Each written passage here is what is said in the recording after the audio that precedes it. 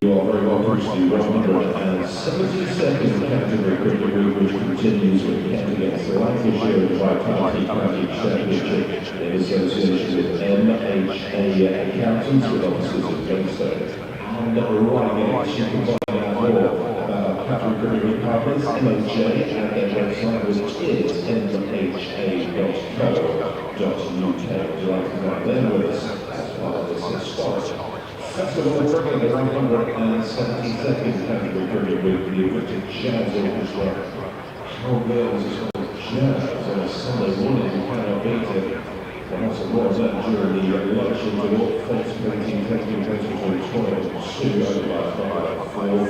Plenty of cricket going on for the youngsters throughout the day with our community team and 3 NHS health checks available until 3 o'clock here. Spitfire Ground this afternoon. The Sterling scorecards for this game, they are available from the Canterbury Cricket ground floor of the Holy Canterbury stand. There are quite a few changes to the scorecard over the lineup, so one from the 2 teams in form just at the moment. Lancashire have won its starts, and Lancashire have to field first. The Lancashire lineup is Olive Wells, Keith Jennings, Josh Sharsham, George Bell, Matty Moss, George Henderson, Jack Larry, Tom Bailey, Will Williams, and Nathan Ryan. And the pattern in four is as follows: Ben Thompson, Marcus O'Reilly, Daniel Bell-Jones, Joey Ellison, Harry Finch, Tawana Williams, Charles Stowe, Leonard Swinburne, Matt Parkinson, George Jones, and Jazz Singh. So those are the 2 lineups. Lancashire on the toss and Lancashire bowling first.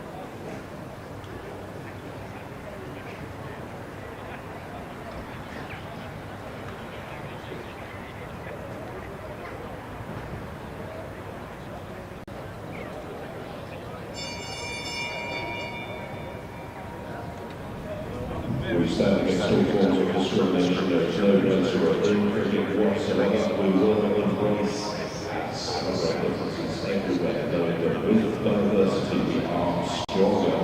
We are dedicated to rising again with the wickets, challenging call-outs. You can use the text reporting system 88440. Kent Cricket is the way to start the message with all word Kent Cricket in space. Get the message in. Send us to 88440.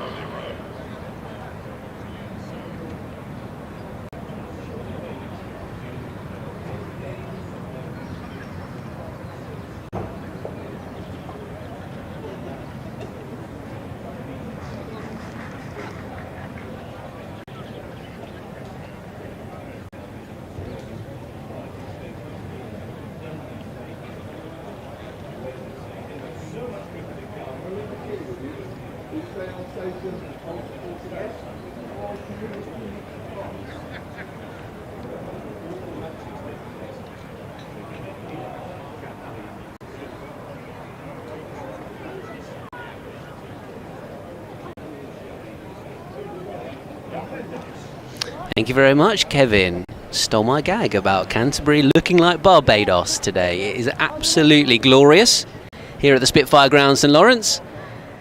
Crowd here for Canterbury Cricket Week, the second instalment of it, after a disappointing start to it, admittedly, on the pitch for the home team. Defeat to Essex in the T20 Blast on Friday night. Quick turnaround, and this Sunday morning, County Championship cricket back. And it's Lancashire who are the visitors. two teams who have struggled the most in Division 1 so far this year, going head-to-head in an important game. Two umpires making their way out to the middle. Keaton Jennings leading his Lancashire men onto the pitch. And it's Marcus O'Riordan and Ben Compton who will open the batting for Kent. Away to our right, we were serenaded upon arrival by the jazz band who are here.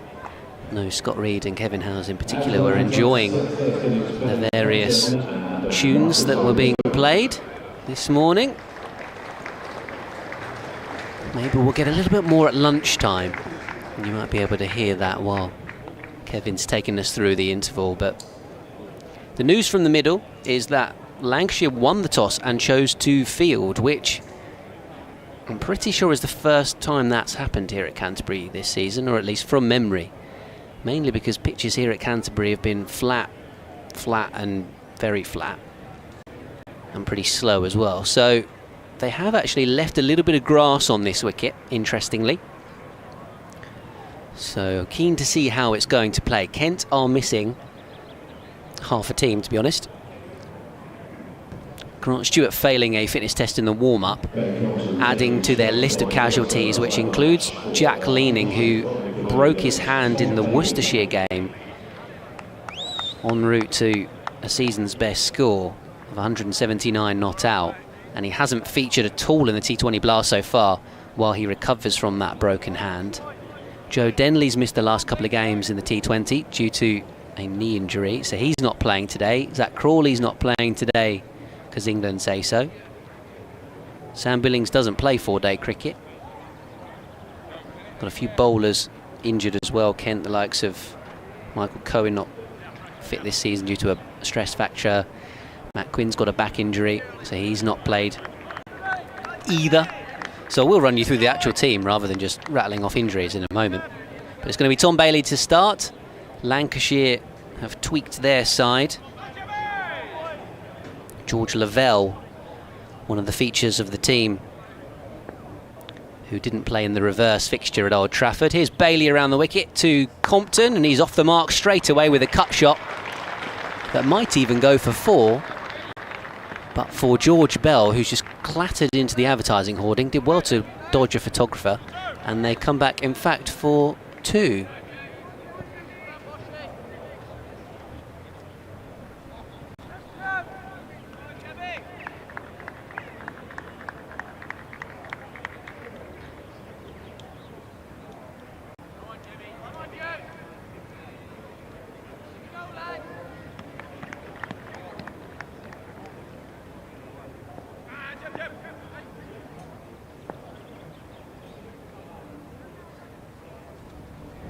Bailey around the wicket, another cut shot from Compton.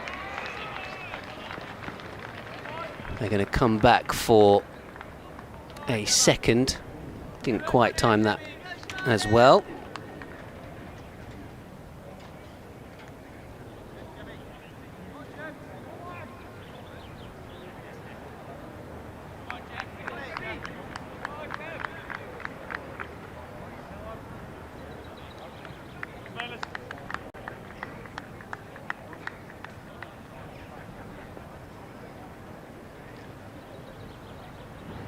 So Kent 4 without loss. In fact, 6 without loss, because that previous delivery was signalled a no ball for a front foot overstep from Bailey. That one he's tried to come in and bowl to Compton, but landed awkwardly or something and has stopped in his run-up.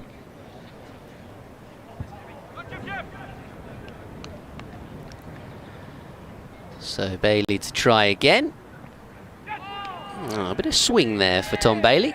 Down it goes, down the leg side and through to the wicketkeeper.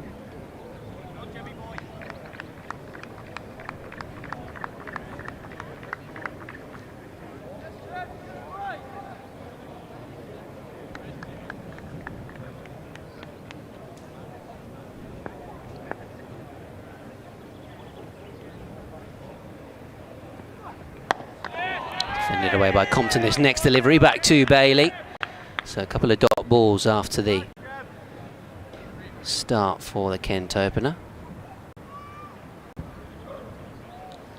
Just trying to sort a couple of technical gremlins to make sure listeners via the BBC Sport app and website can hear us.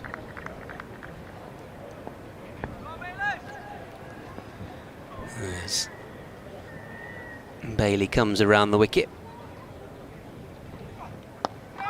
It's tucked away behind square by Compton, and he's timed it well. All the way down towards the new lime tree for a boundary. And Compton moves to 8, so a couple of 2s and then a little flicked 4.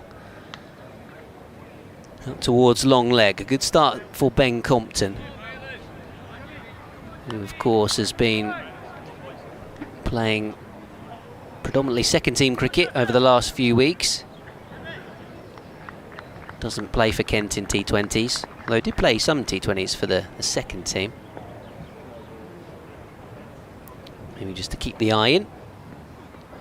Playing this one gently into the onside, and they scamper through for a single. So productive start for Ben Compton. He has 9 from the opening over, and Kent are 11 without loss.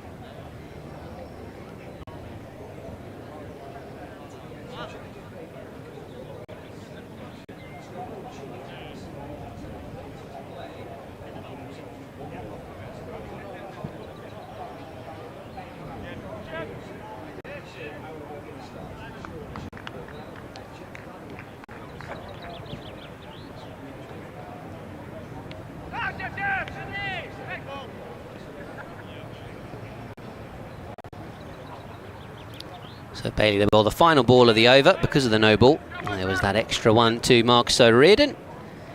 Left alone outside the off stump by the right-handed batter. And it's through to the wicketkeeper. So end of the first over. Kent have got a whopping 11 on the board.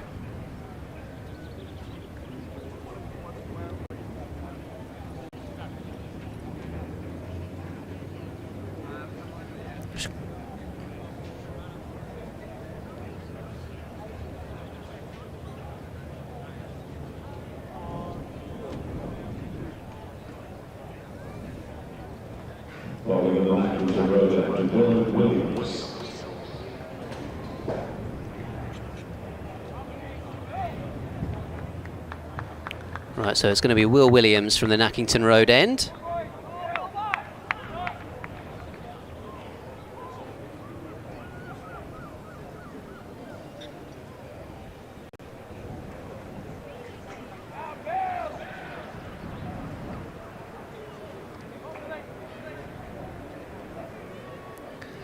Yeah, good morning, Pat, from a very sunny and quite glorious Canterbury here for the second instalment of Canterbury Cricket Week. Kent losing a T20 to Essex on Friday, but back in 4-day action here against Lancashire.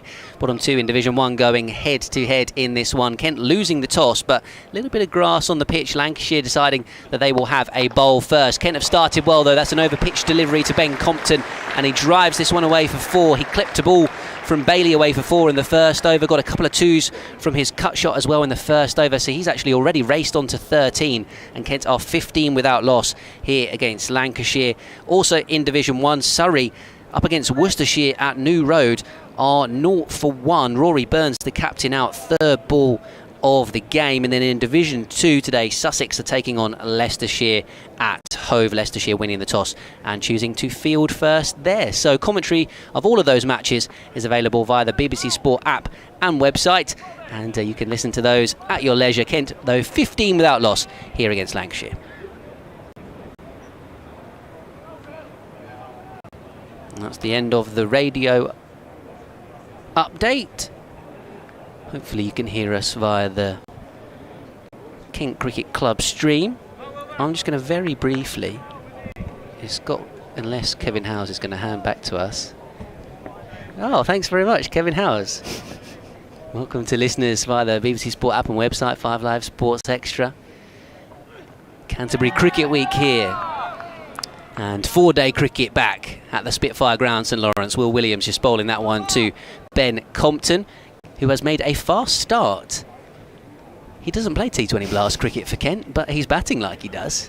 He's got 13 from 9 deliveries. A couple of cut shots in the first over against Tom Bailey, which went for 2s. Then there was a ball on the hip that he flicked away to the boundary. And then an over-pitch delivery from Will Williams earlier on in the over. He drove it away out towards the boundary and has moved to 13. Marcus O'Riordan at the other end, yet to score. As Williams bowls here to Compton, defends it back up the pitch. So the Kent batting order, perhaps I should run you through that because there's a few players missing. So perhaps a few names who will be slightly unfamiliar to people. Marcus O'Riordan is the opening batter with Ben Compton today. He's played a lot of the T20 campaign, mainly in the absence of Jack Leaning, who's still out with a broken hand. Marcus O'Riordan was a little bit of off-spin, but also a steady batter. Oh, that's a good delivery from Williams, just probing outside the off-stump, and a little bit of a feel for that one, Ben Compton, as it goes through to the wicket-keeper. Daniel Bell Drummond, the club captain for Kent, and the County Championship skipper wall batter at number 3. Joey Everson, the former Nottinghamshire all-rounder, is down to bat higher than he ever has done before in a County Championship game for Kent. Up at number 4 in the absence of the likes of Zach Crawley, who's not playing in this one, the England Test opener. Joe Denley's had a scan on a knee injury, which Kent are waiting for the results on. So he's not playing today. So Everson has bumped up the order, which is as Williams bowls to Compton, and he clips this out towards square leg, no run. Something that Kent fans have wanted for a while, actually. They've been calling for Everson to be pushed up the order, and they've also been calling for Tuanda Mayeye to bat in the middle order rather than opening the batting, and that's happening today as well. So Kent fans are getting what they want in some aspects.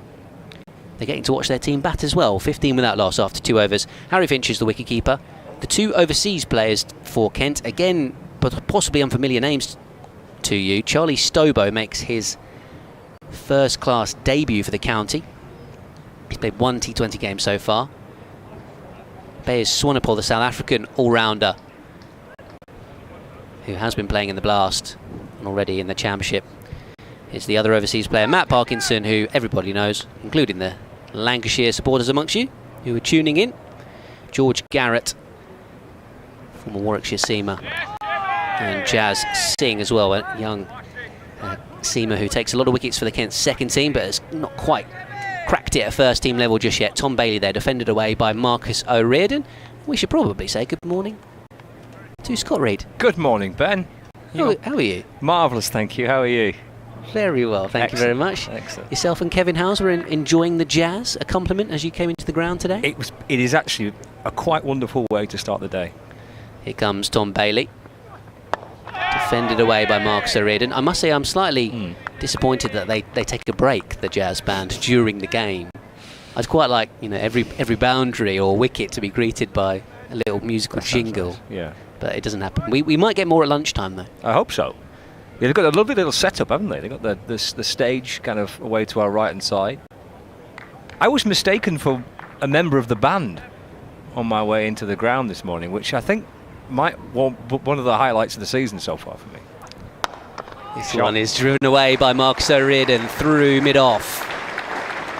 And will go for 4. It won't be stopped despite the best efforts of the fielder. Chasing it down towards the boundary. And Kent move on to 19 without loss. And O'Riordan off the mark. Yeah, I walked in and the very friendly people on the gate said, "Are you with the band?" And I said, what band? The jazz band. I said, I'm not with the jazz band, but I quite like the idea of being with the jazz band. And the fact there is a jazz band sounds good too. Yeah. No, that's terrific. It's been excellent. I've recognised all the songs so far. Yeah. Here comes Tom Bailey.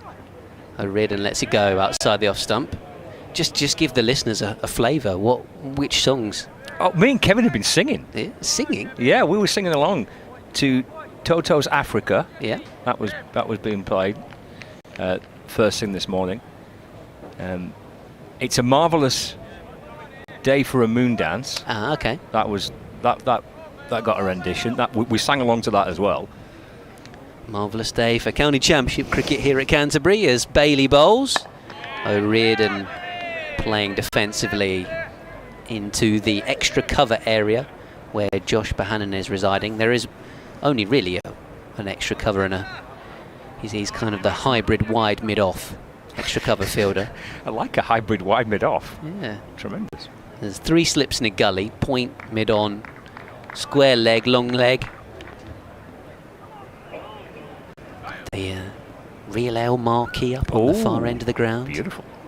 As Bailey bowls, that one flies off the outside edge. It's soft hands though from the right-handed O'Riordan, and the ball will scamper its way down towards third man.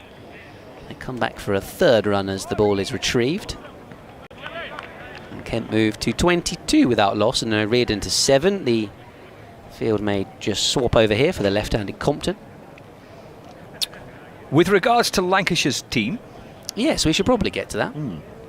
we don't have to. The big news is that there's no Jimmy Anderson, No, of course. no, he wasn't named in the. He is here. He's been out warming up with the players this morning and was bowling out in the middle. And He's here for the Jazz. he's not here for the cricket, so it must be the Jazz. Yeah, that was our conclusion. Yeah. So it's got to be the Jazz. So yeah, no Jimmy. So Keaton Jennings and Luke Wells, and Josh Bohannon, George Bell, George Lavelle, Matty Hurst, George Balderson, like a George, Jack Blatherwick, Tom Bailey, Will Williams, and Nathan Lyon.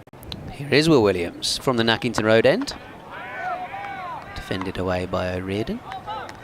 Yeah, so from the game at Old Trafford, no Tom Bruce, the New Zealand batter. No. Blatherwick's in the team as well. He didn't play in that game. George Lavelle is the other batter.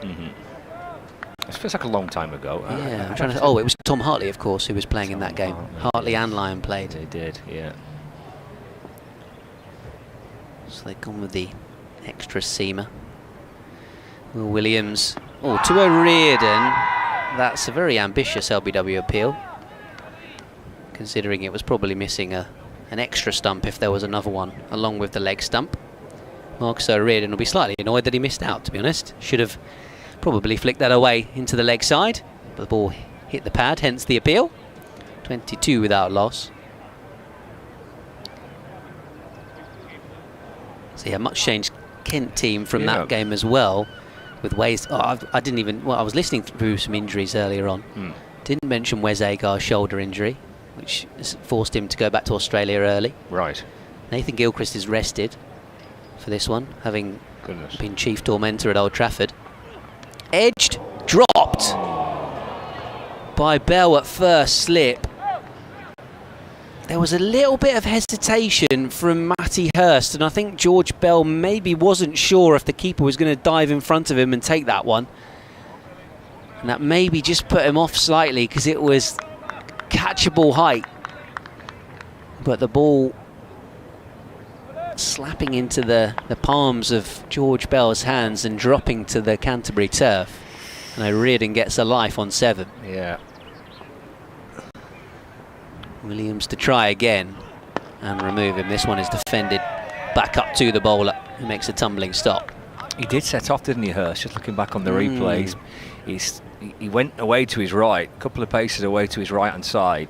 The ball's at a lovely height, isn't it? Either for the keeper or for first slip. And maybe, as you say, Ben, that movement from Matty Hurst towards George Bell might just have put Bell off a little bit. Yeah, I think Hurst moved towards it, then realised maybe it wasn't his catch. Would have been more straightforward for Bell. It would, yeah. So O'Riordan driving off the back foot this time through the covers, gets 4. That'll be a disappointment for Will Williams. Every time a batter that you feel like you should have got out adds extra runs. And O'Riordan timing it nicely though up the slope. And then Kent moved to 26 without loss. Yeah, looking at those two sides that played at Old Trafford at the start of May, there's a lot of changes on there. There's a lot of people that are not featuring across both sides. Williams to O'Riordan again, full delivery, which has been driven out to that hybrid wide mid-off extra cover position. You're going to refer to it as being the hybrid position for the remainder of the match? I mean, I quite like it. I'll drop it at some point. I don't think you should. Josh Bohannon with a stop, end of the over. Yeah, so Kent are missing a bunch of senior players, if you will. Zach Crawley England player not playing. Tom Hartley, England player, not playing in this one. Jimmy Anderson, of course, not playing. Those two obviously play for Lancashire. Jack Leaning with a broken hand, still not fit after sustaining that injury in the Worcestershire County Championship game when he got 179 not out. Best knock of the season, but broke his hand in the process and hasn't played since. Okay. That's just his luck. Yeah. Hasn't played in the T20 Blast either, which has been a big miss for Kent. But less said about that competition, perhaps the better for Kent, who are on a run of 5 straight defeats. Oh dear. Here's Bailey from around the wicket, balls to Compton. And squirts off the inner half of the bat down towards fine leg for a single. He moves to 14, 27 with that loss. Yeah, Joe Denley would have played in that game, of course. He's got a knee injury, so he's not involved. Sam Billings doesn't play in this competition anyway, despite there was some talk on Friday night about, well, he's playing so well at the minute. He's probably Kent's informed batter in the T20 Blast. Does he fancy a game? He said he'd play if he was asked, and if Kent said they needed him, apparently they don't. They decided they don't. Bailey, balls over the wicket to O'Riordan, who defends. Back to Bailey, no run. So hello to Sam Billings if he's listening in, doing some, as he put it, daddy daycare on his 2 weeks off while the Blast takes a brief break. There's probably some more injuries that I haven't mentioned. Grant Stewart failed a fitness test, so was in the squad. Right, okay. Like the walking wounded. A little bit. O'Riordan on 11, Kent 27 with that loss. Bailey into his 3rd over. 3 slips in the gully. Comes in and bowls. O'Riordan defends. Up to the hybrid mid-off, where Josh Bohannon fields, and there's no run. O'Riordan 11 and Compton on 14. Well, I suppose it gets to that point, doesn't it? I mean, we're only the middle of June or back end of June, and squads with lots of injuries and overseas players have changed. Exactly. Yeah. It's the way it is, isn't it? It is the way it is. Bailey's had a bit of a rest. He's had a couple of weeks off. He's not played any T20 cricket. Balls to O'Riordan, full, and just swings away into the gloves of Hurst. No run. Yeah, so Bailey and Williams have been rested from the blast. Yes, some teams have the luxury of resting up players for this competition. The likes of Essex, who don't utilise Jamie Porter in the T20 Blast, and then Sam Cook's obviously been injured anyway, but he's the man being talked up as Jimmy Anderson's possible test replacement when he does get fit again. 27 without loss. Bailey bowls, it's wide and carved away by O'Riordan for 4. Races out towards the point boundary in front of the flats. And O'Riordan moves on to 15, and Kent to 31 with that loss. Probably a shot that you sometimes see on a Sunday when everyone's been playing T20 cricket on Friday. Just sometimes batters, see a delivery that they might have been chasing after on Friday night and think, yeah, I'm going to have a go at that one. Just throw the kitchen sink at it. Which he did, to be fair. He was there for it, admittedly, like you say. Yeah. Hammered it away nicely. Bright start. 31 without loss. The final ball of the 5th over of the morning. Bailey to O'Riordan. Well, he plays and misses at this delivery. The ball slides through into the gloves of Matty Hurst. That's the end of the over. 5 runs coming off it. O'Riordan on 15 and Compton on 14. Yeah, that last ball exemplified my point perfectly. It did, yeah. There's no way at the start of the season in April he's playing that shot in a county championship game. That was a complete waft. T20 style. That's full. It's in the slot. I'm going to swing at it, but the red ball swings a bit more than the white ball does, and so he missed it quite comfortably as it went through to the wicketkeeper. So maybe tuck that shot away back in the cupboard. Save that for 2 weeks' time.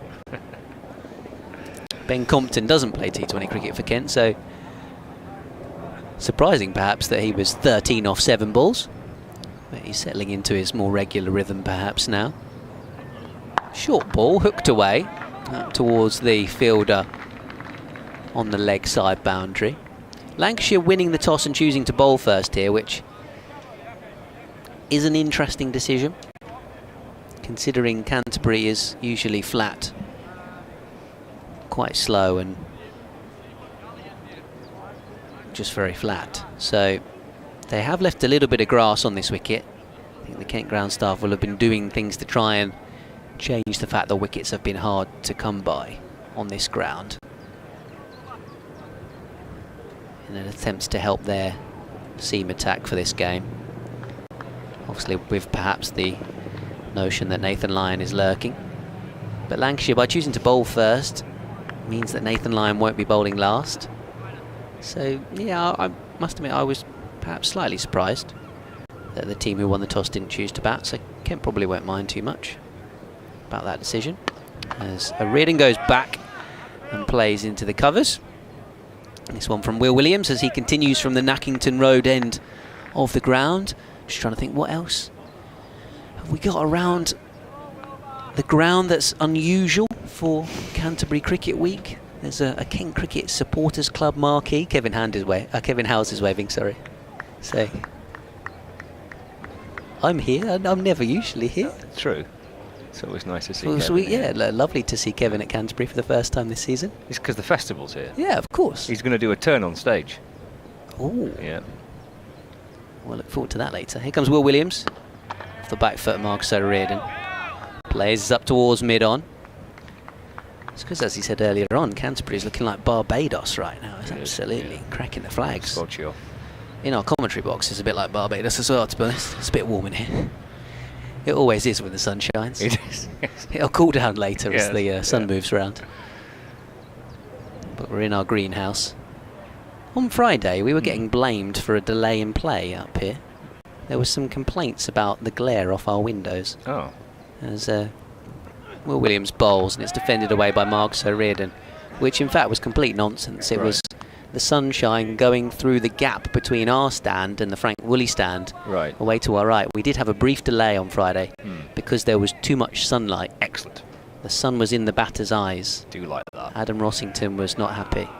So there was a brief delay. Play got underway when the sun had gone down a bit. Adam Rossington got out a couple of balls later, of course. There's karma. No, in all honesty, that does happen sometimes, which is quite bizarre, as it's left alone outside the off stump by Marcus O'Riordan. It's happened a few times over the years, which was why the BBC Essex commentary team in the box next door were looking slightly more baffled than I was on Friday night, because they were thinking, what's going on here? Sunlight stops play. No, here at Canterbury we're used to it. It happens sometimes. The two umpires were Martin Saggers and James Treadwell on Friday night, so they were used to it as well. They've played a few games of cricket on this ground. Here's Will Williams for Lancashire, bowling to Marcus O'Riordan. Oh, he lets that one go, and it really wasn't that far away from the off stump, as you can tell by the reaction of the Lancashire fielders on RFX mic. End of the over, Kent are 32 without loss. Yeah, she's got a handy habit, Will Williams, of doing that. Taking the ball away, and then just getting one to drift back in, as that one A little bit did. of a slope as well to help that. Perfect for him. He's had quite a few batters out not playing a shot, and then to the horror, the ball hitting the top of off stump. I must say that's something that I would really quite like to achieve on a Saturday playing village cricket, but I'm yet to do so. I was really close with one a couple of weeks ago, but it went over the top of the stumps. Just to bowl a batter when they leave it, that must be such a satisfying feeling. Going to see a change in the bowling. Will Bailey's looked perhaps a little bit out of sorts, and so Lancashire are going to hand the ball to George Balderson. So they've got, along with their two experienced seamers, these two young whippersnappers in Blatherwick and Balderson. Here comes Balderson to Compton. Big appeal for LBW. He likes that. He's pleading towards the umpire. Almost down on one knee. That's a big shout by Lancashire. He liked that, Balderson. The umpire didn't. Not out. Would guess maybe just pitched outside, legs stump. Would be my only thought. It did look pretty good. I can see why he was keen. 32 with that loss. 3 slips, gully, point, mid-off, mid-on, square leg and fine leg. For Balderson, edged but down in front of Bell, first slip. off the outside edge of Compton's bat. 32 without loss. See, that's a bit of a sign of potentially what's to come here. Tends to be a bit slow and low at Canterbury, and this ball is in its 7th over. Albeit Compton played it with soft hands, but that's not carried to slip fielder. No, it bounced well short, didn't it, of Bell at first slip. He's put down the one chance so far created. Balderson to Compton. It's pushed out wide of off stump and left by Compton. I'll take back what I said earlier about the LBW. I've had a look at the replay. Have you seen it yet, Scott? Yeah. Because it definitely pitches in line. It does. Yeah. It's a good shout. Really good shout. Everyone's playing, so the in Division 1, everyone's up and running. Good. No problems with. I think the weather's across the country is nice, isn't it? Today. It should be today, yeah, absolutely. We're in for a heat wave apparently this week. Balderson to Compton. It's pushed towards mid-off and there's no run. I think it's sort of Tuesday, Wednesday that are meant to be the warmest in this part of the world. I saw that Mid-20s. on the weather last night, the forecast last night. It could be 29 degrees here on Wednesday. Yeah. We've had months of complaining that it's too cold. And we're about to complain that it's too hot. We absolutely are, yeah. Definitely. Balderson to Compton. It's away down the leg side. Hurst goes cartwheeling away to his right, trying to get some gloves on that. Does stop it. And then Bell comes round from first slip behind the keeper to pick up the ball. And there's no run. Just to run through some of the scores, and everyone's playing. So Durham are batting first at Essex. They're 20 without loss in that match at Chelmsford. Nottinghamshire batting first against Somerset. Nottinghamshire 14 without loss. Hampshire are batting first at Warwickshire, and Hampshire have lost a wicket, 17 for 1. As Balderson's in to Compton, who plays forward in defence, and there's no run. And Surrey are at Worcestershire, and Surrey are batting first, and they've lost a wicket. They're 20 for 1. That's the end of the over from Balderson. He started with a maiden.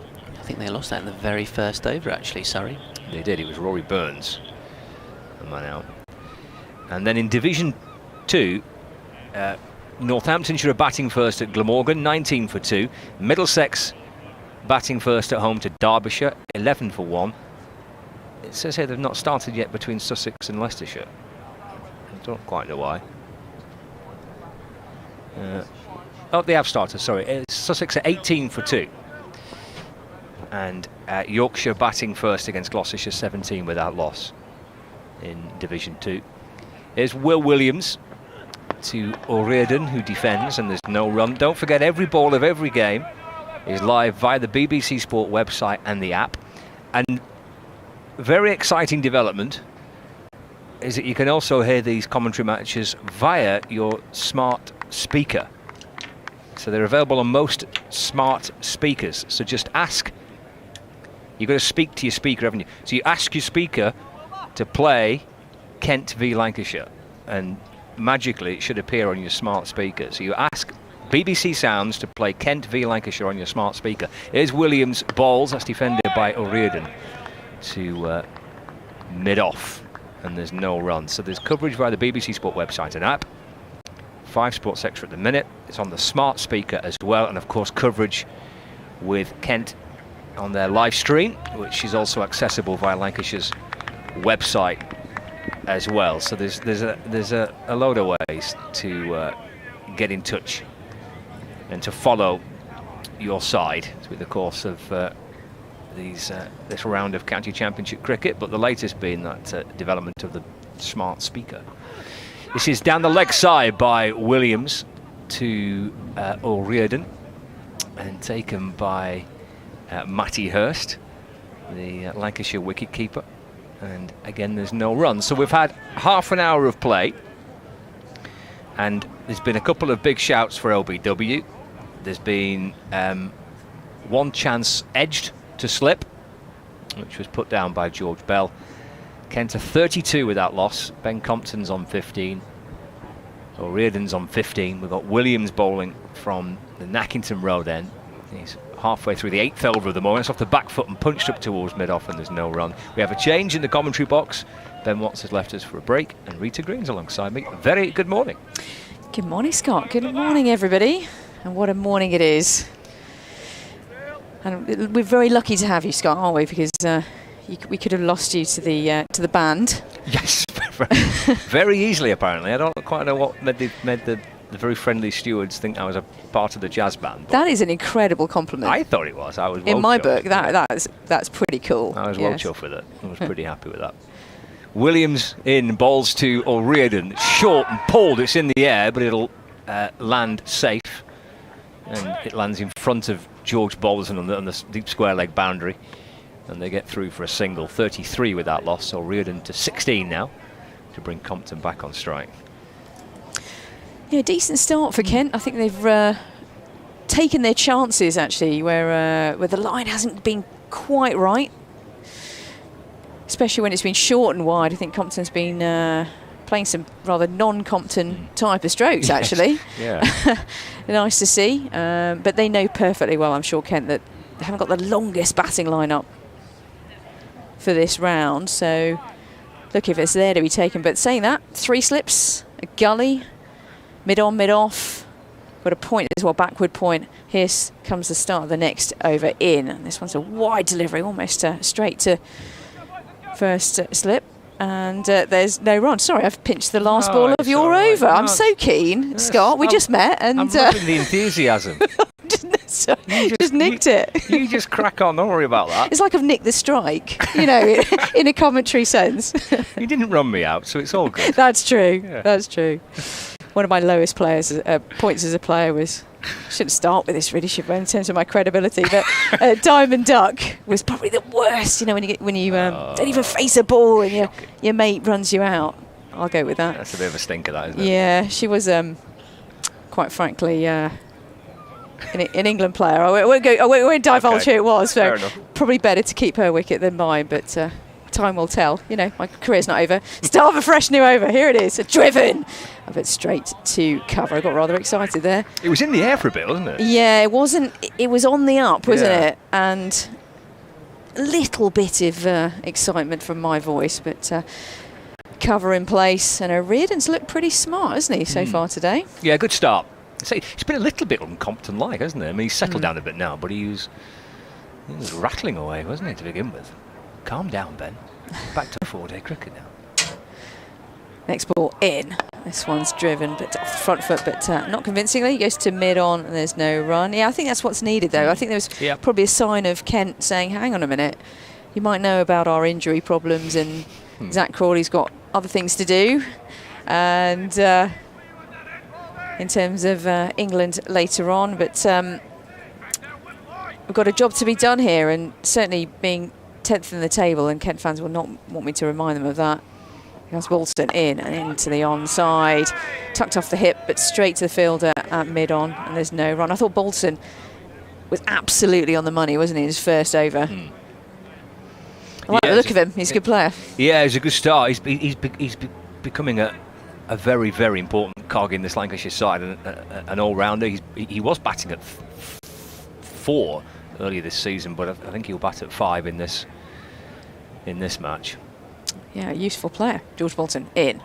This one's driven, but unconvincingly a big thick edge, and goes to third slip, and the first wicket falls. And O'Riordan just tempted a little bit too much, that it was outside the off stump. And you can hear from the deafening silence in the crowd, actually, that it's a wicket. And Lavelle takes the catch really convincingly. And nice conventional catch, but they're to be taken. They look really easy, especially when you're in the stands. But believe me, when you're in the slips and it's flying at you, driven stroke. And O'Riordan has to go back out for 15, or it's all gone grey now, but 33 for 1 is the scoreline. And O'Riordan, he'll be disappointed at that. Had a good start, felt like he probably got in. But Bolton gets the first wicket of the day. Yeah, as he tends to for Lancashire. He's got a fabulous habit, Balderson, of taking early wickets. I can't remember too many times when he comes into his first spell and doesn't make something happen. He's got that wonderful habit of doing that. It's a smart catch by Lavelle. As you say, Rita, it made it look quite simple. For those watching via the live stream, I think he might just be a little bit out of shot, Lavelle, at third slip, but it's a good catch for him. Safe pair of hands. Wicketkeeper himself, George Lavelle. And Lancashire will be thrilled to have picked up the first wicket, and Balderson, say as he tends to do, has a very handy knack of making breakthroughs when he's introduced into the attack. Yeah, he's a good player, Balderson. He really is a fine cricketer. He's developed into a very, very important player for Lancashire with the ball and with the bat. And when he first came into this Lancashire side, well, it was 4 years ago now. I asked him about whether is his strongest suit batting or bowling, and he said, I'm not quite sure yet. And actually, the lovely thing to see over the last 4 years of his development is that both are equally effective. He has invariably an impact on the team, either with bat or with ball, or with both. That's a great answer. Not sure. Yeah, he was quite. Yeah, I'll do both. Thank you very much. And by the way, I'm great in the field as well. Yeah. Here comes the skipper, Bell Drummond, on strike. This one's defended, and there's no run. And you can hear the excitement in the field from Lancashire. Their tails are up very much. Yeah, it seems like a really, he's a young guy, 23 years old, and he got his first contract for Lancashire in 2018. So that felt, he's been very much there or thereabouts. And was reading up that he was the captain, wasn't he, of the under 19s at the England World Cup in 2020. So he's got some pedigree. And Lancashire is certainly taking advantage of his talent. Next one, in. Bell Drummond pushes into the onside to square leg. And, there's some oohs and ahs there. If you missed that one, Deebs, it would have been a big LBW shout. Although saying that, going down leg side, so he would have thought that was a pretty good stroke to play with that line. End of the over, and it's a wicket maiden for Bolton, who's bowled 2 overs so far and 2 maidens for 1 wicket. You know what? As an opening sort of spell, you'd take that, wouldn't you? Yeah, that's right up there, isn't it, for Balderson? Tom Bailey was a wee bit expensive, perhaps, in that first spell this morning, and Keaton Jennings has made the call to make a pretty quick change, just 3 overs from Bailey, so he'll come back in possibly for Williams at the end of this spell. And the decision's paid off by the Lancashire captain. Great start by Balderson. 33 for 1. We've had 9 overs of the morning session so far. Reminder for you, Lancashire winning the toss and electing to bowl first. So looking for inroads. Williams to Compton. It's defended, just turns him around a little bit, and the ball squirts off the edge of the bat down to backward point, and there's no run. Yeah, these two sides coming into this fixture, bottom and second from bottom. So it doesn't make particularly pleasant reading in the Division 1 table for either of these two sides. Yeah, but in terms of wins, draws and losses, exactly the same, isn't it? Yeah. So yes, the points difference are a wee bit different, but yeah, you're right. It's a fixture that both of them will want to nail with a win. I think it is. Yeah, Williams to Compton. It's a nice shot. Just eases into it, pushes the ball away through the offside, and he'll turn back for 2. Moves on to 17, 35 for 1. But it's by no means kind of cut adrift or anything like that, either of these two sides. Teams are relatively bunched up at both at the top and at the bottom end of Division 1. Kent with 61 points, Lancashire 64 points. And the team directly above them, above that relegation spot, are Worcestershire, who have 70 points. And then Warwickshire 77. So these sides are well within reach for both Kent and Lancashire. Both with just 1 win so far. Williams to Compton, that comes back into him. And just nudged the ball away in front of square out towards the leg side.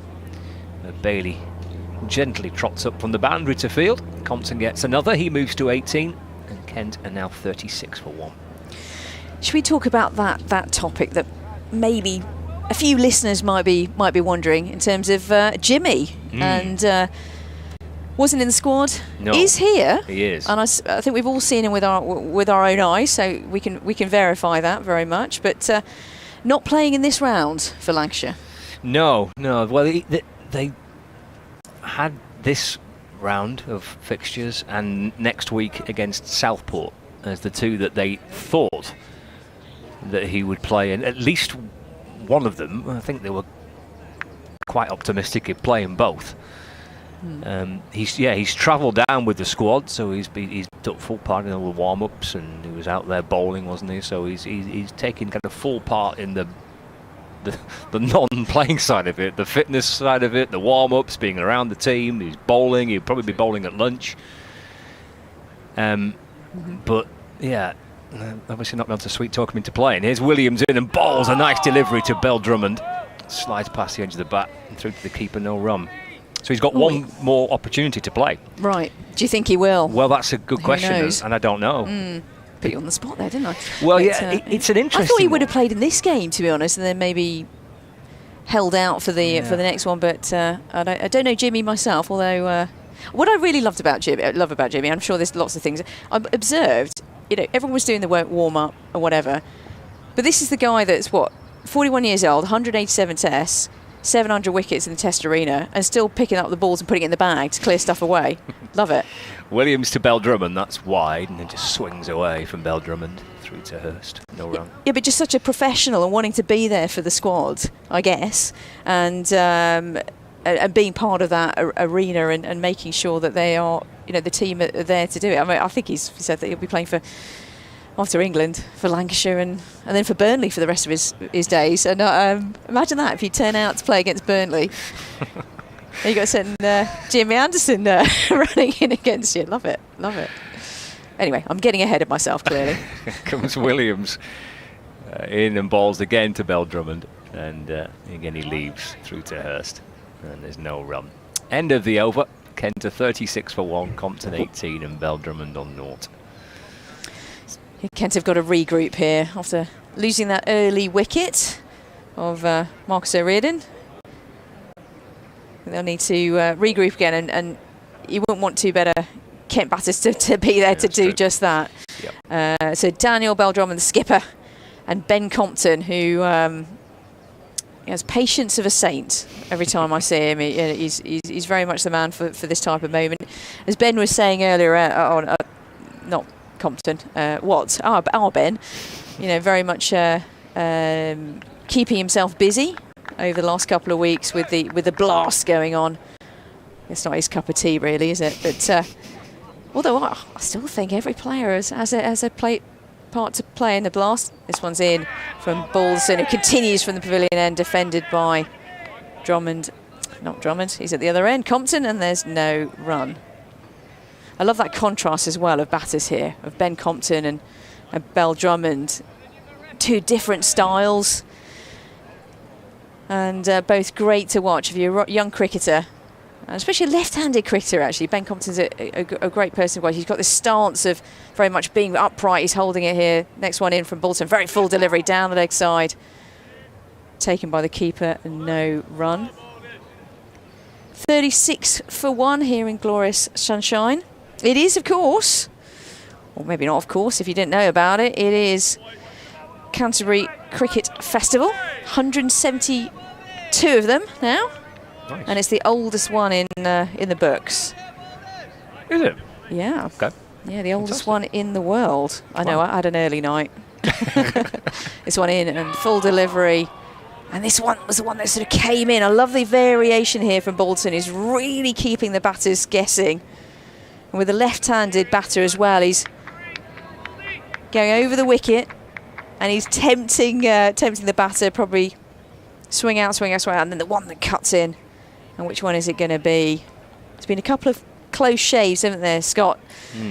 Where there been, from a batter's perspective, brilliant leaves, but close. Next ball in. This one's left alone once again by Ben Compton, the ever patient Ben Compton. There's a bit of a chat between the umpire and skipper Keaton Jennings. What do you think that's about? Nice weather today. When's the band going to start up again? We're going to hear it at lunch. Must be getting another performance at lunch from the band. I hope so. I'm with Ben Watts though. If there's a 4 or a 6 or something like that, yeah. Like, I'm on fire, whatever. Maybe more. There's a bit of a delay in play, by the way. You're missing nothing with me going on about what tunes I want to hear from the band. There's a bit of movement behind the bowler's arm, and a chap just reverses down the stairs and stays there until the end of the over. Balderson in. This one's defended. The front foot just pushed to mid on, and there's no run. So you'd quite like the idea of doing some requests from the band, would you? Yeah, submit I do. a request, yeah. I'm more of a sort of Britpop girl, though. Oh, right. I'm not sure what they've got in their repertoire. Well, they could jazz up some of these Britpop songs, couldn't they? Yeah. They know what they're doing. They're a skillful band. I reckon they could turn their hand to anything. What will be your genre of choice? Well, according Scott? to the stewards, jazz. Yeah, that's know. right. They picked you out. They did. Bolton in. Oh, big thick edge. In fact, it wasn't edge. It's absolutely onto the pads. It squirmed out to cover in my defence, so I thought there might have been a thick edge, but actually a half a peel and yet another maiden over. 3 overs, 3 maidens, and a wicket on the board for Balderson. And George Bolton has been bowling absolute crackers here, Scott. From a Lancashire perspective, really keeping the pressure on the batters. End of the over, 36 for 1. Yeah, it's not just the wicket, as you say, is it, Rita? It's the pressure. There's barely a ball there to be hit to try and find a run. So it's a super start by George Balderson. That wicket was his 20th of the season, so he's now joint leading wicket taker for Lancashire, alongside Nathan Lyon, who also has 20. This is Lyon's penultimate match. He will be available for the game next week at Southport against Nottinghamshire. Bailey does return, replacing Will Williams. He bowls short and it's pulled by Bell Drummond through mid-wicket. Fearsome looking pull shot by Daniel Bell Drummond. Bailey just dropping a fraction short again, but goodness me, was onto that in a flash. 40 for 1. Bell Drummond gets his first runs of the day. Nice way to get off the mark. I think he picked the line of length very early there. It was slightly shorter. And there to be pulled, wasn't it? And in that vacant space and down the hill, that was 4 for pretty much anyone that would nail that type of stroke. Nice stroke. It was. He gets himself going then, Bell Drummond. Bailey in, bowls again. That's a lovely ball. Just drags him forward. The ball slides past the edge of the bat into the gloves of Matty Hurst, Lancashire's wicket-keeper. Got the slips interested. Got them all up cheering. 3 of them there. George Bell at first, Keaton Jennings at second, George Lavelle is at 3rd slip, and actually now Will Williams is at 4th slip. Little bit of a gap between 3rd slip and 4th. Bailey to Bell Drummond. He leaves that one, swings away into the gloves of Hurst. He takes it walking across 1st slip. George Bell, and there's no run. 40 for 1. There's a fielder at point, that's Luke Wells. Is Josh Bannon, Lancashire's vice-captain's at mid-off. Nathan Lyon is at mid-on. Jack Blatherwick at square leg, and George Balderson's at fine leg. 50 minutes of play. Kent batting first, 40 for 1. Again, Bell Drummond pushing at that delivery from Bailey, which is a much better line and length. And through it goes to the keeper again, and there's no run. Ooh, testing over so far. Apart from that 4 off the first one, actually, the response has been tremendous from Bailey here. Oh, this is quite a contest, isn't it, Scott? I'm enjoying this as a neutral here in the glorious sunshine in Canterbury. Yeah, he's a good comeback, this. Get the first delivery right, did he? Turned on his heels and stomped away, but it's come back in beautifully since. A tempting one for Bell Drummond, just outside his off stump. Leaves it, and then just glances over his shoulder as the ball nestles into the gloves of Hurst. And goes for a walk away to square leg. Daniel Bell Drummond's had a good season in red ball cricket, averaging 50. He's already got approaching 650 runs now. 2 centuries, 4 50s. Having a good year for Kent in red ball cricket, Bell Drummond. Bailey to him. And maybe just plays inside the line of that delivery from Tom Bailey. 5 very good deliveries that. Didn't get the first one right, but his comeback was really impressive. We've had 12 overs on this opening day. The home side Kent, 40 for 1. That's got Scott Reed. I'm Rita Green, Ben Watts, and Kevin Howells is with us as well. It's a lovely surprise. Lovely to bump into him in the local shop round the corner. You say that, it was it took me all by surprise this morning when he was sat there as I walked into the commentary box. I thought you were surprised to see me. And by the way, let's just quickly mention how you can get in touch. You mentioned it's got the smart speaker. Do give it a go. Genuinely, it is a good way to listen to your cricket. He comes fresh over, and this is tucked into the onside. I think Compton will feel like he missed out there a little bit. Straight to square leg, and there's no run. Another dot ball for Balderson. BBC Kent, BBC Lancashire, and BBC Sport website as well is how you can listen to us. At Scott Reed 16, hopefully I got that right. At Ben Watts Sport, and at Rita Green UK is myself. KentCricket@gmail.com is the email address, unless it's changed in the last couple of weeks, but I think that's the one. Next one in from Balderson. This one's whisker away, left alone by Ben Compton. This is the game of chess that we're watching here, if you see what I mean, from a cricketing perspective. Is it the in-swinger, is the out-swinger from Balderson, and Compton's having to judge his off-stump beautifully well from his perspective. That was a really good leave. Still a chat between the umpire and a player, but is that that looks like Nathan Lyon, doesn't it? Nathan Lyon's pretty. He chatted to me earlier, so I think he just chats to everyone really, which is nice. Balderson in, fuller delivery, giving it time to swing, and indeed it did. The in-swinger through to the keeper and no run. Compton's just seeing this out. 18 from 33 deliveries. That's very much a Compton-like innings so far. Still a chat between Nathan Lyon, who's pointing to the band. I doubt it's anything to do with that.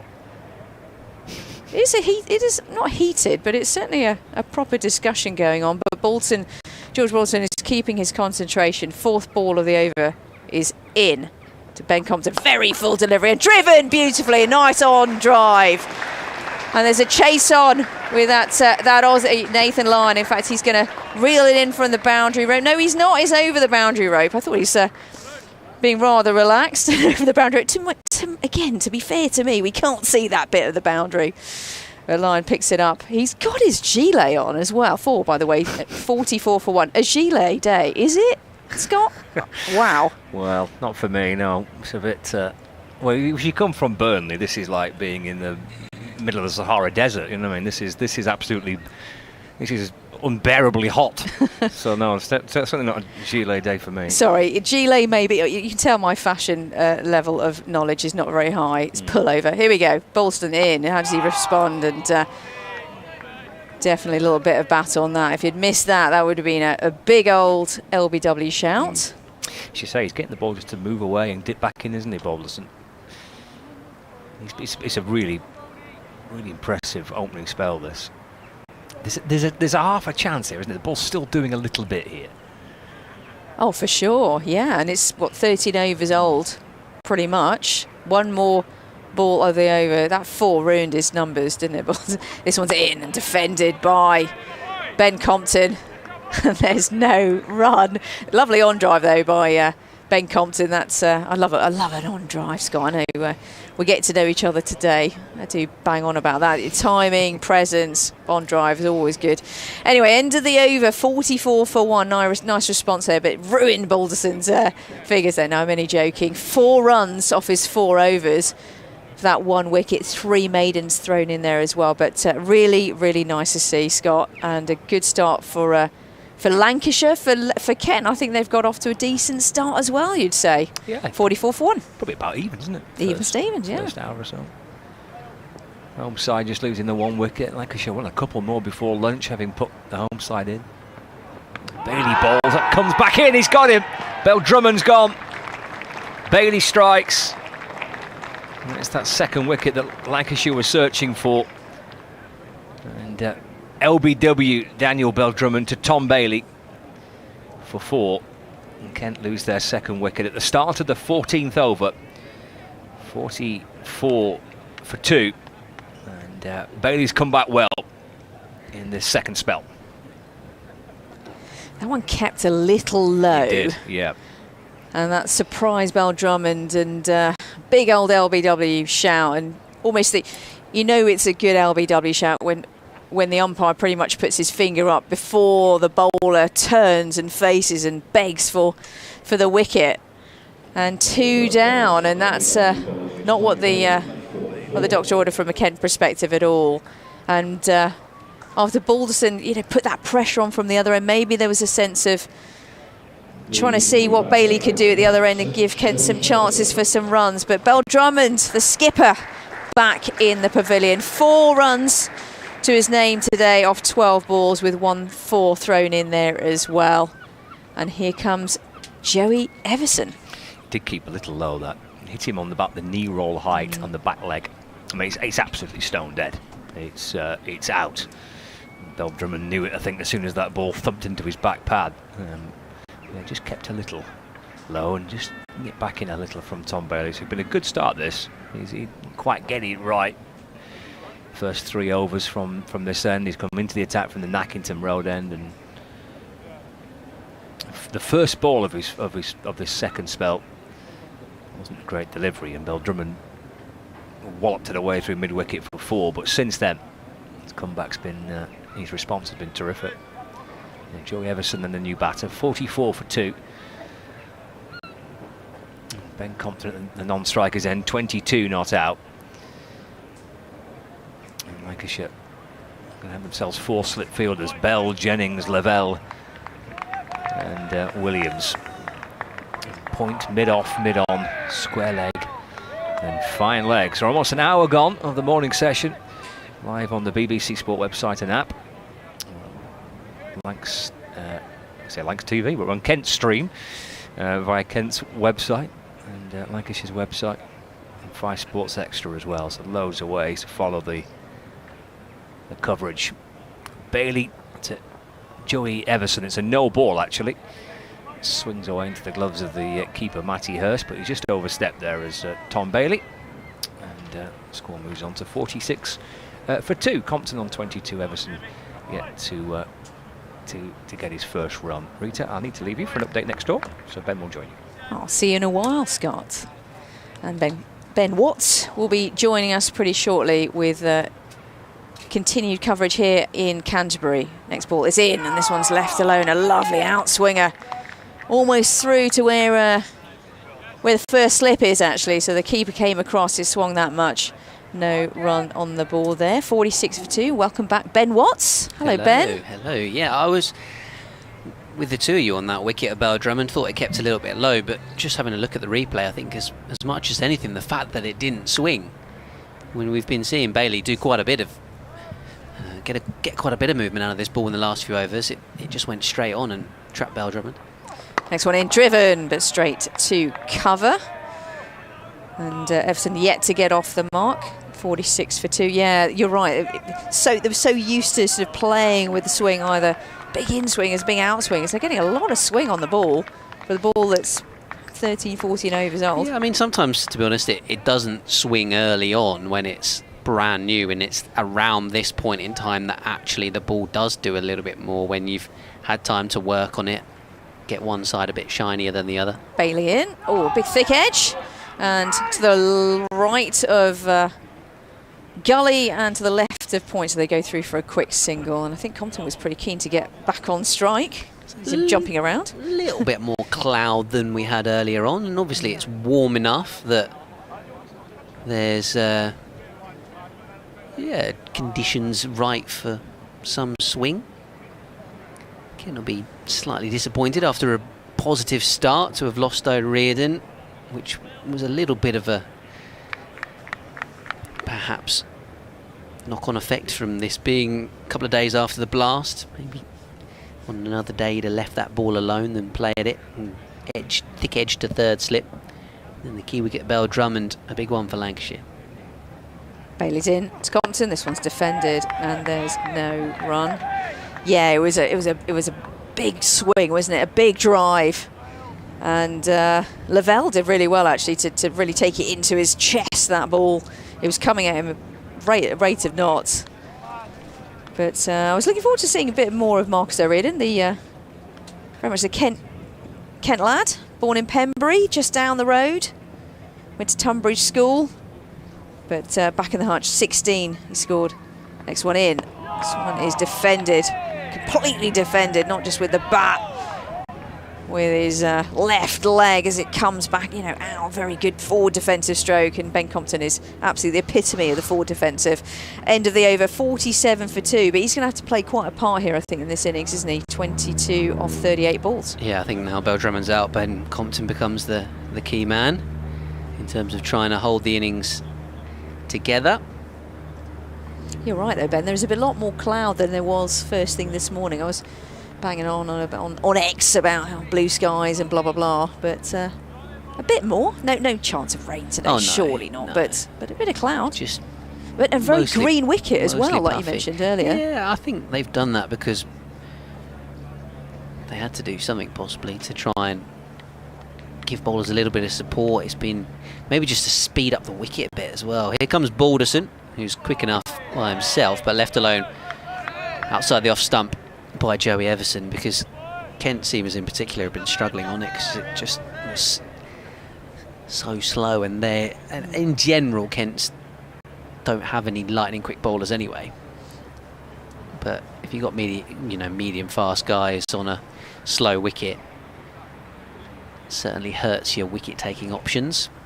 They'll have been wary of Nathan Lyon as well, with Balderson bowling here, defended away into the covers of if it was a very dry, low wicket, what Nathan Lyon might be able to do. So yeah, I think interesting that Lancashire decided to bowl first. Sometimes bowling first can work here at Canterbury if the pitch is going to do anything. Sometimes it can be early on. Day 2 can get a bit flat and good time to bat. So maybe they've made the right call. 2 wickets that they've got certainly helping them. As this one's played away though by Joey Everson through the covers and all the way for 4 in fact. Just slightly too full from Balderson, that delivery. And then Everson played it very nicely indeed to bring up the 50 for Kent. So we'll have an update for BBC Radio Kent, BBC Radio Sussex Surrey in a moment, hence why I will do scores from elsewhere. Share programme on a Sunday morning lunchtime. Of course, we're into the afternoon now. So here comes Balderson with those 3 slips. Again, it was very full, but this time Everson driving it straight back to the bowler.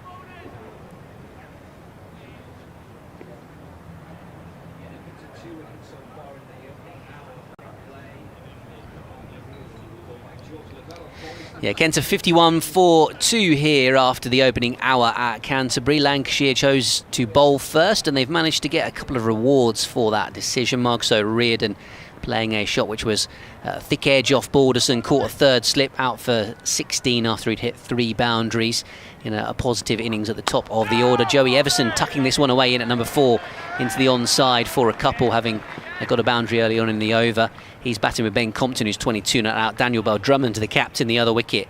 Got one that kept a little bit low possibly from Tom Bailey, didn't swing either, trapped Bell Drummond on the crease for 4. So he's the 2nd wicket for Lancashire, and they'll be pretty pleased to have picked up a couple of early wickets in this one. Kent 53 for 2. Also in Division 1, Surrey have lost a couple of wickets but recovered slightly, 42 for 2, but Ollie Pope and Rory Burns out at Worcester. And then into Division 2, this one's defended away by Everson. Sussex, they lost 3 early wickets, and one stage were 34 for 3. They've moved on to 48 for 3 now against Leicestershire at Hove, with Carter, the wicketkeeper, unbeaten at the top of the order. So all of those matches available via the BBC Sport app and website if you'd like to continue listening here at Canterbury. Kent 53 for 2.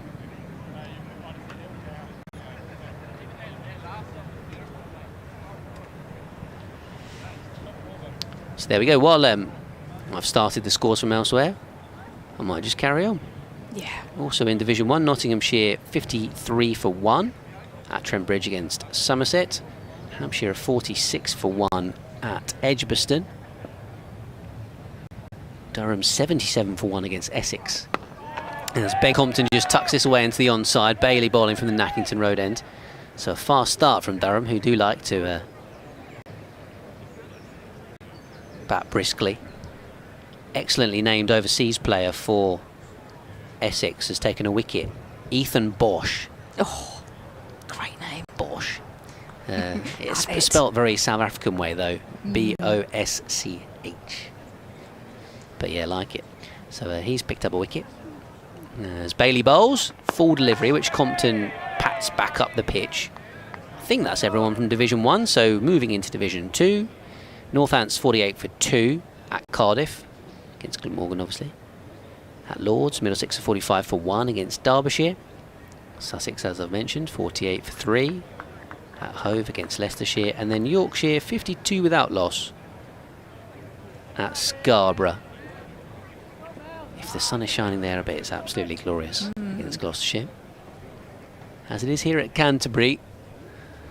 Feels like the sun is back with full force as Compton defends this one away. Back up the pitch to Tom Bailey. If you want to get in touch with us, by the way, you do have, of course, various Twitter, X contacts that you can message. Rita Green UK, Ben Watt Sport, BBC Kent Sport, Scott Reed. 16. 16. I was going to say 6. Scott Reed 16. Oh, that'll be someone else. Yeah. I think there's also a Lancashire cricket one as well. As Bailey, with 3 slips and a gully, bowls to Compton. He flicks this away into the onside for a single out to square leg. And then there's also an email address, kentcricket@gmail.com. A couple of people have already got in touch on there today. I was saying about how some Kent fans would be happy about Tawanda Mieye being in the middle order rather than opening the batting. Apparently we still can't quite please Jill, who says Tawanda Mieye should be batting 4 or 5 rather than number 6. But saying I feel like he will play his best in the middle order. Interesting to see how he goes. That is true. And we also had a message from Sean, who is here for the beer tent. No, he is partly, but he's also this one defended away. He's also a pretty regular contributor, Sean the Brewer, as he's also known on social media. So he was emailing in from a bus stop in Whitstable ahead of making his way to the ground, because he now lives up in Crewe. Says it's an annual holiday to the Garden of England.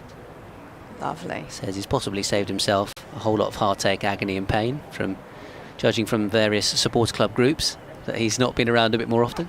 This one's driven away by Joey Everson. That's a better shot from a Kent point of view. But a really scampering bit of work by Josh Bohannon up the slope. He's going to keep it to only 2 actually. Sean was hoping to see the younger Denley make an appearance today, and I must admit, when I looked at the 11, that was probably the one surprise, actually, for me, that Jayden Denley wasn't picked for this one. Having had a pretty good game at Chelmsford earlier on in the season, filling in the middle order. Helps Kent get a draw in that one and batted it out.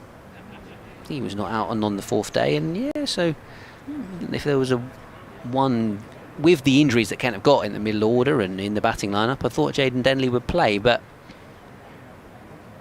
in terms of a second spinner along with Matt Parkinson, Kent have got Marcus O'Riordan as well. But yeah, I must admit, I thought Denley Jr. would play as a batter. You thought there might be, at least one Denley in the 11. Here comes Balderson, very full delivery and defended by Compton, no run. There's plenty of very full deliveries on show today. By the way, I'm Rita Green, alongside wonderful Ben Watts.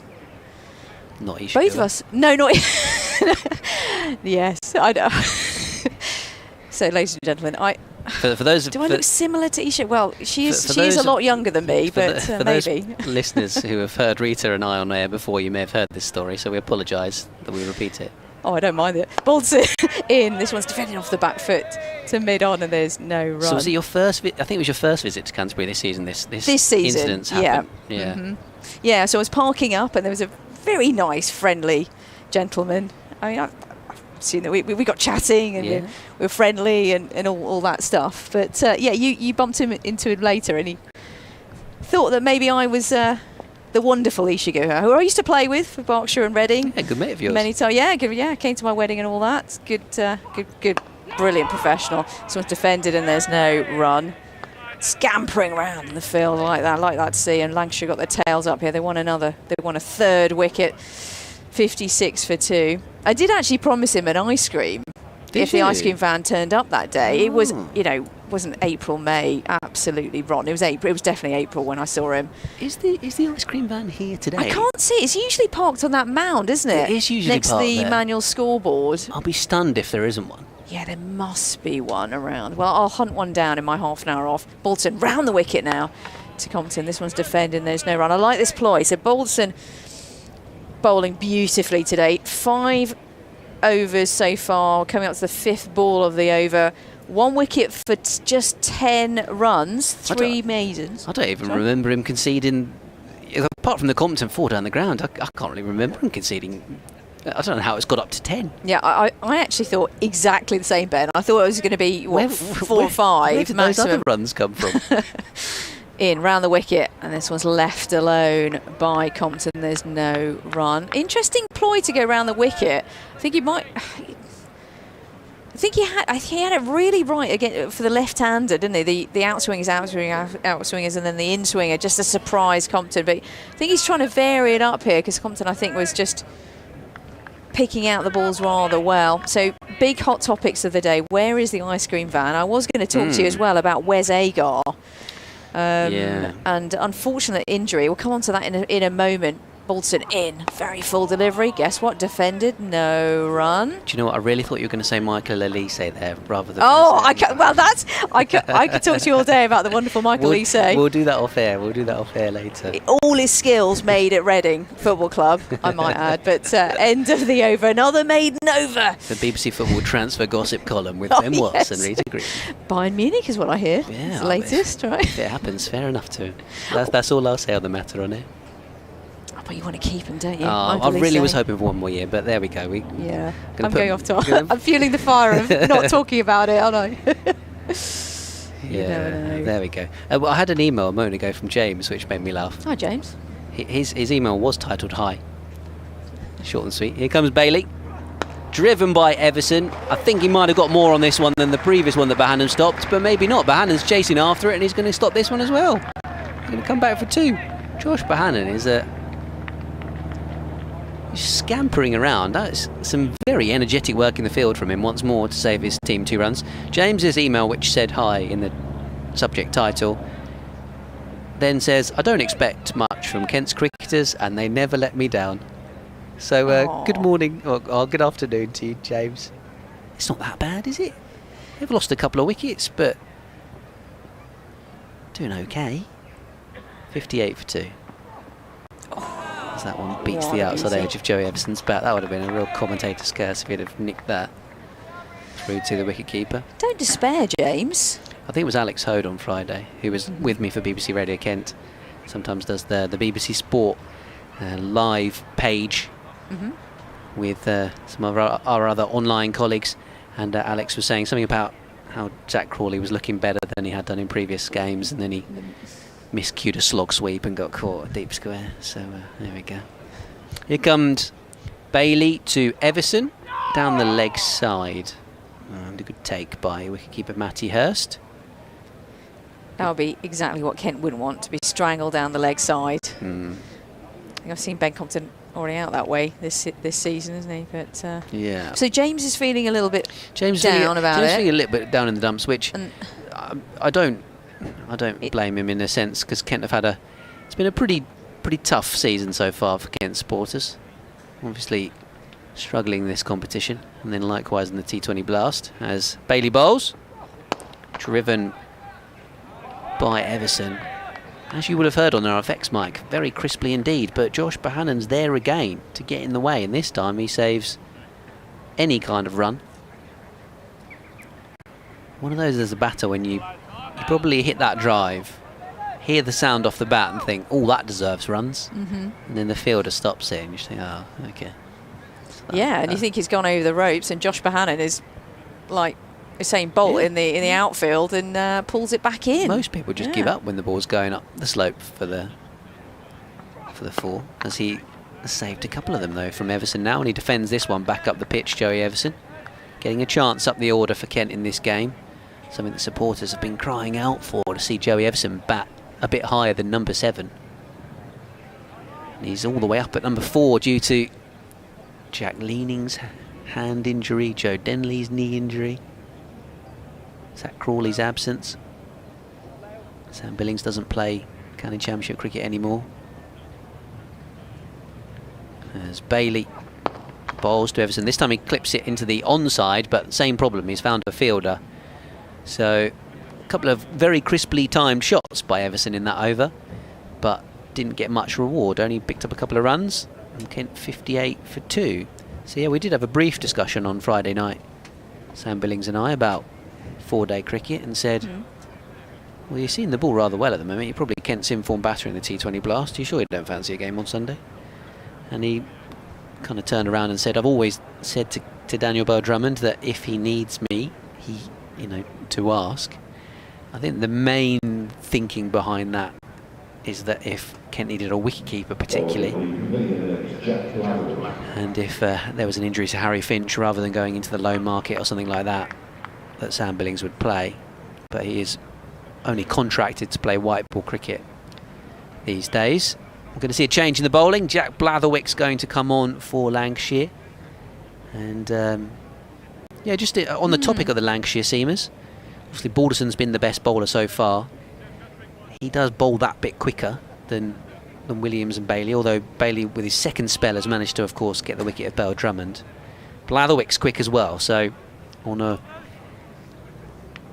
typically slowish deck here at Canterbury, probably less of the ish and just more of the slow deck here at Canterbury.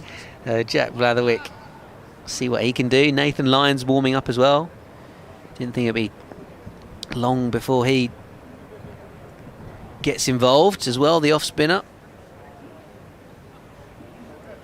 So Blatherwick from the pavilion end. Yeah, start with a fresh do over in.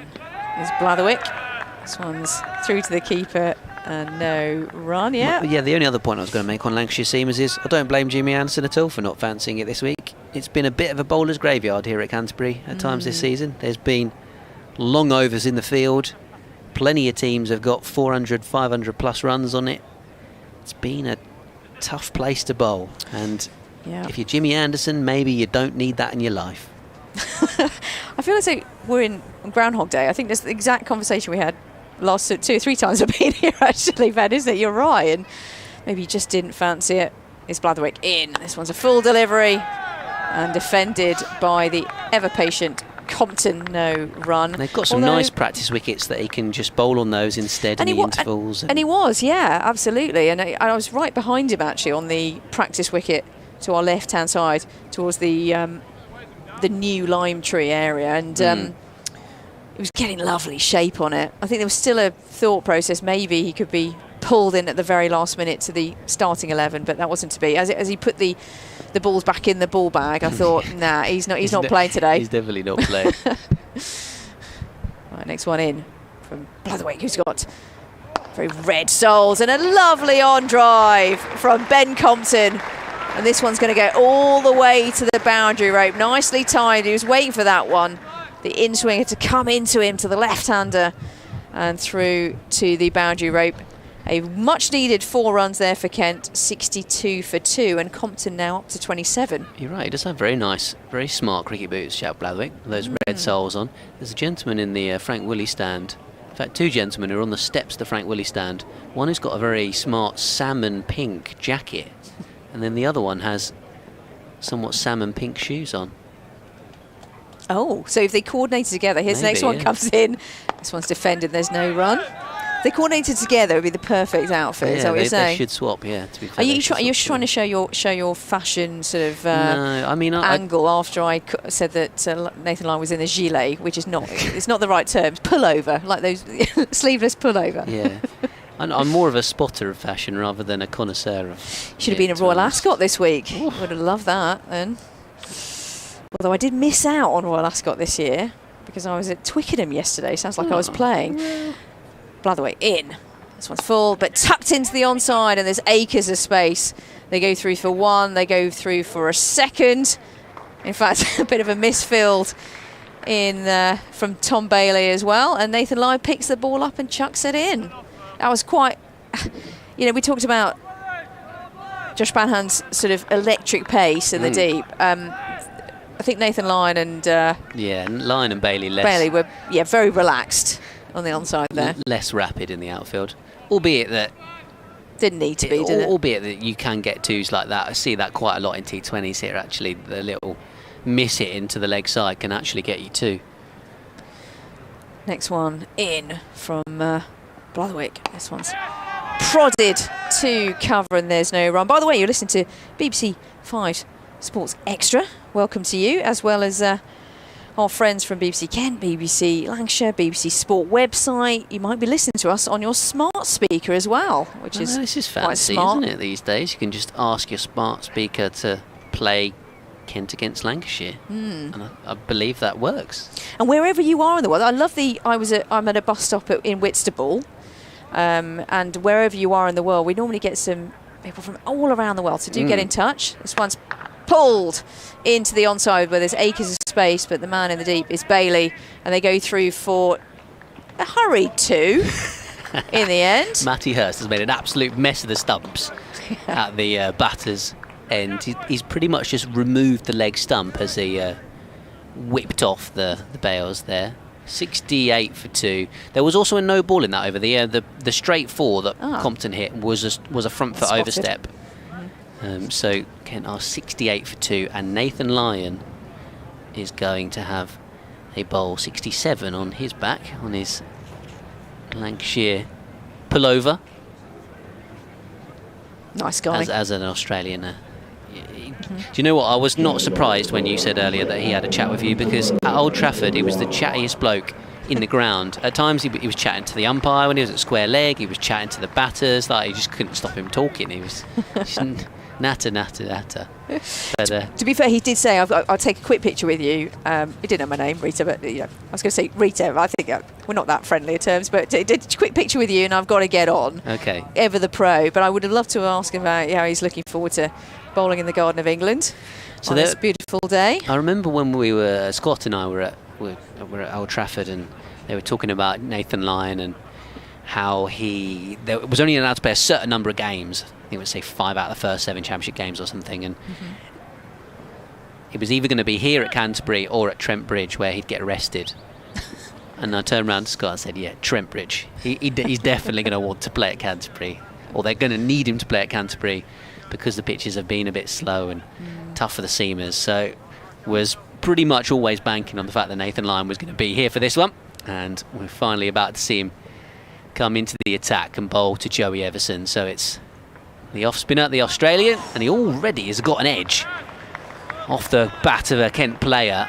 Joey Everson might even get 4 for it. That's brave fielding, actually. The sub fielder with the work, throwing it in left-handed, because there's a lot of senior pros who wouldn't have gone for the sliding stop on the practice wickets in front of the Frank Willie stand. They are rock hard and will make a mess of your trousers and your knees. So that was committed work from him to save the team a run. Would you do that? You still play your cricket, don't you? Love your cricket. I might have used the back heel, to be honest. Good bit of footwork, yeah. But if you miss those, you're in trouble with your teammates. Yeah. Big star. It's only one run. It wouldn't have mattered too much. So 3 to Everson, he moves to 14. It means Compton's on strike on 31 from 55, and now Lancashire are getting a bit excited. They've got a slip in and a leg slip for Lyon to the left-handed Compton, who defends into the onside.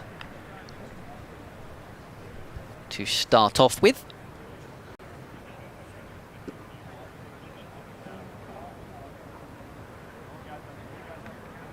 Lyon, for the 3rd time in the over. Patted away by Compton. Interesting field, isn't he? In terms of first slip, but also this very short leg slip as well, with George Bell with the helmet on. I was going to say, is there a long leg? There's normally a boundary fielder somewhere for Nathan Lyon. He defends this one away into the onside. At Old Trafford, that was something I really noticed, that although he had these close fielders and catchers and guys with helmets on and whatnot, and I think we're going to get another one brought out so that they can have a leg slip and a short leg, he does also like to have boundary riders to protect, you know, what he would deem to be, say, so for Ben Compton, probably against Lyon, the most likely boundary option for him is a sweep shot, and he's got a long leg, and he got Joe Denley out at Old Trafford by having a long on in place, and Denley just eventually couldn't help himself, coming down the pitch, just knocking it around, came down the pitch, went through with a shot, miscued it, and got caught a long on. And yeah, that struck me as, well, it just struck me in general that someone of, you know, Nathan Lyon's quality was willing to have fielders on the boundary just to, you know, stop the scoring areas or give himself a chance of, say, a catch on the boundary in a certain, you know, if a batter decided to play that way against him. It wasn't all men around the bat and close fielders. It was that split field, which was just very interesting, I thought. And so now he's got creative as well. So now he's got an extra man in close. Love it. Lavelle's got the lid on, leg slip. So 3 close men, or 4 with the keeper up to the stumps around the bat. And as Compton defends, so yeah, Hurst's got the lid on behind the stumps. Lavelle's got the lid on at leg slip. George Bell's at short leg. And Luke Wells, who hasn't got a helmet on, is at first slip. Lyon bowls. Compton just giving himself a bit of room there, but playing defensively in the end. Out into the covers, some oohs and ahs. The first line over goes for 3. Balderson's back on the pitch, so our sub-fielder, who manfully saved a run by risking life and limb, diving on the Frank Woolley practice wickets. I guess if you're a sub-fielder, though, you want to make an impression, don't you? I'm going to say, especially when it's the overseas player. Well, there we go. Right, I think I'm going to hang around for one more, Ben, and certainly Scott will rejoin. I think one more wicket for me, and then you'll feel like Lancashire feel like they've had the better morning than Kent, but Kent have done pretty well. What do you think? We think, Ben, do you agree with that? I think that's a fair summary. In the obviously half an hour to go until lunch, if Lancashire pick up another one, they'll be pretty pleased. Kent's aim will be to still be 2 down in half an hour's time. Blatherwick continues from the pavilion end in full delivery. Oh, and beaten is Everson. A swing and a miss through to the keeper. Nice shape on that one. Pace as well from Jack Blatherwick. Yeah. I didn't think Everson got particularly close, actually. Yeah, maybe. Sometimes you get oohs and ahs, don't you? He left it. You get oohs and ahs when there's a delivery that goes past the outside edge, but actually he didn't. I don't think he was particularly close to hitting the ball. Nathan Lyon's just flirting with the umpire again. And Blatherwick continues running in. Here he is. The right-handed Everson. He's back on his back foot and punches this to short cover, and there's no run. I don't know what he was doing, but he looked like he was wiping some sun. He looked like he was wiping some sun cream off his nose or something. I don't know. They've been continually chatting this entire innings. Just a complete chatterbox. Hang on a minute. So I should feel like I didn't get not my money's worth, so to speak, of that I've got to go kind of chat versus a proper chat on the pitch, you know. Okay. Nathan, let's have a proper chat later. He's got all the time in the world at the minute. And Jimmy, if you're out there, I'm available for a chat. Blatherwick in, and it's off the back foot, nicely controlled there. Got a bit of height there, and Everson off on his tiptoes pushed it to the point region. There's no run. You know. Speaking of getting value for your money, does Jimmy Anderson only chat if he's giving a batter a send-off or if it's for Tailenders podcast? Oh, right, yeah, well, let's find out, right? I reckon he's up for a chat of some sort. What shall I ask him as I'm going round? I like to throw in the odd one, you know, let's talk about cricket, and then what's your favourite, or what do you think about the world of rugby, or something, you know, random. This one's defended, there's no run. You know what I mean? Like, you know, how's your golf going? What are you playing off? I mean, I guess for Jimmy Anderson it would be rugby league, wouldn't it? It'd be who's your rugby league team? True. Burnley guy. God, there's big old go. There's a question. If you see Jimmy Anderson, ask him who his rugby league team is. Yeah. It's not my area of massive expertise. I'm more of a Union girl. Well, there we go. Likewise from being down south, it's not the code that gets played much down this way. Blatherwick continues, and it's very full and down leg side and nicely clipped into the onside. There's a man in the deep though who picks it up. They go through for 2 runs. And Bolton picks it up on the boundary edge, and Lyon takes the opportunity as he ran all that way to try and be sort of cover for Bolton on the boundary's edge to have a bit of a chat. 2 more to the total, 73 for 2.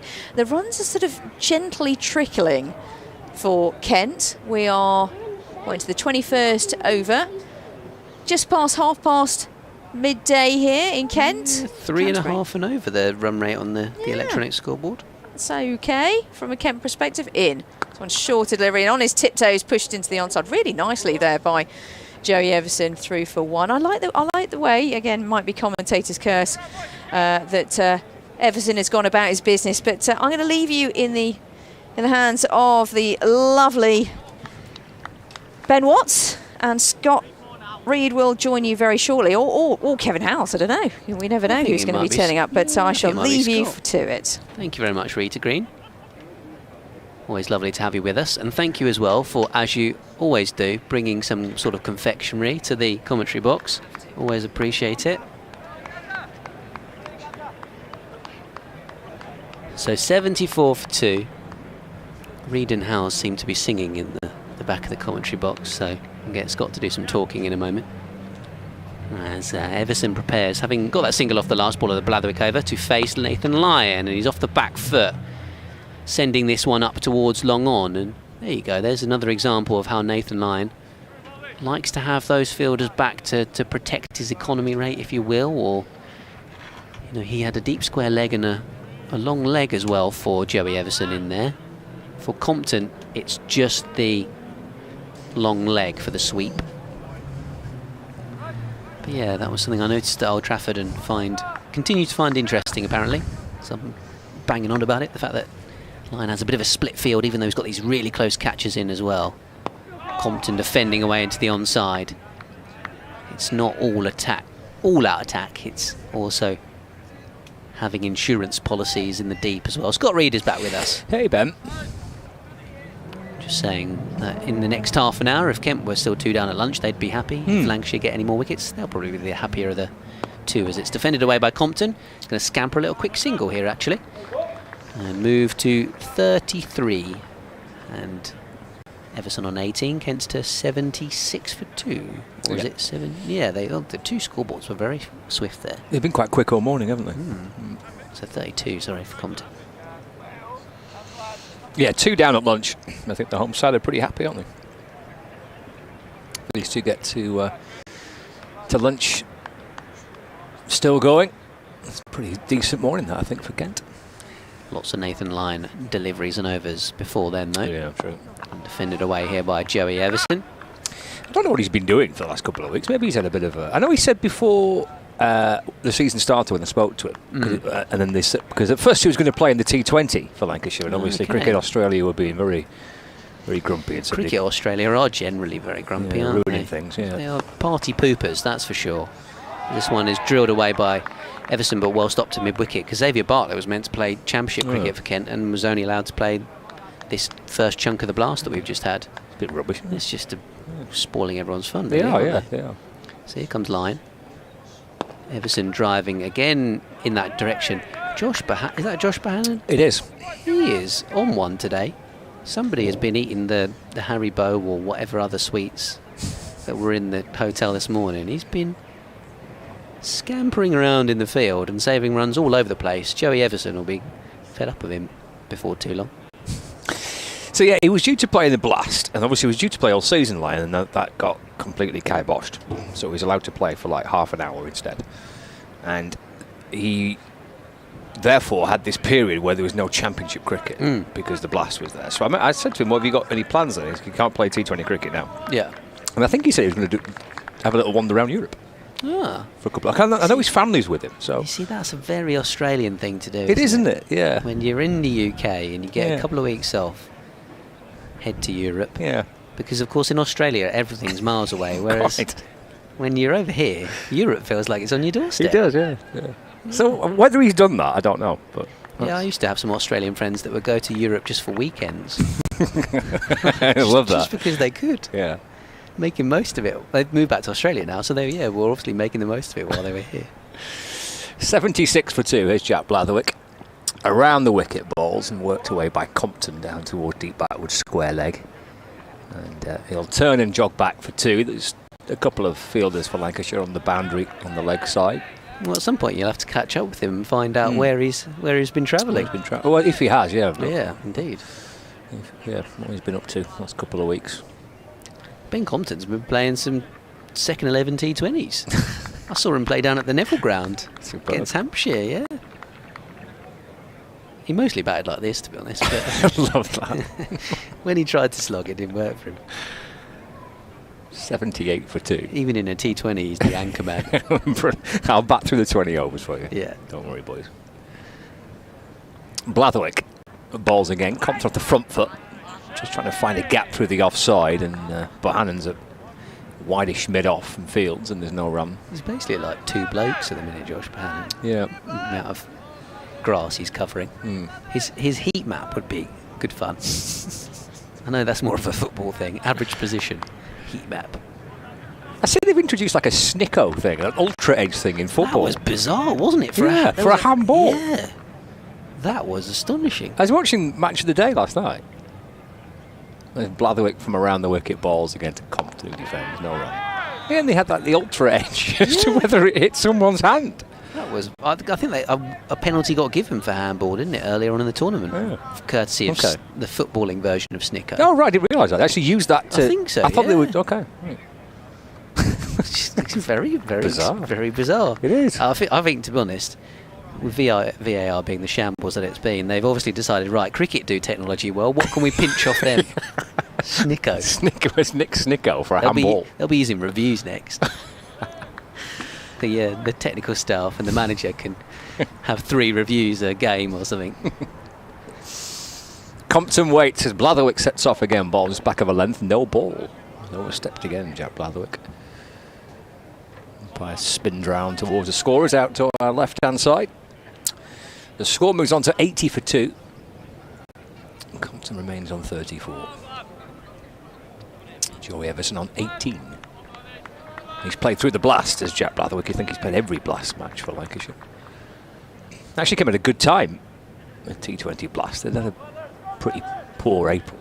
And lost quite a few games. Picked up before the break for the T20. They beat Durham at Blackpool and drew against Warwickshire. Blatherwick bowls. Play and a miss from Compton. Keeper dropped it anyway. He did.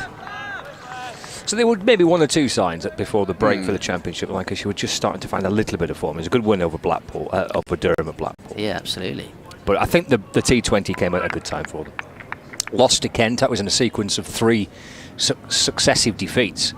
And they've not lost 3 successive county championship matches since 2001. So it was a real poor sequence of results for them. Blast has come at a good time. Another no ball. He's overstepped again. He's pulled behind square on the leg side. And Compton jogs back for 2. So he moves on to 36. The score will move to 84 for 2 because there's a no ball in there as well. Slumped forward, Jack Blatherwick, with his hands on his knees, bent over. And, frustration, disappointment that he'd heard the umpire call the no ball. Second one of this over. I think it's the 3rd in his opening spell. 3 slips in place, 84 for 2. Blatherwick balls, driven away into the offside by Compton. Just for a single. 37 to him now, 85 for 2. I was just going to say, sometimes bowlers find it difficult here at Canterbury to adjust a little bit to the slope. Maybe shouldn't be as much of a problem from this pavilion end than say the Nackington Road end, but yeah, it does happen. I'm trying to think if he's bowled here before. He did. He bowled in the final game of last season here. Okay. It actually was taken out of the attack. He bowled 2 beamers in an over. Ooh. That'll be why you remembered it. Yeah, that's why I do remember it. Yeah, I bet he does too. 85 for 2. I think he was bowling from this end as well. 2 slips and a gully. He cries a catch as he has a little waft at that, Joey Everson, and certainly played it as if he intended all along to drag his bat inside the line. Seemed to have a little flirt with it. End of the over. 85 for 2. I feel like he might have played it for Nottinghamshire as well, actually. Okay. He'd have played with Joey Everson, wouldn't he? At, Yeah, Trent Bridge? absolutely, we'll have done.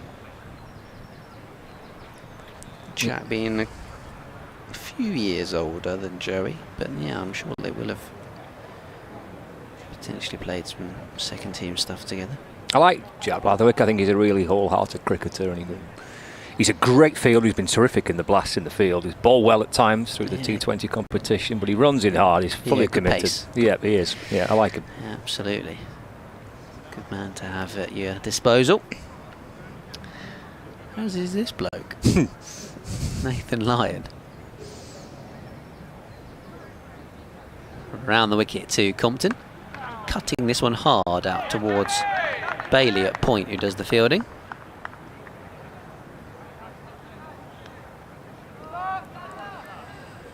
So, elsewhere, because we've not got long left, have we, till the lunch break. 20 minutes to go before lunch. Look at some of the Division 1 scores through the course of this over. Lyon around the wicket. Compton defends. I must say, just in speaking of elsewhere, the fact that Dom Sibley's been playing some T20s for Surrey, that blew my mind. It's like, Sibber's playing T20 cricket? Sure, he actually got some runs as well the other day, quite briskly. Well, he's 31 not out I was for going to Surrey say, now. he's still in. He is. Compton on strike. Defends back up to line. 85 for 2 here, Kent, against Lancashire. Surrey is 64 for 2. They're at Worcestershire this week. Sibley and Smith batting. Surrey 64 for 2, batting first against Worcestershire. Hampshire at Warwickshire. Hampshire batting first, 77 for 1. Lyon to Compton. Wasn't the most convincing block, but he does keep it out. Fletcher Middleton's 50 not out for Hampshire. At Edgbaston, 77 for 1. Nottinghamshire 81 for 3. They're at Trent Bridge. They're taking on Somerset this week. Lyon to Compton again. Forward he comes. That's more convincing. Defensively played. The top 3 are out. Hamid for 15, Slater for 29 and Young for 19. So Joe Clark and Jack Haynes are batting. Nottinghamshire 89 for 3 against Somerset.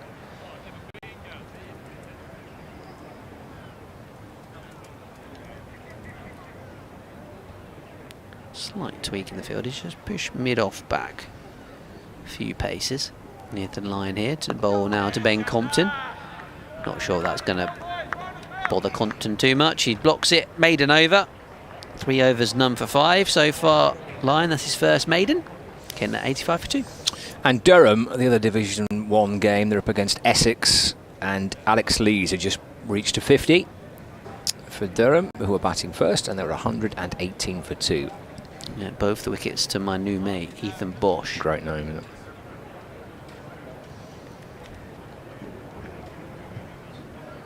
Looks like Will Williams is going to have a little bowl here before lunch, or at least he's going to have a second spell before lunch.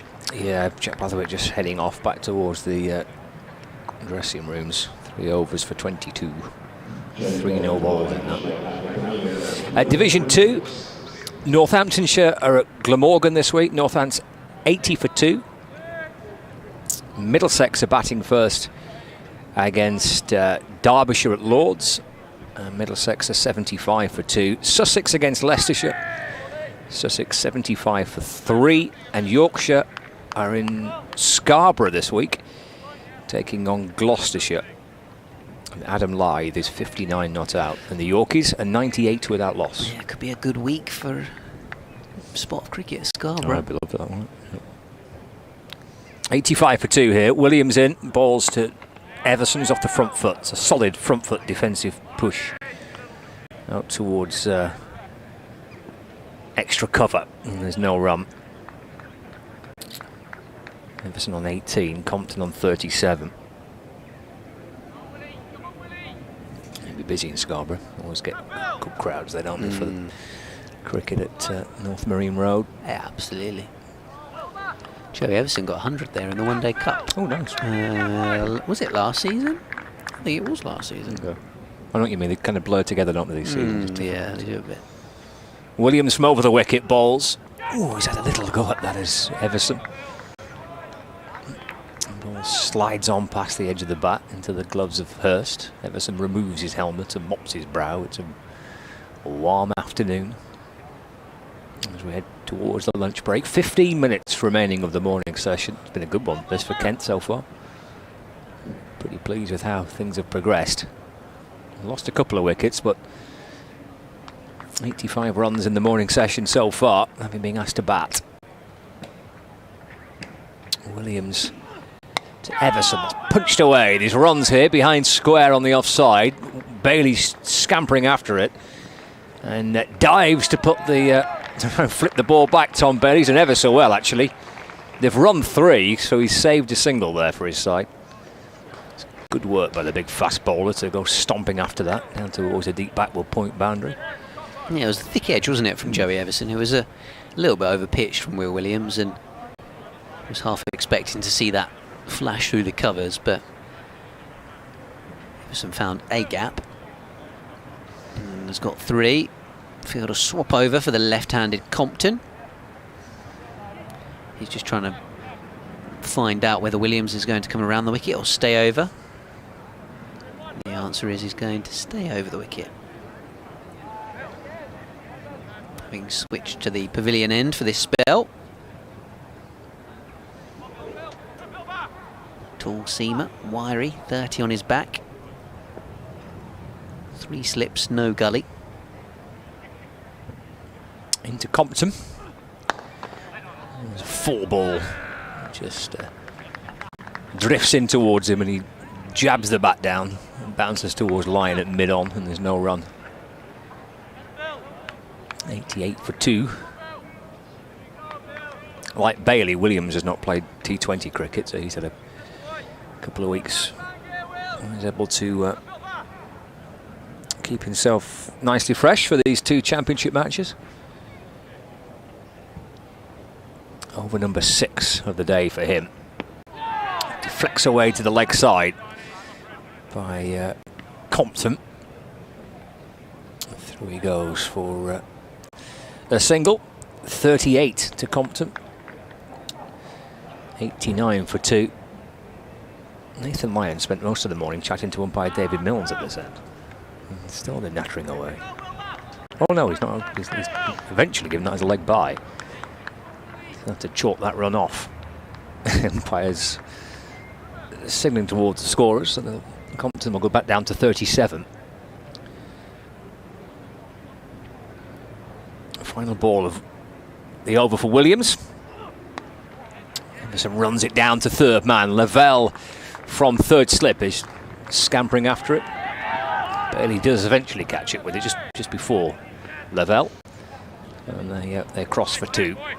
And that is the end of the over. 91 for 2. Here in Canterbury on 5 Sports Extra, the BBC Sport website and app. And for our viewers across the live stream, either via Kent's website or Lancashire's website. 10 minutes remaining of the morning session. Yeah, John Wilson from Preston is watching and listening and commenting on the plethora of wicketkeepers that Lancashire have got behind the stumps today. Matty Hurst, the actual wicketkeeper. George Bell, who can keep wicket. George Lavelle, who can keep wicket. Has Keaton Jennings ever kept wicket before? I've not seen him do that. No, I don't think I've seen him keep wicket before, but Josh Bahaman has. He's questioning what would be the most wicketkeepers a side has ever fielded on the pitch at the same time.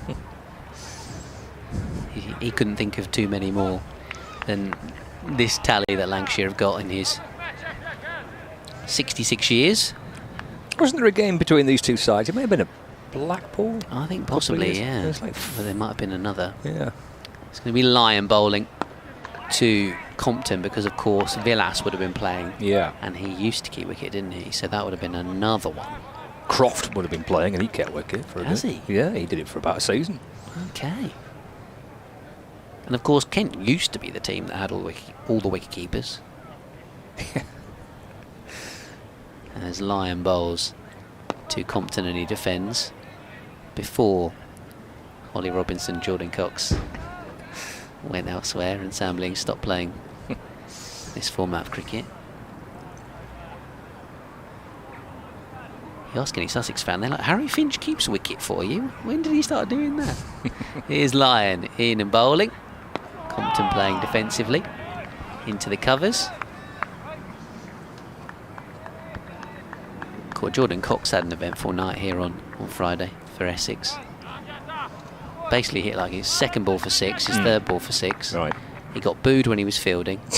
He got booed when he got out. Oh dear.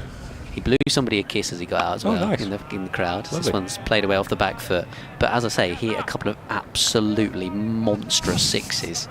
One which pretty much ended up in the city centre. I'll try and just get his stats up. It was quite the cameo as Lyon bowls. Didn't actually take any ridiculous catches. It's defended away by Compton. Yeah, he got 26 off 8 balls. 3 4s and 2 6s at a strike rate of 325. It was quite something. It's a good night. Yeah. Michael Pepper got 76 and won Essex the game in the end. Oh. This one's flipped away by Compton into the onside for a single at a rather more modest strike rate of 180. It's still pretty impressive. 92 for 2 at the end of that over. Kent, who have kept up their run rate of 3.5 and over so far. Compton 38, 23 for Everson. Did he know this person who he blew a kiss to? Is it because he was getting some stick? I think it was because he was getting some stick, yeah, yes. Yeah. That's what I was very much assuming. He may well have known them. He knows lots of people around here, having spent a bit of time. Of course, he's played against Kent a few times this season, whereas Ollie Robinson hasn't, obviously with being at Durham. And Durham don't actually play here in the county championship, so it may well be that Ollie Robinson has to wait to come home. His former team. Williams sets off again, bowls, fall just outside off stump and nicely driven down the ground by Compton. Bohannon scampering like his life depends on it after the ball. But lovely timed shot to bring up the 50 partnership. Beautiful way to get there as well. Evenly balanced between these two. Compton's got 20 and Everson's 23 in this 52-run partnership. Just under an hour of batting. Yeah, nicely timed. Over pitch from Williams. Compton goes straight back down the ground, and as soon as the ball gets to those practice wickets in front of the Frank Willie stand, it generally tends to go for 4. Not even Josh Bohannon, with the amount of ground that he's covered today, was going to cut that one off. 42 to Compton now, so he's 96 for 2. Williams bowls. Oh, he thought he got a little edge behind, helped by the fact that there's a slightly anxious look over his shoulder from Compton. That's always a good sign that somebody's nicked it, isn't it, when they snap their head back round to have a look. Unless you're a very good actor. Pretend you didn't nick it. 96 for 2. Liam Livingston once blew a kiss to the Western Terrace in the Roses fixture, yeah. That went down well with the Yorkshire fans. I bet it did. Williams sets off balls to Compton, left. Yeah, Kent Essex is not quite Lancashire, Yorkshire, but it's normally pretty tasty, for a T20 game. Is it Friday night, you said? Yeah. Perfect. Got the return leg still at Chelmsford to come. Kent have still got to play Surrey twice, actually, in the blast. Okay. So, yeah, it's not looking overly hopeful that they're going to qualify. Having lost 5 in a row and still got to play Surrey twice and go to Chelmsford. It's not ideal, that. No, it's not really. Williams from over the wicket to Compton. Again, that's left. He made sure nobody could know for certain that he was leaving that as he pulled the bat away up onto his toes and then spun round and looked where the ball was travelling to. Been reminiscing a bit about 2021 this week, with Kent being pretty poor in the blast, and it's a much changed team from the one that won the competition a few years ago. And then Kevin Howes was saying, I think the last time I was here at Canterbury was that quarter-final that they beat Birmingham, Warwickshire, en route to that trophy. Williams to Compton, forward and defence. There's no run. So yeah, more chat about 2021, please. When Kent were good at T20. Well, of course, there was a couple of quarterfinals that you were here, Scott, for in the blast. Yeah. A couple of eventful ones. Mm-hmm. There was the shot that hit the stumps and deflected away for runs when Lancashire won that game, and then Joss Butler got stumped first ball by Billings off Joe Denley, but Lancashire went on to win. Williams balls, Kempton forward, defends.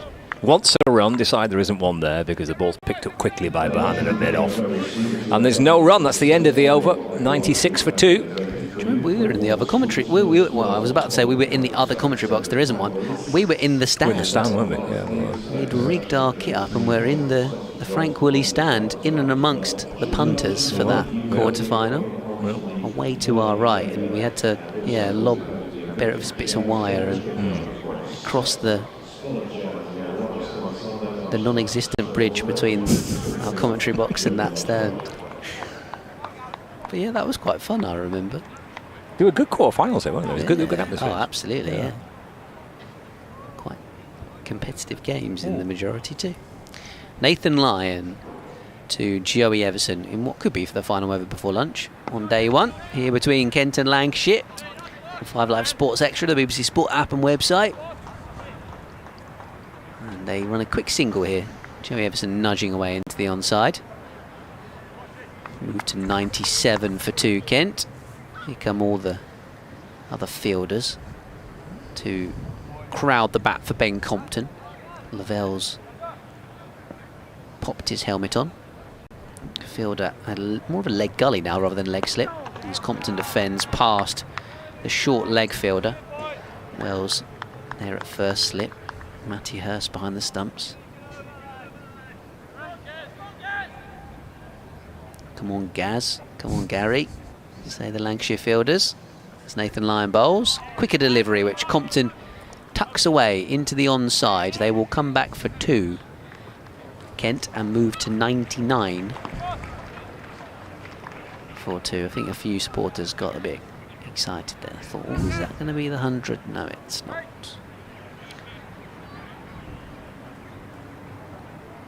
Because the scoreboards were quick to update.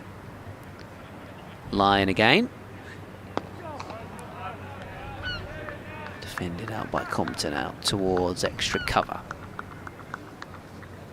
So yeah, we've got 2 balls to be bowled. Still 2 minutes to 1. Might get another over in. Potentially. Before the break. Lyon bowls, flicked away by Compton. That will be the 100 up for Kent. As you can hear from the members away to the left of our commentary box, applauding. Having been asked to bat first by Lancashire. Bit of a green tinge to the wicket. Sometimes tough place to bowl here at Canterbury. Maybe day one is the time to do it. Whatever Lancashire's reasoning. They've so far picked up 2 wickets and Kent have got 100 on the board as Lyon bowls to Joey Everson and defending this one into the onside. So that's the end of the over. Scott Reed, thank you very much. He's going to go and update BBC Lancashire listeners. I will have a BBC Radio Kent update very shortly, and we will have a lunch break very shortly, but I think we may get another over in here, to be honest. Yeah, Will Williams has handed his cap to the umpire. It's a minute to 1 because Nathan Lyon got through his over nice and quick. I'm going to squeeze in another over. Oh, it has now ticked to 1 o'clock.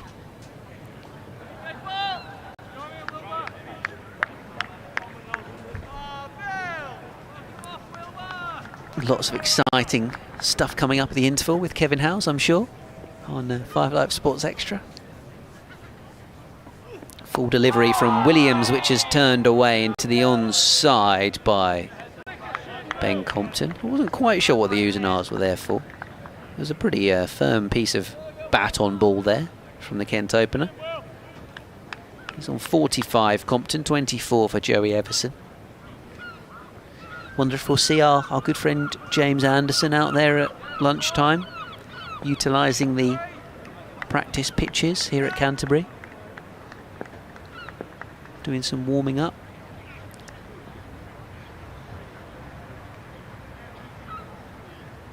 Here comes Williams again. Oh, there's a bit of a swoosh of the bat from Ben Compton, and somewhat extravagant shot for him. Off the back foot, bit of a cut stroke. Disappointingly for the Kent batter, he's whacked it straight to a fielder.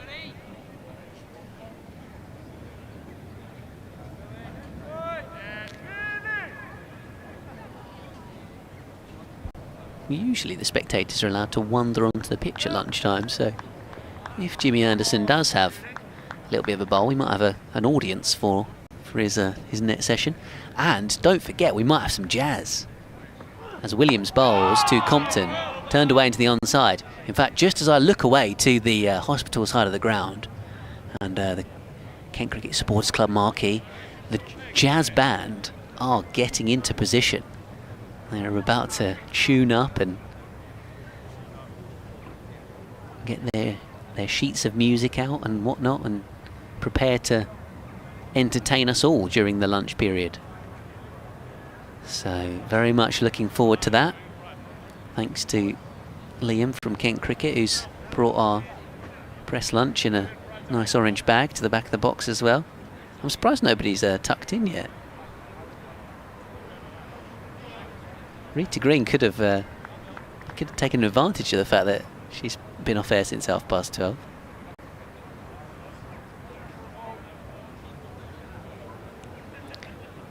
So we've got 3 balls until lunch.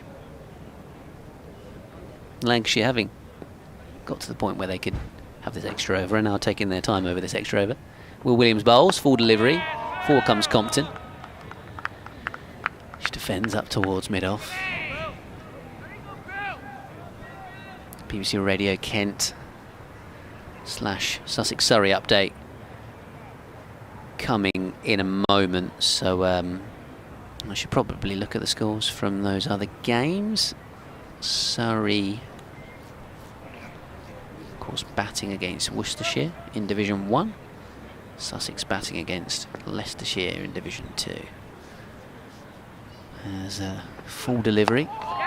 Oh, Compton tucks this into the onside. I don't think Joey Everson was necessarily expecting a quick single, penultimate ball of the session. But it was good alert cricket from Ben Compton. He moves to 46.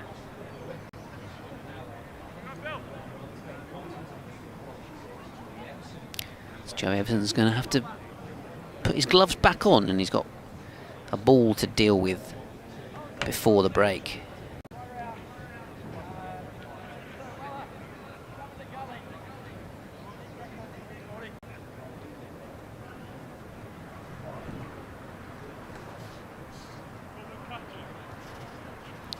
So a slight change in the field from Lancashire. Somebody wandering across from long leg to come and field at gully. 3 slips in a gully. And there is still a deep square leg. And then Nathan Lyon on the leg side. Everyone else on the offside. Will Williams bowls to Joey Everson. He actually takes a little skip down the pitch, Joey Everson, and plays this off his hip out towards the fielder in the deep for a single. So he'll have 25 not out at lunch. Compton 46. And Kent 102 for 2 at the break here on day 1 at Canterbury. Kent asked to bat first by Lancashire. A couple of wickets for the visitors coming courtesy of Bailey getting Bell Drummond out LBW for 4 after O'Riordan had nicked off to 3rd, slip to Lavelle off Balderson for 16. Compton 46, 25 Everson. Kent 102 for 2 at lunch here on 5 Live Sports Extra. Going to hand to Kevin Howes.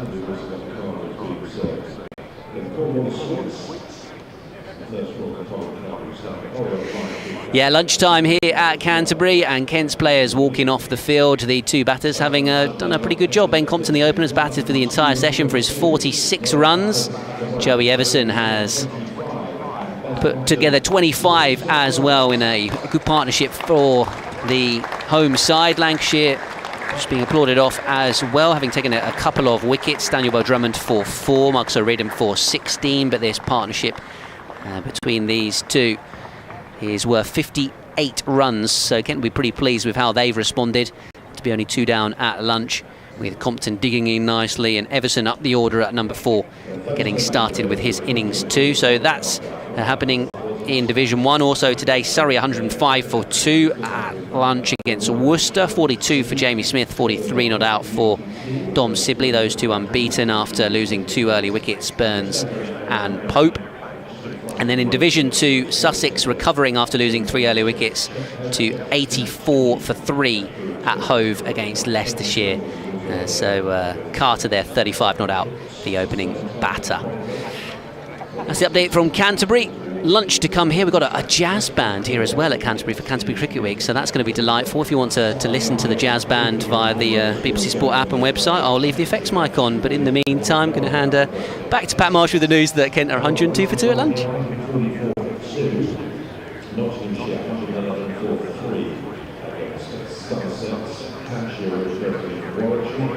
Oh, I mean that would be speculating, but having heard them a little bit before the start of play, I'm sure the jazz band are going to be absolutely sublime.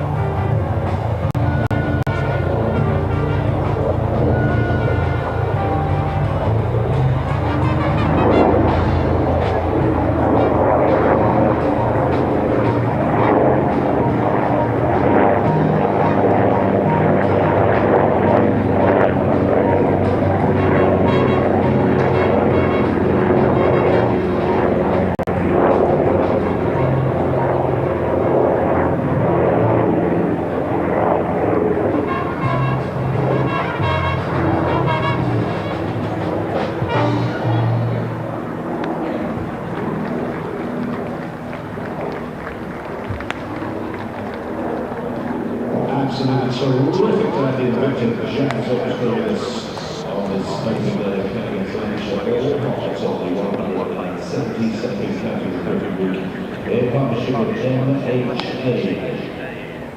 Officers in Maidstone and Reigate MHA proud to partner with Canterbury Cricket for 32 million positive impacts in the communities in which they operate, supporting causes and important staff and clients. Let's create a brighter future now for tomorrow. You can find out more at MHA.co.uk. Now coming up soon, an unmissable evening on international cricket here as England's women take on New Zealand in the international T20 match. That's on Thursday, the 11th of July. Unbelievable, it's only the second time that Canada has hosted a women's international T20 match. And to be another big boost for the continued growth of women's cricket here in Kent. 5 weeks now, they're already sold out for international, and that means everything else will sell out soon. So if you want tickets, if you haven't got them yet, do not delay. You can save money and you can see England's winning T20 action tickets available at tickets.kentcricket.co.uk. That's tickets.kentcricket.co.uk.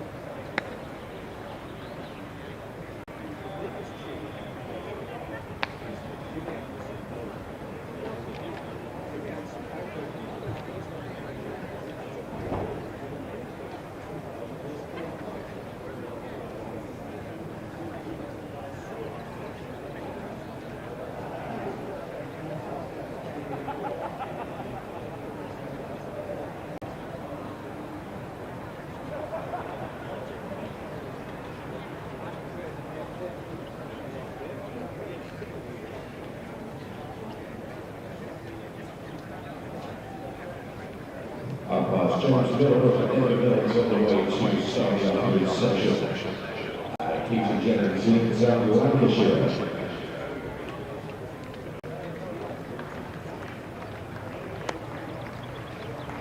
Tuesday, Kent's first innings, Ben Cock and Joe Anderson.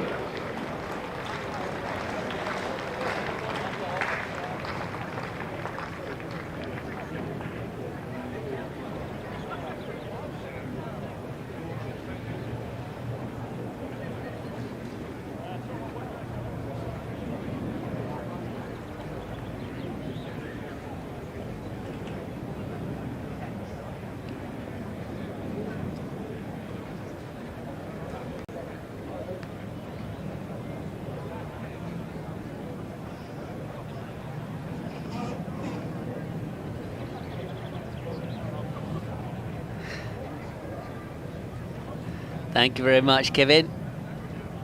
And thank you, yes, to Rita for bringing not only the chocolates, but also ice cream with the chocolate flake in. It was an excellent find, because we from our commentary position, we couldn't actually see the ice cream van. We were concerned that he hadn't made it here. Afternoon, everyone. Yes, I went on a scouting mission of my own at lunchtime. While everyone was watching Jimmy Anderson, yes, you beat the cues to the ice cream van because everyone was being distracted. Well, I was also a little bit of a, in the fan zone where there must have been 200 or 300 people simply watching Jimmy Anderson. That was the biggest crowd he's had for a net for a while. Yeah, absolutely. It was really nice to see. And what happened at the end, Ben? Well, he was trying to get off the pitch, wasn't he? And before he made the big mistake of standing still for one selfie, because then he had to do it for another selfie. And then before too long, there were people running to join a queue to get selfies with James Anderson. Well, the cricket is resuming, though, and it's Tom Bailey through to the wicketkeeper. I'll turn the effect mic down now, actually, because I whacked it up a couple of notches for the jazz band, who look like they're packing down their equipment and their instruments now. Oh, no. Yeah, they may not still be here at tea. They did start. I did record they started at 9:55, I think, this morning. Yeah. So they have been going a while. They did a good stint before play, and then they've done their lunchtime stint. And the jazz band. Hope you enjoyed that.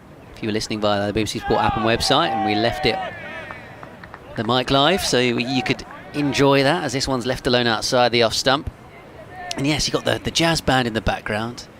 Jimmy Anderson chucking the ball down to one of the coaching staff with the mitt. Another bowler as well, part of the squad, chucking a few down.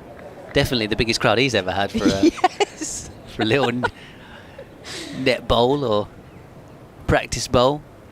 As Bailey is going past the outside edge here of Joey Everson's bat through to the wicketkeeper. I was thinking that probably Jimmy Anderson has had net sessions at the nursery ground at Lord's that might have had a few spectators and that sort of thing. So perhaps not the biggest crowd that he's ever. Maybe in scale, but percentage of the ground, the attendance in today, definitely. And I was one of the ones who took a little video of one bowl and fun to watch. Bailey. Oh, that time he really does go past the outside edge because Joey Everson has played a mist at this one. So the lunchtime break has disrupted Everson's rhythm a little bit, but Bailey's back on it after lunch, hitting a spot. Kenter 102 for 2. Ben Compton 46 yet to face in this afternoon session. And then Joey Everson bumped up to number 4 by Kent due to a few other players missing from the team. Again he goes past the outside edges. Everson goes back to defend this one. It's a beautiful over, isn't it, so far? And Everson is definitely not rocked. In fact, Compton just gone down the wicket intentionally to have a little chat of probably, take it easy. He is trying to absolutely hit the socks off every ball that's coming down, isn't he, pretty much? But he's got to get his concentration back in, I reckon. 2 slips and a gully for Bailey as he bowls to Everson. There we go. It's better. He's found the middle of the bat up towards mid-off. End of the over, so 30 gone in the day's play. First one after lunch, 102 for 2 Kent, so maiden over to start from Tom Bailey. And yeah, it must be said that Jimmy Anderson was a credit to himself, to Lancashire Cricket Club, to the game of English cricket, to the BBC Tailenders podcast and everything else that he represents. Burnley, to sign away, I was going to say sign away all the autographs, but I don't think he really got asked to do any. I think it was all selfies that people wanted with Jimmy Anderson before eventually I think Kent were forced to put the announcement out a bit early to say, can everyone please get off the outfield? Okay, can you please leave poor Mr. Anderson alone so he can get off the field? I'll be honest, Ben, I was sorely tempted to run down there myself and join the queue. They had to send a security over in the end to get everyone off the pitch. And that's true. And there was a little round of applause, wasn't there, when he finished his little practice session. He finished his bowl, he got a round of applause. Second over after lunch starts, and this one's defended by Ben Compton, and there's no run. Balderson continues to bowl basically beautifully today. His figures 1 for just 10 runs off his 6 overs. That's a economy rate of 1.67. He absolutely was on the money before lunch. Yeah, we would like to say on behalf of everyone, well bowled, Jimmy. Good spell. Yes, very during good. The lunch break, take a blow. Go well, Jimmy. This one in from Balderson. This one's defended by Compton to the left-handed Compton. There's no run. There's a wave up to the Frank Woolley stand as somebody just decides to walk around. Yeah, sit down. Sit down, guys. I think it's this lady here who's being ushered to go and find a seat. No one wants to be that person, do they? It's told by the players, please sit down. But indeed she does. And play continues. Balderson in to Ben Compton. This one's clipped into the onside nicely between the two fielders. They go through for a single. In fact, they go through for 2. Ball goes down the slope. And, they think about a third. In fact, they do try and take a third. I think that's pretty, I don't know, slow from the fielders in the deep there. Should that have been a 3? I don't know if I'm being overly critical. Maybe the slope just took the ball away from them. But 3 runs taken. Quite a lovely, innocuous little clip off the pads. 3 more to the total, 105 for 2. Yeah, you're probably right. Will Williams and Nathan Lyon were maybe a bit casual chasing after that one. Yeah, indeed. I think it was even Stevens, did we feel, at lunchtime? Lunch break? Yeah, I think maybe marginally Kent the happier of the two, having been stuck in to be 100 for 2. Here's Everson on strike and lets this one alone, and there's no run. Yeah, maybe it was more the nature of this partnership as well has evolved really nicely. Everson's, I thought he was driving the ball really well actually just before lunch, leaning into the stroke, and Ben Compton's driving is pretty solid as well, to say the least. But these two very much in. Compton on the brink of a half century, but Joey Everson on strike, the right-handed batter. Oh, and he's beaten this time. I think he'll say that he took his bat inside the line of the ball there, but through to the keeper it goes. Yeah, I mean, maybe it was a tactical piece of fielding to get Joey Everson back on strike. He's looked a little bit out of sorts since the lunch break, or certainly hasn't quite looked as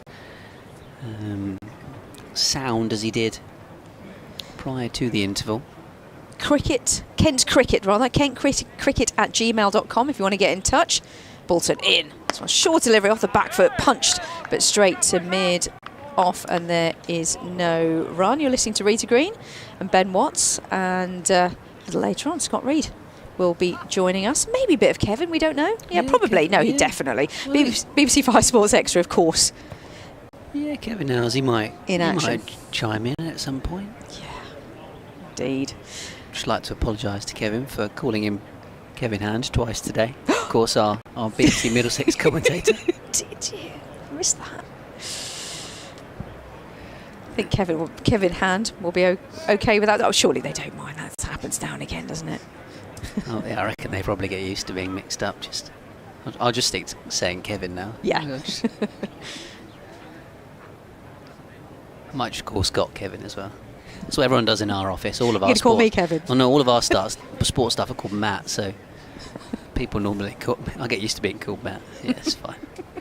Here's Tom Bailey from the Nackington Road end. Back goes Compton. Out towards cover point. No run. Are you Watty or something like that in for your cricket team or anything like that? Or are you just you Ben? I was going to say just Ben, you know what I mean? Yeah. Quirky nickname? Yeah. All cricketers have got Benno. nicknames, really. Oh, Benno, yes. Oh, yes, of course. Hey, you're not wearing your Benno T-shirt today? I'm not wearing my Richie Benno T-shirt. No, it's a darker coloured T-shirt. It might be a bit warm on a day like today. I've gone for a white T-shirt today. Gone for my Wimbledon whites, as this one's clipped away into the onside by Compton, or indeed my kind of championship whites. Yes, you ready to play? You know, Kent's predicament now. You thought, did you got your bat in the car as well? Kent are missing a few players. Yeah, today. there you go. They'd have to be very short to call up on my services. You're rolling your shoulder over as well. Right here, ladies and gentlemen. I actually injured myself a bit, to be honest. I got a bit of a shoulder tweak. So I'm not sure it'll be much use. Here comes Bailey. Left alone upside the off stump. To be honest, the body's falling apart in general. At a tender age of 32. Oh, don't. Can't be. Although I did pull my hamstring last weekend playing cricket, but there we go. I had a runner for 30 runs. You got a few though. Yeah, I'm sorry. Yeah, I've sort of somehow brought that into conversation, engineered that. I think you've done well there. Go on, you tell us now. How many did you get? I can't remember if it was 62 or 67. No, 62 off, I think, 37 balls. So 60 something off 30 odd is very nice. Thank you. I've somehow engineered that into conversation. Well batted. Here comes Bailey. Defended away by Compton, who's one away from a half century. He's on 49. But Bailey's been bang on the money since lunch so far. Compton so far this season in the county championship. Yeah. Been pretty good, actually. How many half centuries? Well, 4 of them that he didn't convert into hundreds. No, sorry, that's Daniel Bell Drummond. I should actually look at the right person. I was going to... There we go. I was really doing Ben Compton a service there by looking at Daniel Bell Drummond's stats instead. Clips it away into the onside, and there is the 50 for Ben Compton.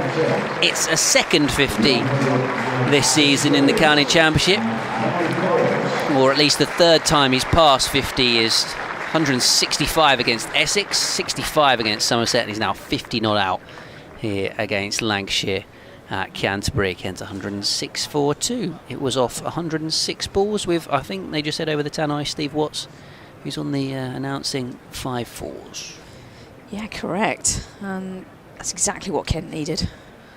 Brings Everson back on strike, and he gets bat on ball to play out into the covers. Yeah, absolutely. So often Ben Compton is a key man for Kent.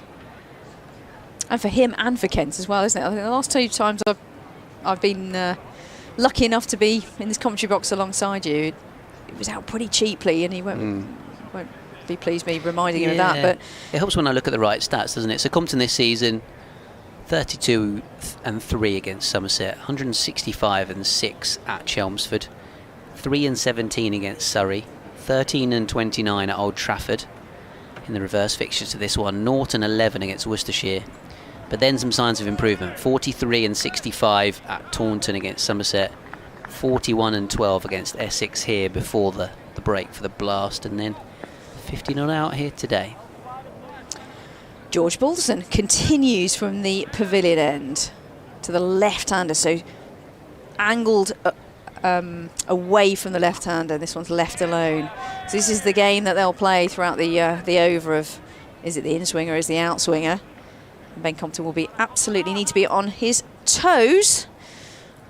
Not literally every time, but you know what I mean. Ben Compton just passed his 50, 106 for 2, Kent. You're listening to Kent against Lancashire in Division 1 of the Vitality County Championships here at the Spitfire Ground, St Lawrence. It's starting to be a little bit overcast, but a lovely day. Early 20s in terms of degrees, and it's been a beautiful day so far. Next one in. This one tried to be clipped into the onside by Ben Compton, but somehow it landed up being at mid-off. So I think the pace of the pitch is going to play a part. And I went for a little wander. It was like 300 people pretty much were watching Jimmy Anderson practice practicing it on one of the practice wickets. I actually went over to the wicket, Ben Watts. You know, I wasn't ever professional. Yeah, see, that's normally where the crowd goes. Yeah. To just have a stare at the pitch. Left alone, and that one was the in-swinger. That's why you hear the oohs and ahs. Left alone. Well left from a batter's perspective, and rather close from a bowler's perspective. Something to talk about. Yeah, and from this end, actually, there's a bit of a scuff mark, actually, for the right-handed batter. So from the pavilion end, well, I'll be more specific rather than this, the pavilion end, there's a little scuff mark. So for a right-handed batter, got to look out. For the left-handed, it looked pretty okay. This one is defended. Oh, a no ball to Bolton, who was absolutely electric before lunch. It's continued to be pretty tight, but 2 runs to the total for that no ball, 108 for 2. Yeah, because of the 3 off the previous over, he's already conceded half the amount of runs he did in the first session in these 10 balls. Good point. Expensive in his book, anyway. This one's a much wider delivery, so Compton leaves it alone. It just did swing in, but nothing to endanger those pink stumps with pink bails, and I know that because I went close to them. I literally was the only one looking at the wicket. Rather Pink green. bails? Yeah, Oh. yeah. It is a bit green looking, isn't it? Which I think is possibly why Lancashire chose to bowl. You see, I thought it was a pretty easy decision in many ways, but we'll soon find out. Bolton in again, left alone, slightly wide. To bowl? To bowl in the sense that of the Kent's batting predicament. Sure. More than actually the wicket and the conditions, etc. But knowing that you've got Nathan Lyon, you've got you've got Bolton, you've got Bailey, you've got Blatherwick as well. But here's what's happening, and you're seeing it right now, is that the ball's 35 overs old, slightly benign, nothing sort of jagging back. Here's the next one. Oh, nicely driven over pitch, but very, very well fielded at cover and saved any runs. That's pretty frustrating for the batter, but that's the way it goes. Nice roll around there at cover region by Jack Blatherwick and saves any runs. End of the over. Yeah, 108 for 2. I can see the thinking. Slightly green tinged pitch. Kent's predicament with being a bunch of batters down. Still think I'd have batted first, just because the way it's gone here at Canterbury so far this season. If I was Lancashire, I'd have had a bat and got scoreboard pressure and then looked to grind Kent down. That's what a lot of teams have done so far this season. And it would have meant Nathan Lyon was bowling last on this wicket as well. Bit of a fiddle by Joey Everson. Has it got the bottom edge of the bat? I think it has. And Everson, who looked really good before lunch, has looked really sorts out of the break and has, well, a few times played and missed at Bailey, and this time he's nicked it behind to the keeper. Hurst takes a pretty straightforward catch. Tom Bailey has the breakthrough for Lancashire, and that's exactly the way they wanted to start this second session of the day. We were saying about Kent maybe just shading it, having been only 2 down at lunch, but that has been turned around pretty quickly after it, with Everson, the man, out for 25. Frustrating, isn't it? I think he had a bit of indecision in his mind in that stroke. Joey Everson, he was looking really good before lunch, like you said. He didn't add to his lunch total of 25. And back in the hutch, and here comes Harry Finch, and this is where I really test the Kent batters, actually. But there's a real opportunity here. We were sort of chatting ourselves, weren't we, Ben, that there's a good opportunity for a lot of Kent players to really show their pedigree, their skills, their quality in a match that could prove to be critical for the season. And here comes Harry Finch. Yeah, and I guess going back to the decision to bowl first from Lancashire, I mentioned it earlier on, sometimes, if it is flat and the pitch is a bit slow here at Canterbury, if it does do anything, it's on the first day. Sometimes day 2 is the best day to bat. So, yeah, maybe Lancashire thinking that at some point we're going to have to bowl and take 20 wickets to win this match. Going to put Ken in there see if we can get them under pressure early on. and then go and get our big runs. But yeah, perfect start to the session. One of those where, you know, if Joey Everson could have negotiated that little period along with Ben Compton, try and make hay while the sun shines in the afternoon, the older ball. But Harry Finch now out there at number 5 with a job to do alongside Compton. Actually opened the batting together for the second team against the South East Asian Cricket Academy last week. As Bailey bowls to Finch, gets him behind this one. Yeah, the Saka Cricket Academy. Played a game at Beckenham. Nice ground. And, which a number of the Kent team that are playing in this one were involved in. Some of the bowlers that weren't involved in the blast, and then at that point Denley hadn't picked up his injury, so Finch was still playing second team before he got called into the T20 team for the last couple of games. Bailey bowls to him and he lets it go outside the off stump. You know, of course, Kent's wicketkeeper Harry Finch. I mentioned it earlier on, the most interesting decision for me in terms of the Kent lineup was the fact that got Finch at 5, Mayeye at 6. Thought they might pick Jaden Denley as well as a second spinner and to add depth to the batting, but he's not in the team. Oh, is that a nick? It's a bit of extra carry from Tom Bailey, the effort ball, which has zipped through to the wicketkeeper. Maybe this little bit of extra grass on the pitch is just helping this Canterbury pitch offer a little bit more to the bowlers, because that one carried through to the keeper and Harry Finch has gone down the pitch to give it a little bit of a prod. This is something we've seen, say, Surrey do at the Oval, as Bailey bowls and Finch defends and they come through for a quick single. Good running. You know, the Oval was always considered a bit of a road and a bit of a batter's paradise, but in recent times they've left that bit, the ground staff have they left a little bit on it. Yeah, they left a little bit more grass on it, and it's offered more for the seamers, and Surrey obviously got a very good seam attack anyway. Yeah, not bad. And yeah, they've managed to, and often Surrey themselves do choose to bowl first at the Oval, just to try and take advantage early on of anything the pitch might be offering, and then bat big when they get the chance in the first innings on day 2 or whatever. So here's Compton facing up to Bailey, turned away into the onside. But yeah, I don't think Kent will have minded when Lancashire won the toss and chose to bowl first. So it was a good toss to lose, as they say, right? I think potentially it was one that, because they've both got what they wanted. Yeah, depending. Yeah, either captain probably would have done the same. Kent may well have batted first. And from the body language, I thought Belldrummond had won it. Actually, won the toss. So maybe there's something in there. Yeah, so there was a bit of relief, perhaps a bit of relief. Yeah, maybe. But because I was looking from afar, like probably all of us, and looking for the the signal whether bowl or bat, etc. And yeah.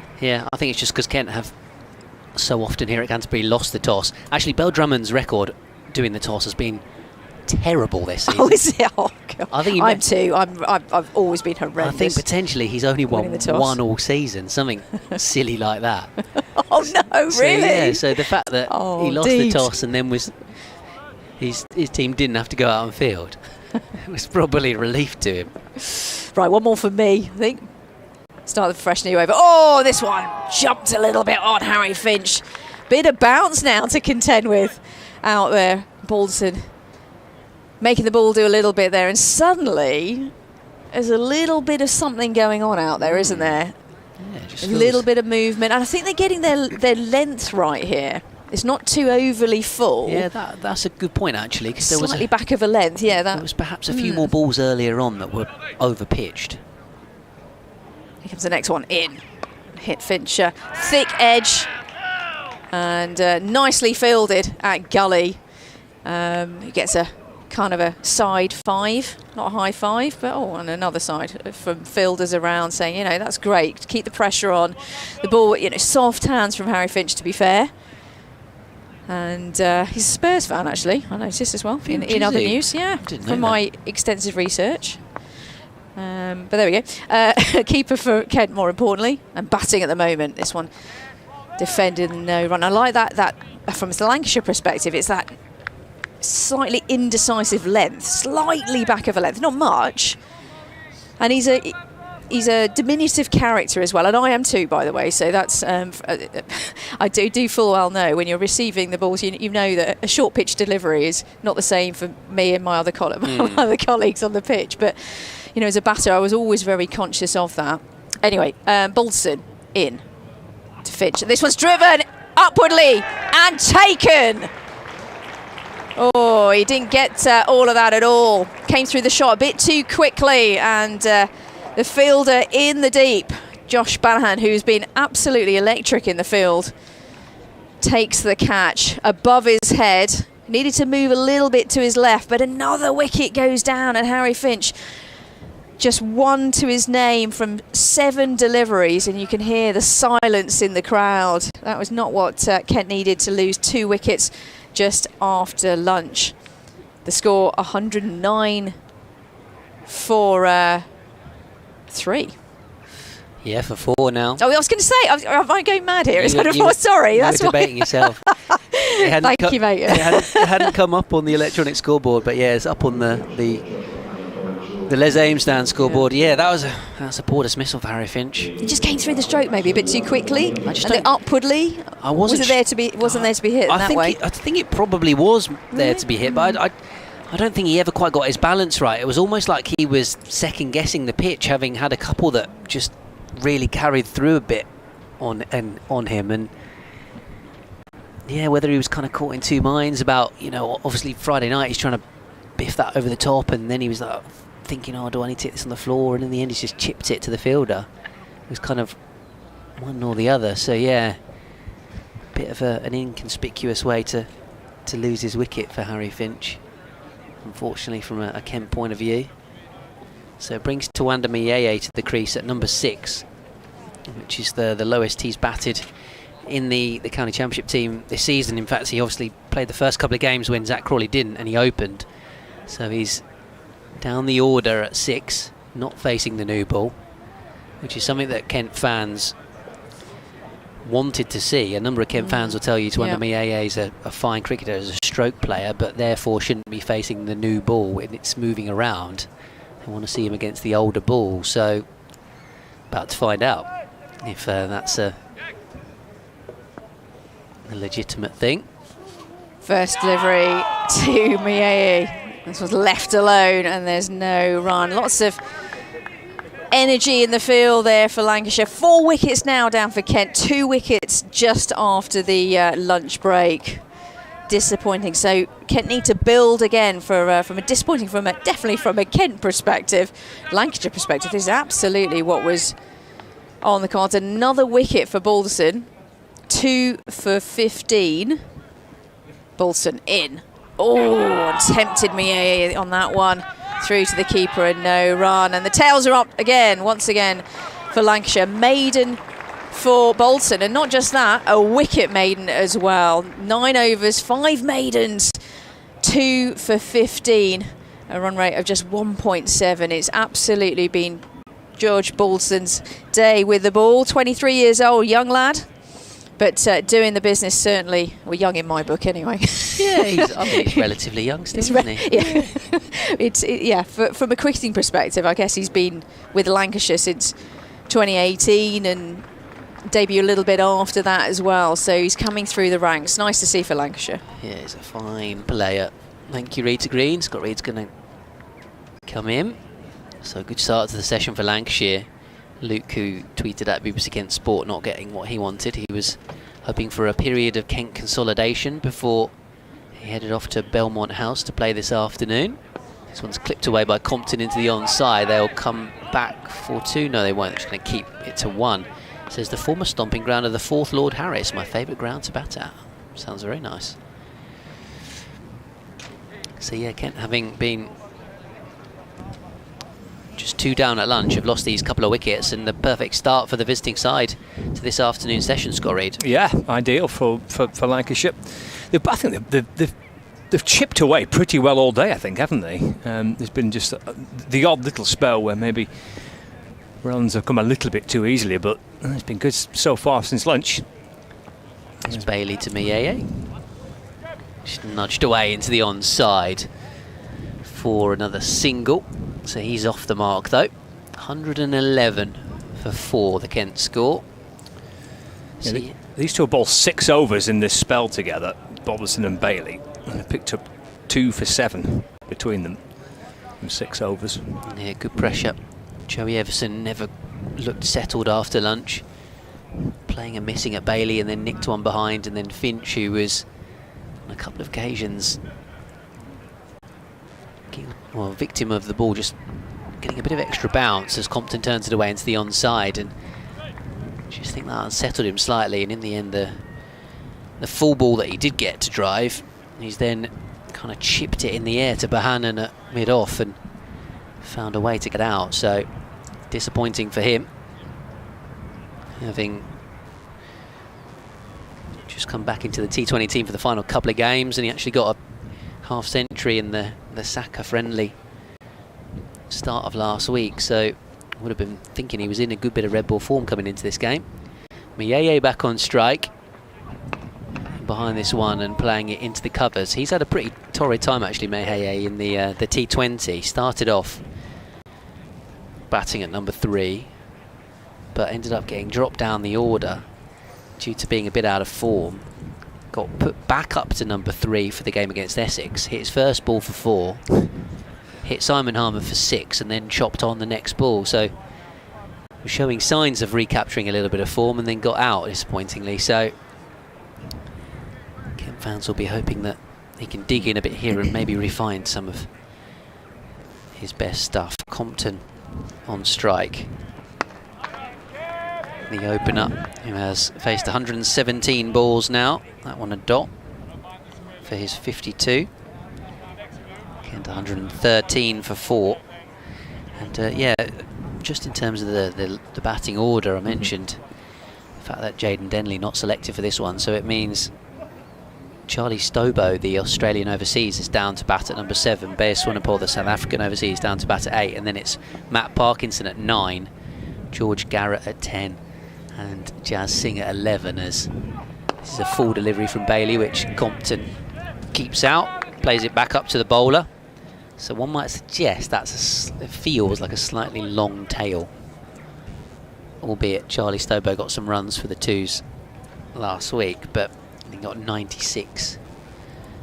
Was that against Saka, or was it in a different game? But he got 96 for the 2s the other day, Stobo, so he clearly can bat. This is his first class debut for Kent, so haven't had the chance to see him have a bat yet, so we shall see. But whether or not he's a bit high at number 7, don't know, but we'll find out. Well, Compton has held things together. He's 52 not out at the non-strikers end. Mieye on strike is there's a nice looking shot driven away through the offside from Balderson's first delivery of his 10th over. Comes back for 2, doubles his score, moves to 4. Kent are 115 for 4 now.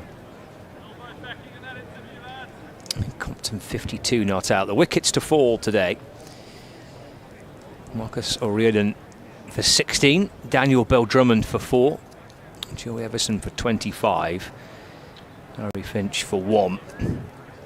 2 wickets for Bailey and 2 for Balderson. He runs back in over the wicket and bowls the back foot. Ooh, lovely shot by Tawanda Mieye, punched away off the back foot through extra cover for 4 runs. He moves to 8, 119 for 4.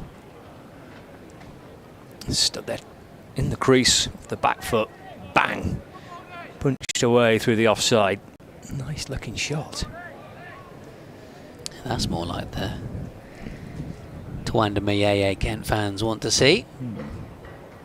He's got all the shots, no doubt about that. He's a humble young man as well, but has just been a little bit out of sorts this season. So, some glimpses Friday and so far today of his proper form. Balderson to Mayeye. Steered up towards Nathan Lyon. Mid-on, and there's no run. It's been a pretty upward trajectory, hasn't it, for Tuanda Mayeye since coming into the team. He seems to have quite a lengthy purple patch at the start of his career, so maybe, as you say, just finding it going a little bit tough, but that's going to happen at some point, isn't probably it? like you say, the first real kind of trot or bad spell of his career as a professional, perhaps. Here comes Balderson, clipped away towards fine leg for a single by Mayeye. He moves on to 9. It's 120 for 4 to bring Ben Compton back on strike. And Kent, and having lost a couple of wickets since the lunch interval,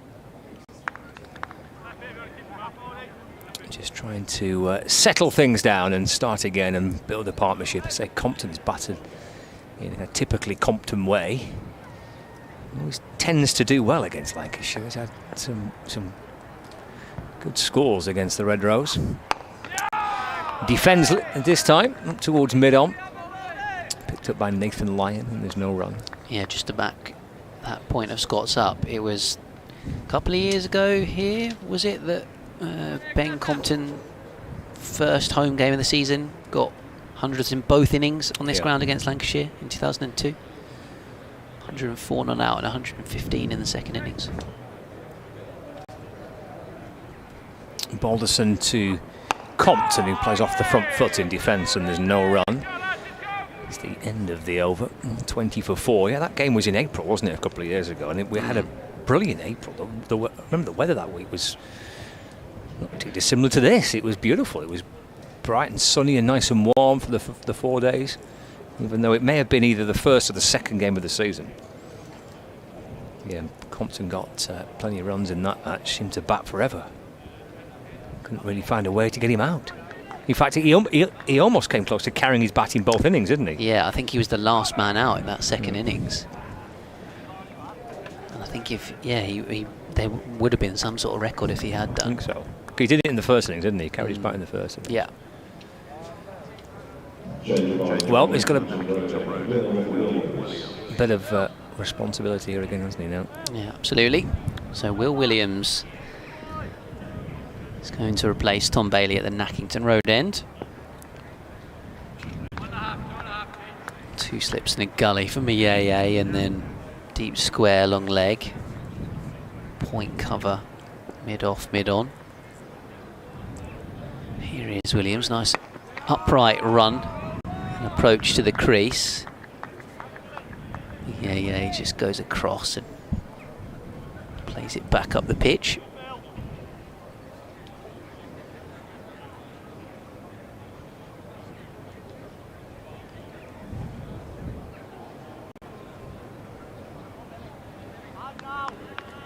He's got a runnable 9 at the minute, and Compton 52 from 120. 120 balls, that is. It's also the Kent score for 4 down. Short ball pulled away up towards deep square leg by Mayeye. Gets a single. Wasn't sure if that was airborne at all. I kind of lost track of it as it came off the bat. Before it was very much on the floor by the time it arrived at the fielder. Yeah, it's bounced well in front of Blatherwick on the square leg boundary, and it was in the air for a while. It's kind of optimistic glances from the Lancashire slip field in the direction of Blatherwick, wondering whether or not the ball may carry. Bounced well short in the end. It's not a bad little ploy there, especially when players are fresh off T20 cricket, used to kind of picking up that short ball and trying to hit it for 6. Around the wicket comes Williams to Compton. Engineers a cut shot, but can only find backward point. It seems like a long time ago now where we had, I mean, the T20 schedule obviously has been all over the place, hasn't it, in the last 10 years or so. But you used to have that period where if you had 3 or 4 weeks of T20 cricket and you go back to a championship match, you'd often see like teams 5-6 down on the first day. That doesn't really seem to happen now. Yeah, you're right though. It would happen, wouldn't it? Teams get skittled because they're so used to playing T20. That's wide of the off stump. Through it goes to Hurst. Just maybe a little bit more familiar with going from one format to the other. It's not an unusual thing now, is it, in our domestic season where you have a run of T20 games and you play some red ball cricket and go back to T20. Yeah, I think that generally these days they're in better blocks, aren't they? I think maybe a couple of the dismissals today, Finch and Reardon, were a little bit struggling to make that transition, just in terms of that judgment call. Full delivery to Compton is driven away through the covers. Bohannon is off and is going to retrieve it, so they'll come back for 3.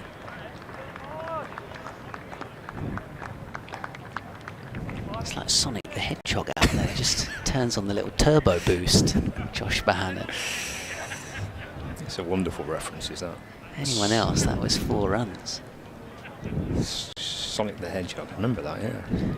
That was quite good fun to play, wasn't it? That was a fantastic Olympics version as well. Brilliant. On a certain console where you'd have to move your hands very fast in the 100 metre sprint as Williams bowls to Mieye. Back up the pitch, end of the over. Kent 124 for 4 with Mieye 10 and 55 for Compton. Is it still a thing? Can you still play Sonic the Hedgehog? I don't know. No, I don't. It's a good question.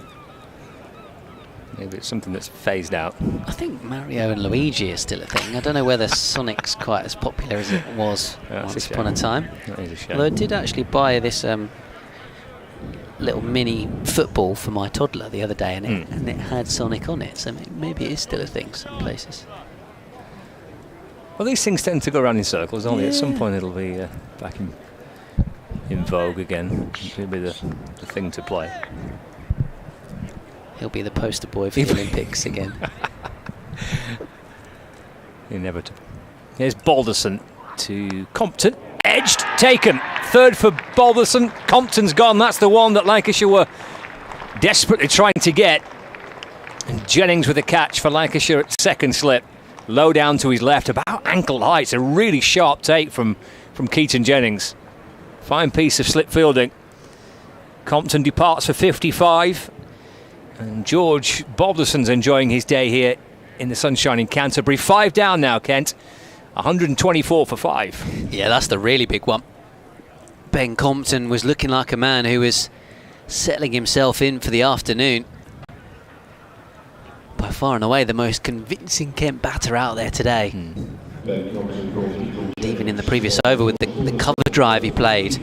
Sometimes when Ben Compton's not quite in nick, he'll just be sat in his crease kind of nudging and nurdling, and it's only when he's confident you see the shots in front of square like that on the offside. So the fact that he's just prodded a bit too hard at that defence and been caught in the slips is a massive scalp for Lancashire. And from 102 for 2 at lunch, when Kent would have been in the happier of the two teams, now the fact that Charlie Stobo's coming out at number 7, this has been a really poor session so far for Kent. And Lancashire have really got their tails up now. They have, and it's been a really, really impressive post-lunch spell from Balderson. This is his 5th over. 2 for 12 in this spell. 3 wickets in the innings so far for Balderson. Captain taking a very, very good catch. If you're watching on the live stream, you probably would have just been able to see Jennings at the edge of the screen there. It went down about ankle height and got both hands underneath it. Fingers wrapped under the ball, took a good catch. Big breakthrough for Lancashire. Mentioned how well he's battered for Kent. Not just against Lancashire, but from Lancashire's point of view, they seem to see Compton scoring plenty of runs. Stelbo, the new batter, 124 for 5. Edge down into the ground. bouncing maybe a yard or two in front of George Lavelle at third slip. And Balmerson tearing in from this end. And a fine spell for Lancashire post-lunch. They've got 3 slips in the gully. And then Wells is at backward point. Bohannon's at mid-off. Lyons at mid-on. Square leg and a fine leg. He's left and through to Hurst. And there is no run. Yeah, so Charlie Stobo got 96 off 85 balls. 4 sixes, 10 boundaries against the South Asian Cricket Academy at Beckenham last week. I'm saying about how Harry Finch got 70 in the second innings in that one. Balderson to Stobo. He's appealing for an LBW here, shaping to whip it out towards the leg side. Balderson went up, the slips went up. Umpire David Milnes says not out. Yeah, Ben Compton got 83 in the first innings of that game as well. It was actually Sachin Tendulkar's son who got Charlie Stobo out in the end. But yeah, I suspect that this might be a slightly more difficult situation than a normally batter-friendly surface at Beckenham. 1, 2, 4 for 5. Balderson, Stobo off the front foot, plays solid in defence. The ball bounces to mid-on. Lyon fields, no run. But yeah, for those who don't know too much about him, 29 years of age, born in Sydney, New South Wales, bowling all-rounder, New South Wales, Western Australia player. He's previously featured for Durham's second team in years gone by. His dad was a cricketer too. Balderson to Stobo, fallen wide off stump. Driven to mid-off where there's no run. And that completes the over. It's a wicket maiden for George Balderson. He's bowled 11 overs, 6 maidens, 3 for 22. Fine stuff by Balderson for Lancashire today. Kent are 124 for 5. Yeah, he's been pretty stunning today. He only went for 10 in his first spell, and then, as you say, in his second spell after lunch, he's picked up these wickets. So, impeccable stuff, really, from George Balderson, and has enjoyed and found a rhythm here at Canterbury from this pavilion end. I see Will Williams continue from the Nackington Road end. But yeah, when Frank Watson was here, our colleague from BBC Hereford and Worcester, he was saying about how he played cricket with Charlie Stobo's dad, Richard. So they crashed on one another's sofa over the years, playing some club cricket and whatnot. So Kent in a bit of a pickle at the moment as Williams gets into his action but then doesn't throw the ball down. He will have a go again. So Mayeye now at 6, 10 not out. Stobo in at 7, yet to score after the loss of Compton for 55, who was looking like the man out there, to be honest, today. Certainly was the main man from Kent's point of view, having lost O'Riordan for 16, Beldrummond for 4, and then after lunch Everson for 25 and Finch for 1. Just looked like today was going to be a Ben Compton day. Mayeye driving out towards backward point. So yeah, big wicket for Lancashire, that one, you feel? He did feel like it could be a Ben Compton day, watching him bat through the course of the morning, how he started after lunch. I think that you could tell with the reaction of Lancashire's players at the dismissal of Ben Compton. Kind of all set up there, wasn't it, for him to just kind of keep batting. Yeah, he looked like a man that was feeling confident, in the mood, driving the ball well all day. As Mayeye defends back up the pitch, maybe perhaps enjoying the bit of extra pace on the ball as a result of that slight bit of extra grass that Kent have left on this wicket. We've had some very slow wickets so far this season, and not only has it affected bowlers and their ability to take wickets, but it's also affected batters, and they've really had to grind out runs because it's been, the ball's not been coming onto the bat at all. So Yeah, arguably Compton perhaps enjoying that a little bit, as Miyeye from the crease plays defensively off the back foot to this one from Williams. I mean, we've had a few draws here at Canterbury, but Essex were the last team to come here and win. After 3 days of the pitch looking flat as a pancake, suddenly it started turning on day 4, and Harmer, having gone for none for 100 in the first innings, twirled Essex to a pretty swift win on the 4th day. Miyeye tapping his bat, waiting for Williams, punching a drive out towards wide mid-off.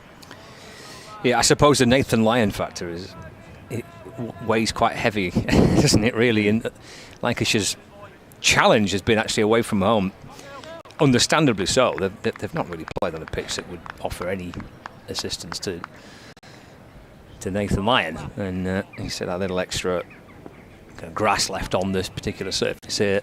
The last thing Kent want is this pitch to start turning, really. Yeah, absolutely. Full ball defended away by Miyeye into the covers. I was listening to the Essex head coach, who was speaking to Kevin actually on Sports Extra when Lancashire played Essex. That would be back end of April, and they produce a real green top down there. And he said to Kevin, Anthony McGrath, that there was even though we've got Simon Harmer, there was no way we were going to produce anything that would offer anything towards Nathan Lyon. Yeah, it's interesting to hear that even when they've got a quality spinner, they don't want to let the other team's quality spinner have any help. So it's left alone by Miyeye outside the off stump.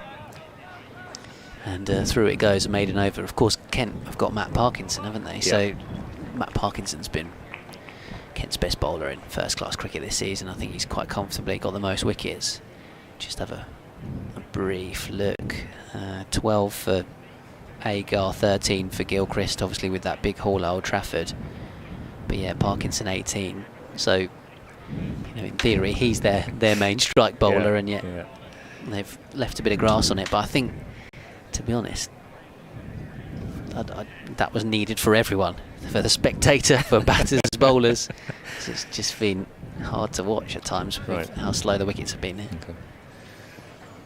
124 for 5. Balderson bowls to Snowball. It's left outside the off stump, just swings away into the gloves of Hurst, no run. So yeah, it has been quite interesting to watch that through the course of this season. That, like certainly, obviously, at home it's different. Lancashire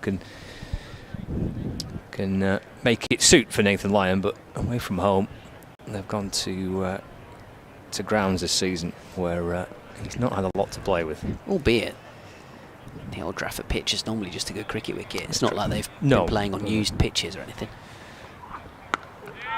Balderson to Snowball again, forward in defence, and there's no run. Two of those grounds have been out grounds, though. They're at Blackpool for 4 days, and they're at Southport next week.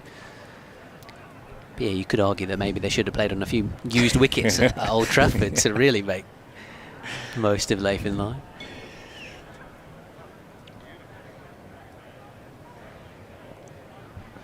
.124 for 7. Correction, 124 for 5. As Balderson sets off, forward goes Snowball in defence, and there's no run. So about an hour or so into the afternoon session here in Canterbury. Kent 124 for 5 in their first innings. Wickets falling elsewhere. Nottinghamshire have lost a 4th wicket. Joe Clark just got to 50 actually. But he's out for Nottinghamshire as Balderson's in again, left by Snowball, through to the keeper, no runs. And not so 173 for 4. In their match at Trent Bridge, they're taking on Somerset this week. Fletcher Middleton out for Hampshire. After getting to 74, Ed Barnard with the breakthrough for the Bears. Warwickshire against Hampshire at Edgbaston. Hampshire 134 for 3. Balderson to Snowball, it's defended away into the offside, and there is no run. Elsewhere, Durham have reached 200 in their match at Chelmsford. They're taking on Essex. Alex Lees is 75 not out. David Bedingham out for 65. Durham 200 for 3 at Essex. And the one other Division 1 game is between Worcestershire and Surrey. And Don Sibley's 59 not out. Balderson's in, full and driven nicely down the ground. Lovely shot all the way for 4 runs. Nice way to get his first-class runs for Kent. It's the end of the over, 128 for 5. And also there, Jamie Smith with some runs for Surrey. So Surrey 136 for 2, batting first at Worcester this week. And in Division 2, Northamptonshire 146 for 3. They're at Glamorgan. Middlesex at Lords against Derbyshire. Middlesex 126 for 3. Sussex are 152 for 3 against Leicestershire. And Yorkshire in Scarborough have made a very good start with the bat against Gloucestershire. Adam Lyth is 82 not out, and Yorkshire are 152 without loss. That was the end of Balderson's latest over. Ben Watts is taking a break, and Rita Green back alongside me. Hi, Scott. Hey. Wow. So 3 wickets after the lunch break. Lancashire will be delighted with that. Mier on strike. This was driven between the fielders and chases on. But the ball is reeled back from nowhere near the boundary rope in the end, actually. Josh Bannon, his fielding today is absolutely... I'm assuming that's him, actually. It is him, because he's the only one that actually probably, runs at that type of pace. He's been electric. I take it he's always like that, but first time I've had a real chance to take a look at him in the field. He's been busy, hasn't he, today? Well, true. He's also been quite busy, yeah. And he took a great catch as well he earlier. did, Yeah, on strike. And defended, and there's no run. But that's what you need in the field, isn't it? No, obviously the pressure of wickets, etc., but also tight in the field as well, and making sure that the opposition really work for their runs. But Lancashire will be delighted with this, weren't they? 3 wickets after the lunch break. Yeah, it's good. I think it's something that they've looked at. I remember hearing Mark Chilton, the director of cricket at Lancashire, talking about last season, or the last couple of seasons, their stats post-lunch are not as good as the morning session. That's something that they have tried to work on this year. Williams in from the Nakata Road, and this one's pulled into the onside in a rather agricultural manner, but we like it from the Kent perspective, and kept it down. That's why you heard some sort of oohs from us as well. There's a man in the deep though, so they keep it down to a single. Miea is actually really been quite, I think, positive is the way. I wouldn't call it aggressive, but positive. It might be. I mean, Ben was saying about how he's struggled a little bit this season for runs, which obviously can happen. That's fine. He's clearly a very, very good player. So maybe just coming out with a little bit of positive intent and trying to hit bat on ball and try and get himself into this game, get himself into the innings. Yeah, try and turn the tide back to Kent. Next one in. This one's defended, and there's no run.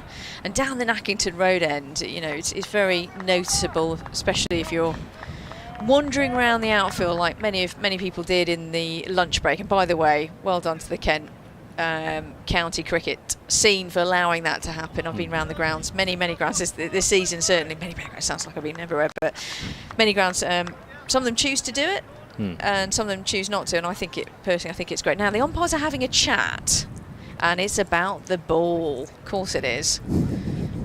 I think this is the first let's take a look at the ball chat, isn't it? I think it is, yeah. Haven't had a wicket for, a little bit. No, sorry. It's the cynic in me. Sorry, Scott. Yeah, it's the first little look at the ball. I've started now to record this sort of thing. Where are we? 41.4. Because I was doing a Middlesex game a couple of months ago, and the ball got changed 5 times in one day. Oh, wow. And it's not something I normally note down, but I will do that from now on. Yeah. But no, I think the same ball remains, because there was no ball. The ball box didn't get taken out, and I didn't have a look at that. But it does move, it does deform, it does. The seam could come out, so legitimately could be the case. Next one in, and this one's tucked round into the onside, but straight to the fielder at square leg, and there is no run. And we've seen occasions, I think, I'm not sure about you, Scott, where the seam is literally unravelled, and so joking aside, kind of need a new ball then, don't you? both parties. But I don't think the umpires got their little gauge out. They got them little kind of metal bracelets, haven't they? They can push the ball through to see if it's gone out of shape. I don't think they looked at that, so maybe it was just the condition of it. Oh, you're right. Yeah, but more the.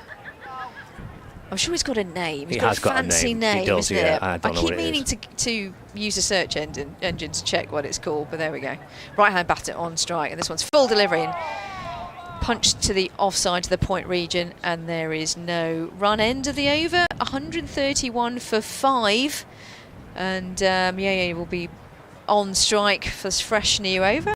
And Scott, I think it's sort of teetering, isn't it? You know, knowing Kent's predicament from a batting perspective. I say predicament, but actually there's quite a few batters that can do the business. But Lancashire must feel like, you know, 2 more wickets. Yeah. And you're really into the tail. Would that be how they're feeling, do you think? I think it will be. Yeah, they've got a great opportunity here, haven't they? I mean, if there's, talking about the pitch and there's a bit of green, a bit of grass left on the pitch, maybe today could be the best time to bowl on it. We've got a fantastic opportunity to try and get in amongst this lower order, and Bollerson comes into Mayeye, who's forced to defend. Slightly angled bat and just chops it down into the offside, no run. Especially, I suppose, as they won the toss and chose to bowl. And I always think, as a captain, you have a point to prove immediately, don't you? If you've made that decision, you want to make it count. Although the toss feels like a long time ago. I've had an ice cream since then. Yeah, thank you for my that. body weight in chocolate. Yeah. So yeah, no, you're welcome. I felt as though it wasn't right for me to have one on my own in front of you gentlemen. I know many people that would have done. Here's Balderson to Mayeye, plays right forward in defence, so there's no run. And you did well to get all the ice creams back up into the commentary box, all in one piece, without anything melting. Without dropping anything. It was surprising. It's a fine effort, that. I nearly got rugby tackled on the way here by some young people that wanted my ice creams. Especially when you got 4, you think either this person's rather greedy or, surely one of the friends can do without. But yeah, even the ice cream van gentleman was concerned whether I could get it back in one piece. No, anyway, you haven't missed any cricket, but... it was quite pleasurable in this heat. It was lovely, thank you. Balderson to Mayeye, balls again, that's shovelled out towards the onside, it's bouncing out towards mid-wicket. Although it will get round to complete the fielding. To Mayeye comes back for 2, moves to 15. And Kent are 133 for 5. We're into the 43rd over of the Kent first innings. Where is the ice cream van, by the way? It's tucked around onto the right here, so next to the Frank Willie stand. Right. So it's out of view, which was disturbing, wasn't it? We're like, where is it? But don't worry, I tracked it down. It's a perfect day for some of the players who are not involved to get an ice cream. Forward goes Mayeye in defence. Yeah, Jimmy was in front of me in the queue. No, I'm only joking. But you see that quite a bit, don't you? It's on a hot day when the ice cream van's in, some of the players just... Do they? Yeah, I saw that last year in a game at Southport. Oh. Yeah, there was Lancashire played Hampshire at Southport, and some of the players on both sides were enjoying a bit of ice cream. Good on them. Yeah, why not? 1-3-3 for 5. And there's Balderson's in, Mayeye forward in defence. And there's no run. In fact, that game at Southport, Luke Wood was on an ice cream run, and he was getting in... it looked like maybe 6 or 7 ice creams. He did really well to kind of carry them safely around the boundary. Back towards 6? The dressing room. Yeah, wow. There's a lot of ice creams there being carried back by Luke Wood. It was a hot day in Southport for that match last year. Oh, lovely. Balderson over the wicket to Mayeye. It's defended to mid-on. Nathan Lyon fields. It's the end of the over, so a couple of runs coming off it. And Kent are 133 for 5. Balderson's bowled beautifully today, really has. Continued that really lovely line and length, and some swing as well for Balderson today. So, and from quite a few of the Lancashire bowlers, 3 for 28. The numbers for George Balderson. There are lots of Georges in your side. There is. Yeah, I did notice in other news. You like a George. It helps you get into the first team if you call George. Oh, is it? Yeah, okay. That's how it works. He's like the first guy. It is. It's like a tick sheet. Okay. It is, First name, George? In you go. Looking good. Yeah. Or if your surname begins with B, that helps. Yes, as well. I also noticed that as Yeah. well. If you're a George B, you're doing very Oh, you very nailed well. on for a starting place. Next one. In. Oh, a lovely delivery. Shaped away. Well left by the batter, who is looking to continue that 4 runs. Hit a 4, didn't he? And Yeah, a lovely shot for 4, didn't he? Yeah. lovely. But then since then, 4 off 15. Miei at the other end. I was looking forward to seeing Twanda Miei play, actually. I've been here a few times this season and I haven't seen him many times. And I think I saw him in the first game and then wasn't in the next couple. I think he's quite an exciting batter to watch. From the Nackington Road end, this one's pushed into the onside, straight to mid-wicket. And there's no run either side of that fielder at mid-wicket. There would have been 1, probably 2 actually. So the rehearsal of the stroke, just trying to, just play it slightly later, and maybe could get the other side of the fielder. That's what I would be thinking. We've got 2 slips of gully, point, mid-on, mid-off, cover, mid-wicket, and so a deep, fine leg as well. So reasonably conventional in many ways. Here comes the next one in from Williams. This one is squirted out to point, not convincingly, but off the thick edge. And there's no run yet. Nathan Lyon, gosh, you can watch him all day, couldn't you? He talks to the umpires. He talks to anyone, I think. I'm feeling as though I should have had a longer conversation with him earlier today. He's still got his sleeveless jumper on, which is incredible, really, because I think it's about 23 degrees here. But he comes from warmer climes, of course. I say of course, I've been to Australia many times, it's not always warm. This one's cut into the offside. There's no run. But you're listening to BBC 5 Sports Extra, BBC Kent, BBC Lancashire, BBC Sport website, as well as the smart speaker as well. Do try it, ladies and gentlemen, try it. If you've got one of those smart speakers, give it a go. You will be amazed.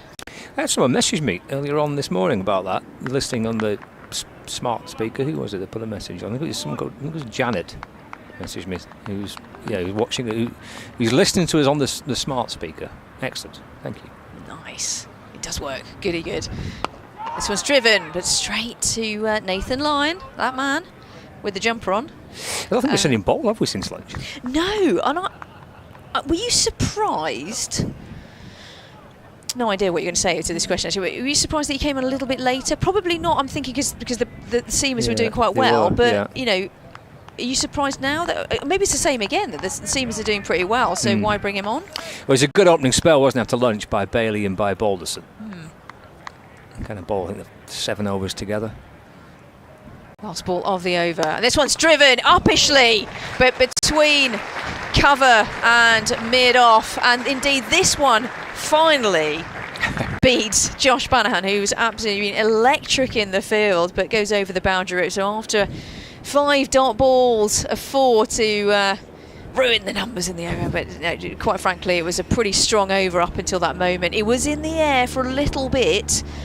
And actually, if cover had been a little bit further towards a mid-off, then there could have been some action. But there we go, end of the over, 137 for 5. I think there might be a change of bowler. Yeah, we're going to see the end of Balderson's spell. It will be Nathan Lyon. But after lunch, from this end, Balderson 7 overs, 2 maidens, 2 for 18. So a super spell for Balderson comes to an end. He's picked up 3 wickets so far in the innings, 3 for 28, but that post-lunch hour or so of bowling, 2 for 18 from 7 overs. What a spell. What was in his breakfast this morning? I'd like whatever he had before I go out and play. Probably wasn't a custard donut like I had. Oh, is that your breakfast? Well, that was good to see Kevin Howells. Delicious. 137 for 5. So Nathan Lyon then sent down 5 overs in the morning session. Comes on for the first time this afternoon with a slip and a forward short leg. Mayeye on strike. His off spin from over the wicket. It's defended away into the offside. And there's no run. So he's got 3 fielders on the offside. Point, cover and mid-off. Bannon's at short, straight mid-wicket. There's a deep mid-wicket, a long on, and a long leg. Lyon for Lancashire in the balls. Forward goes Maye in defence, reaching forward, good stride down the pitch, bat in front of his pad, just pokes it away into the offside. And Hurst, the keeper, picks it up, hands it back to Lyon. Umpire James Middlebrooks decided he can't see properly from square legs, so he's going across the point. Lyon twirls in again. Maye off the back foot. It's pushed up towards the Lancashire captain, Keaton Jennings, at mid-off, and there's no run. So we've got 2 catchers around the bat. Bell under the helmet with the pads on at short leg. Wells is at first slip. Lyon to Maye, forward again, just carefully dabbing the ball back down the pitch to Lyon, who waits for it to reach his right hand and scoops it up and gives it a bit of a polish. There's another chat to David Milnes. They've been nattering away with each other for most of the day. Let me just try to sweet talk him into a decision or two. Here comes Lyon, balls, forward goes Maye, defends again, and there's no run. It's always good to be on chatty terms with the umpire. But beautiful flight and variation here from Lyon, isn't it? If you're a young cricketer, or not so young cricketer actually, really interesting to see. Final ball of his first over. Goes back and defends back down the pitch, gathered by Hurst, and Nathan Lyon starts with a maiden. And Kent are 137 for 5. How would you sum up Nathan Lyon's stint with Lancashire this season? Yeah, again, this is his penultimate match. He's got one more game to play. I was chatting to Ben about the role he's had in the team, because away from home he's not really had, as you would expect, he's not really had many pitches that have helped him. You know, the home side not massively keen to produce a pitch which might bring Nathan Lyon into the match, so that he's not had a great deal of assistance. But still, the way he's bowled, and you mentioned that in his first over there, that's been one of the real fascinating parts of this season, is watching Lyon bowl on pitches that are not doing anything for him. Yes, good point. Sign of a great bowler, isn't it? To make something happen. Right, fresh new over starts. Down the Nackington Road end is Williams, and this one's pushed into the onside to the right of the fielder at mid-wicket area. They go through for 2. In fact, let's call it 3. Thank you, Scott. Gosh, I was so busy looking around the pillar at the fielder in the deep. 3 runs, and Maye now on strike. Yeah, down that slope, it's deceptive.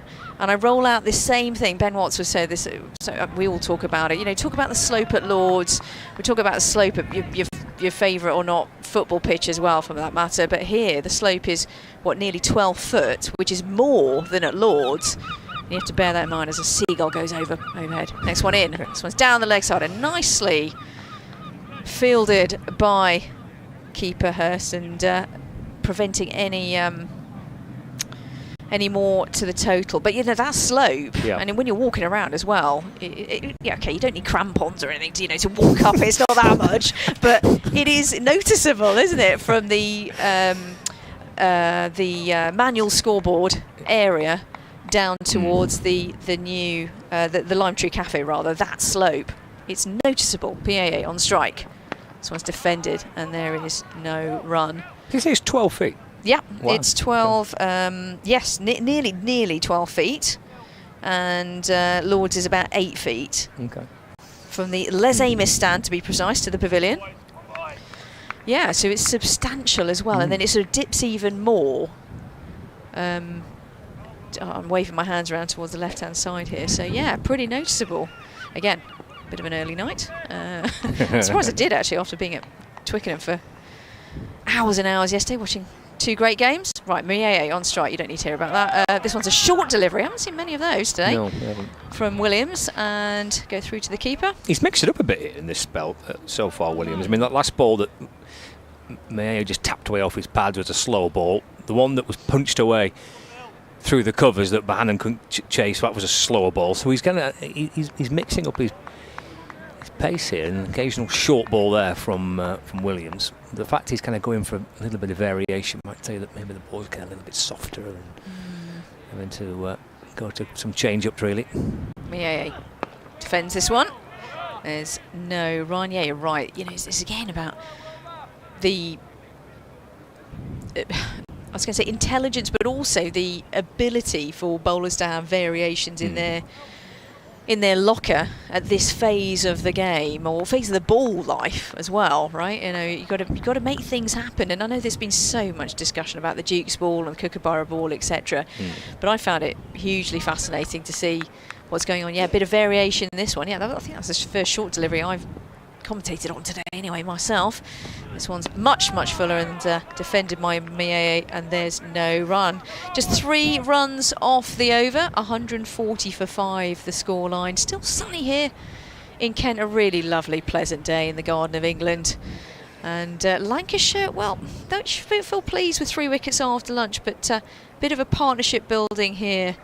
And Nathan Lyon is probably going to continue from the pavilion end. Yeah, there's a lot of chat, wasn't there, about the Kookaburra ball at the start of the season. I didn't mind it. I mean, there's a lot of draws, but what you weren't seeing is what you often see in the early rounds of the season, is that teams are being skittled because batting's really difficult. Yes. You know, you're having to see bowlers kind of think a little bit outside the box a bit. Work hard. Yeah, well, yeah, and just find ways of trying to take wickets and bowl sides out. Lyon starts, as you say, a fresh over, Stobe off the back foot, defends, no run.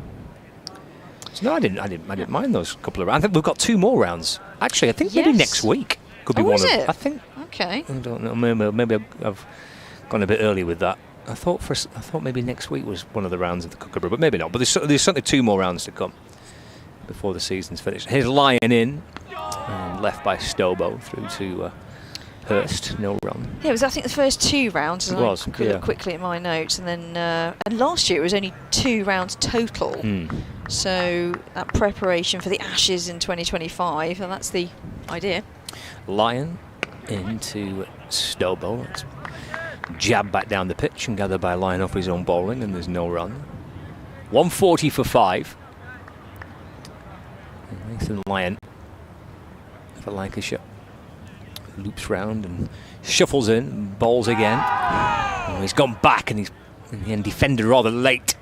A little in half of the bat on that. Just bounces back down the pitch.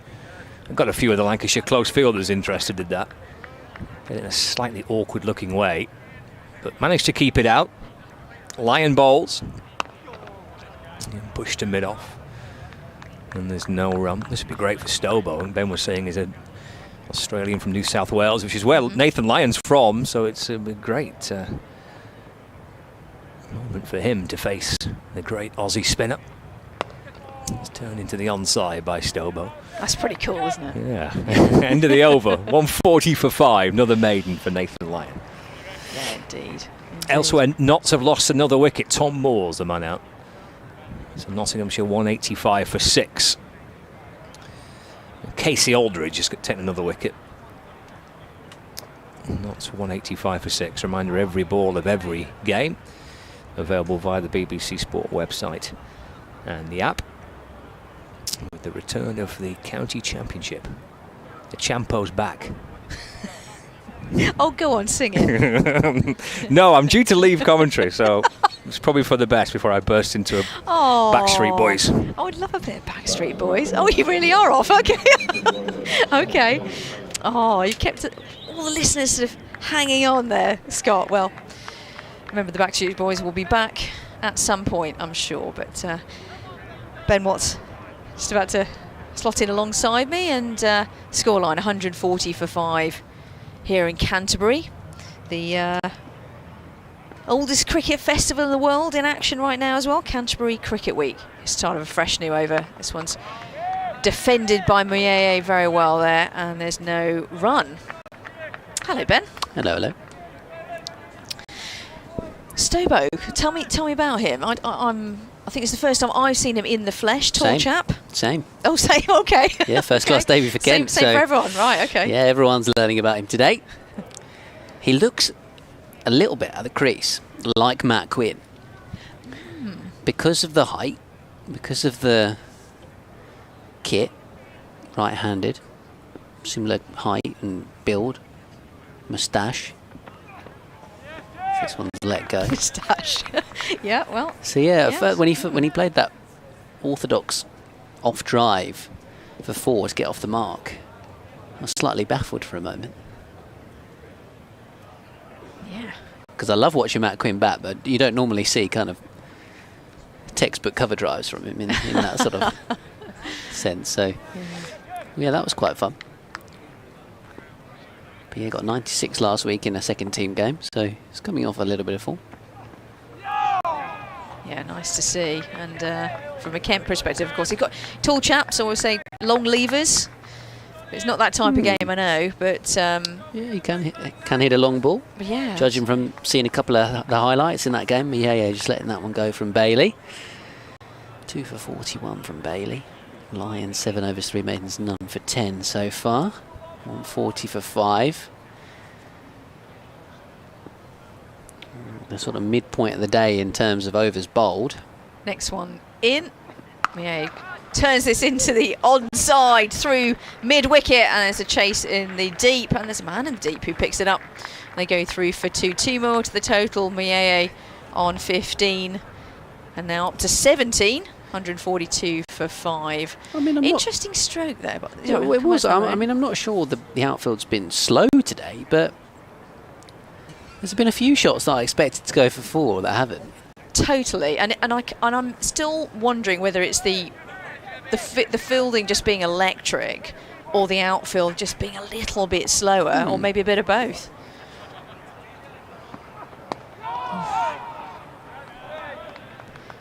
But interesting straight. Oh, sorry, that was a straight to mid wicket, and there's no run. Thanks, Ben, for the. That's okay. I didn't know if it was my over or not. No, me neither. I don't know where I was for a moment. But dot ball is all you need to know. But I was just thinking about Mieye's stroke before. You know, when you're trying to sort of pull it into the onside, you've got to get your body position and feet position there. He's sort of reaching a little bit out offside. He's got to be a bit careful. It was controlled. It was down on the ground. But something to look out for. This one's defended very nicely, and there's no run. It's kind of all hands, isn't it? Yeah. It's very kind of wristy, and you've got to get your feet possession. You can sort of see the hands trying to roll, the wrists, and get the ball down, but maybe the feet position, yeah, like you say. Sometimes feet will stay quite still, and the hands do a lot of work for me, which looks quite classy when it comes off. You know, he bats with a bit of swagger, doesn't he? Definitely. When he's on form. So he's such class. I mean, every time I see him, actually, and I was saying earlier that I think there were 2 rounds where he didn't play, and I was lucky enough to be being here. So it's nice to see him back out. I find that type of batter quite exciting. Oh yeah, he's good fun to watch when he gets going, for sure. So Scott Reed's been off to do his update for BBC Lancashire. I don't have any BBC Radio Kent updates in the afternoon on a Sunday. It's a strange little time. This one's defended away by Charlie Stobo every half an hour, when it's, of course, a home show. Sorry, I was going to say, don't worry, everybody's used their smart speaker to listen to us, sure. Well, absolutely. One would hope so. And you can continue to hear uninterrupted commentary via your smart speaker and via the BBC Sport app and website, as this one's driven away by Charlie Stobo, because, of course, on BBC 5 Live Sports Extra at 1:15, there will be a switch of commentary. We're going to be heading to Bridgetown because England are going to be taking on the US of A at the T20 World Cup very soon. As this one's pushed away by Stobo from Lyon in the Super 8s of that competition. England need to win, and win big, don't they, to guarantee a semi-final spot. As Lyon bowls again to Stobo. Lets this one go outside the off stump. So 4 dot balls so far in the over. Had a big win against the West Indies, courtesy of that fine Phil Salt knock. Got edged out by South Africa in their last group game. Stobo driving pleasantly here, past the sub-fielder at extra cover. Mieye wanted to come back for 2, but Stobo sends him back, and they have to stick to 1. Of course, England only got through courtesy of a nervy, rain-affected win over Namibia. We were wondering if they were ever going to get back on the pitch. England have, as this one's defended away, brought Chris Jordan in to face USA and have won the toss and are going to bowl first as well. So the England lineup for that one has Phil Salt, Josh Butler the captain, Johnny Bairstow, Harry Brook, Moeen Ali, Liam Livingston, Sam Curran, Chris Jordan, Jofra Archer, Adil Rashid and Reece Topley in the side. There you go. So Jordan in, but Curran keeps his spot. Lots of bowling options there for the captain. They'll be looking to not just win, will they, but win big in order to that'll be the plan, but of course have a chance. America have been a bit of a surprise package in the competition. Sure have. USA, and of course the home side. So they have all the support. Yeah, they've been as co-hosts. They've done really well. Been not a pushover at all. Start freshening over, and this one's defended by Charlie Stobo. Just got his bat down just in time. Yeah, almost. No run. Almost kept there. Yeah, kept a bit low. Then the defensive shot kind of cannoned off the pad and deflected away. So yeah, it wasn't far away from something happening. The bell drum and dismissal. That was one to remember in terms of keeping low as well. So, and from the exact same end. This one's driven, but straight to mid-on. And there's no runner. Charlie Stobo is looking to be really positive here. He's taking a couple of steps down the wicket as well at a couple of deliveries and trying to make things happen. And that's what his side need him to do here. 143 for 5. So, a couple of more wickets down and you feel that Ken might be in trouble. Yeah, as much as anything, they just need him to stay there with Miei at the moment. In. This one's down the leg side and tickled round the corner and through to the boundary rope for 4 runs, 4 more to the total. 143 for 5. Let's call it 147 for 5 now. I'm always ahead of the scoreboard. 147 for 5. Too quick. Sometimes the scoreboards are very quick. That was leg bys signalled in the end. Oh, it was leg bys. Interesting. Yeah, I thought it might have been off the bat, but okay, leg bys it is. Who cares from a Kent perspective? Absolutely. From a batter's perspective, you want that to your name, but there we go. But no chance for the keeper. Just having a look at some of the scores elsewhere. Yeah, go for it. Durham continuing to be pretty positive with the bat. 233 for 3. Alex Lee's into the 90s, the opener. Former Kent keeper batter Ollie Robinson is there on 29, not out. Nottinghamshire 192 for 7 against Somerset. 1 second, Ben. They're taking a look at the ball again. Oh, so they might be. You've got loads of time now to continue with the scores. Yeah, absolutely. I really will keep going. Hampshire 170 for 4 against Warwickshire. Fletcher Middleton out for 74 in that one. Surrey 178 for 2. So big partnership between Jamie Smith 82 and Dom Sibley on 76. I think that's all the scores from Division 1. Yep. And then Division 2. 163 for 4. Northamptonshire against Glamorgan at Cardiff. Middlesex 142 for 3 at Lords against Derbyshire. Sussex have recovered to 207 for 4 thanks to 96 from Ollie Carter. 73 not out, John Simpson the keeper against Leicestershire at Hove. Yorkshire 191 without loss against Gloucestershire at Scarborough. 90 for Alex Lythe, Adam Lythe, sorry, and Finley Bean 88 not out in that one. Who's Alex Lythe? Adam Lythe 90 lot out for Yorkshire. So yeah, the only way you can listen to whichever of those matches you would like to is via your smart speaker or via the BBC Sport app and website, and that's where we will be for uninterrupted coverage of this game when they pick a ball that they like. When we resume, when in 5 minutes time Kevin Howes will be handing over to the Test Match special commentary team for that T20 World Cup England v USA coverage from Barbados. Indeed, and they are changing the ball. It was 8 overs ago that they took a look at it, and it's taken 8 overs to go, yeah, I think it's time to make a change. Normally you see the ball changed when the bowling team are dissatisfied with how many wickets they're taking, but actually Lancashire were quite proactive with making the umpires aware that they were not totally happy with the ball.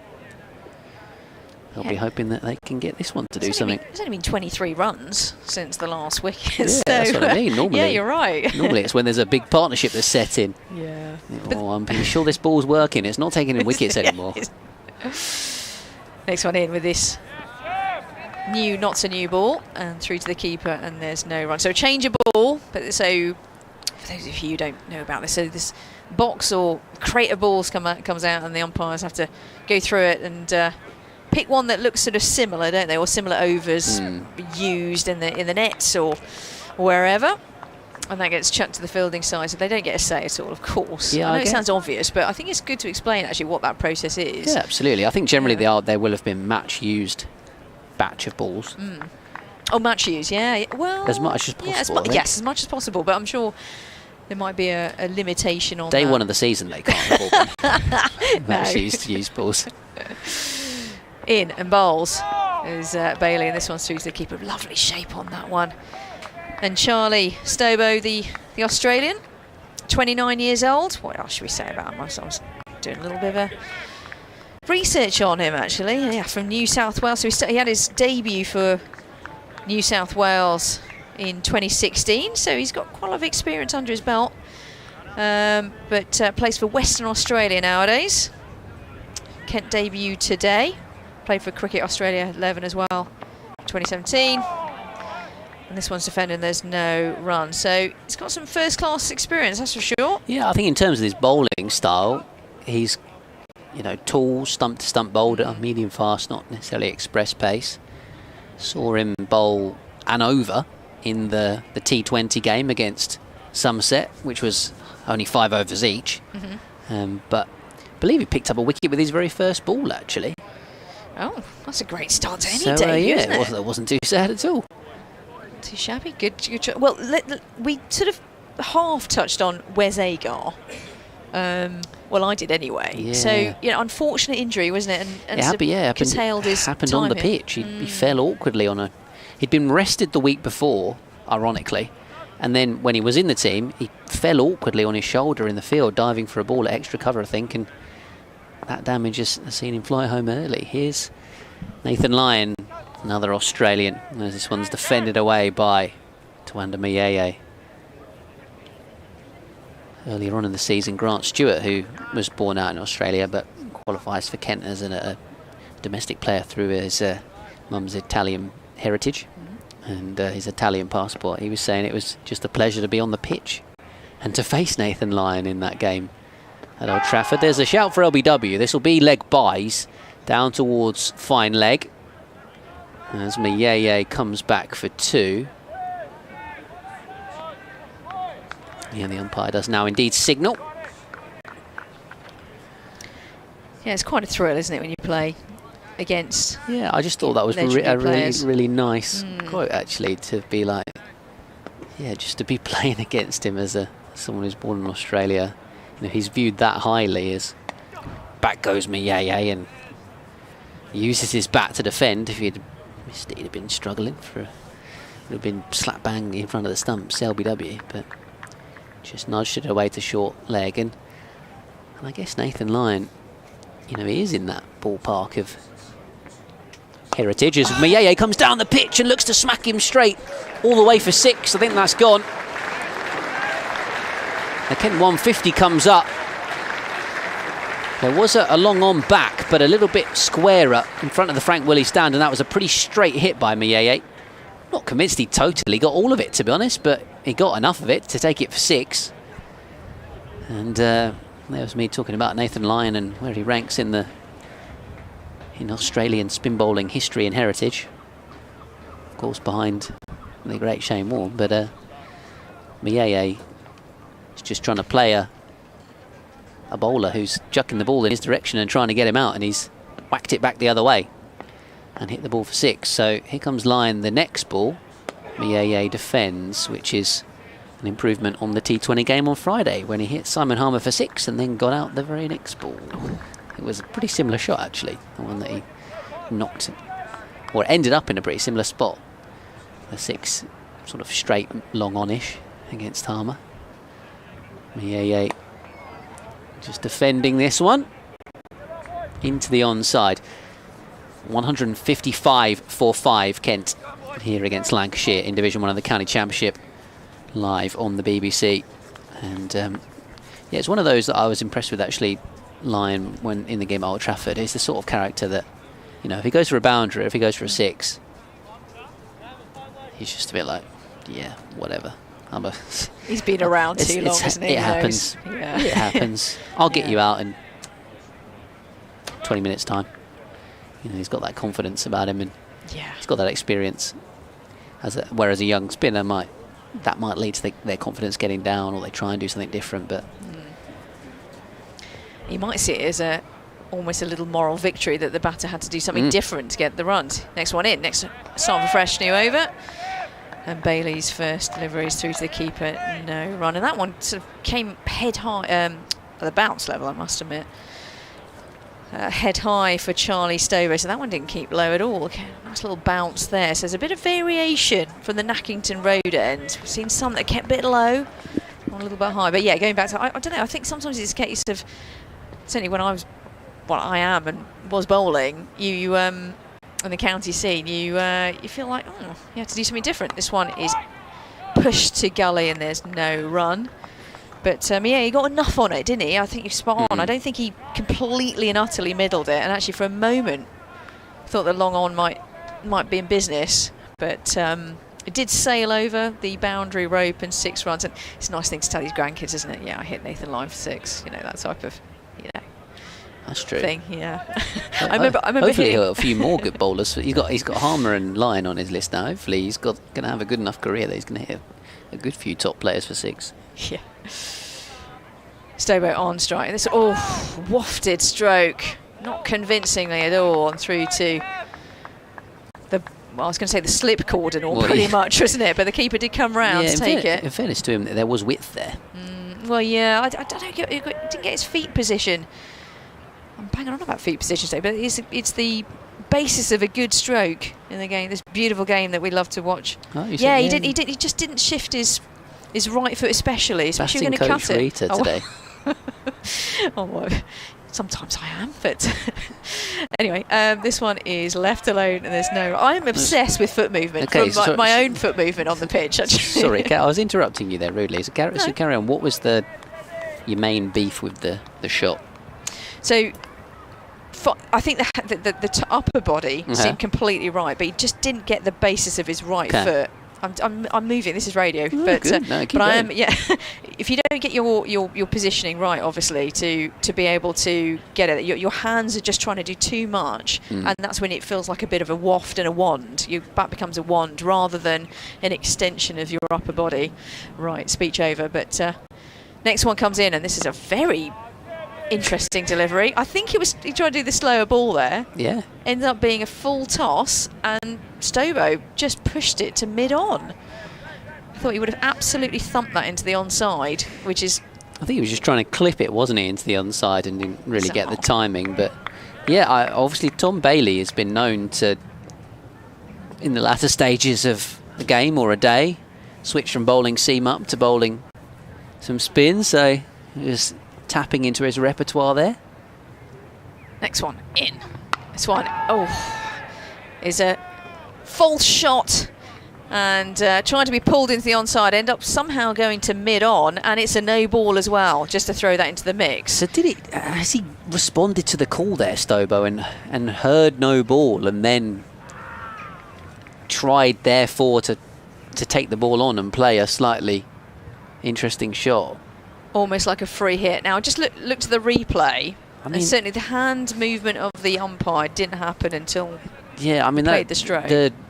You'd have to have ridiculous reaction time to hear no ball and think, oh, okay, I can try and belt this. Yeah, on strike. This one's left alone and through to the keeper. No run. End of the over. 158 for 5. Kent are going along quite nicely here after losing those wickets just after lunch. Mieye on 23 from 51 deliveries. And the Australian Stobo on debut for Kent, 13 from 44. We've got 44 overs remaining today. Run rate around 3.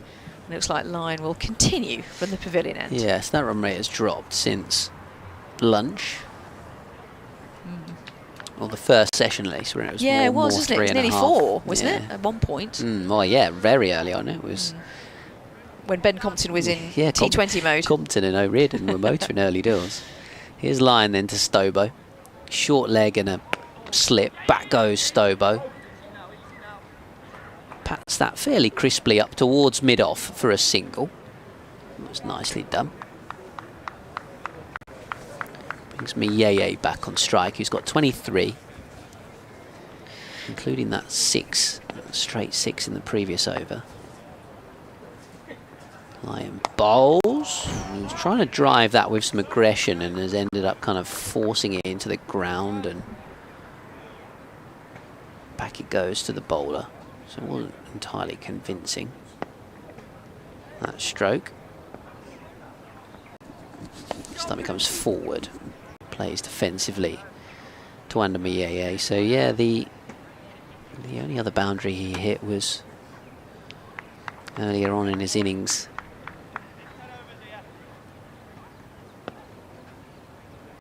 Just 1-4-1-6, Miyeye. He is looking to try and drive this one, but in the end, just gently nudges the ball up to mid-off. No run.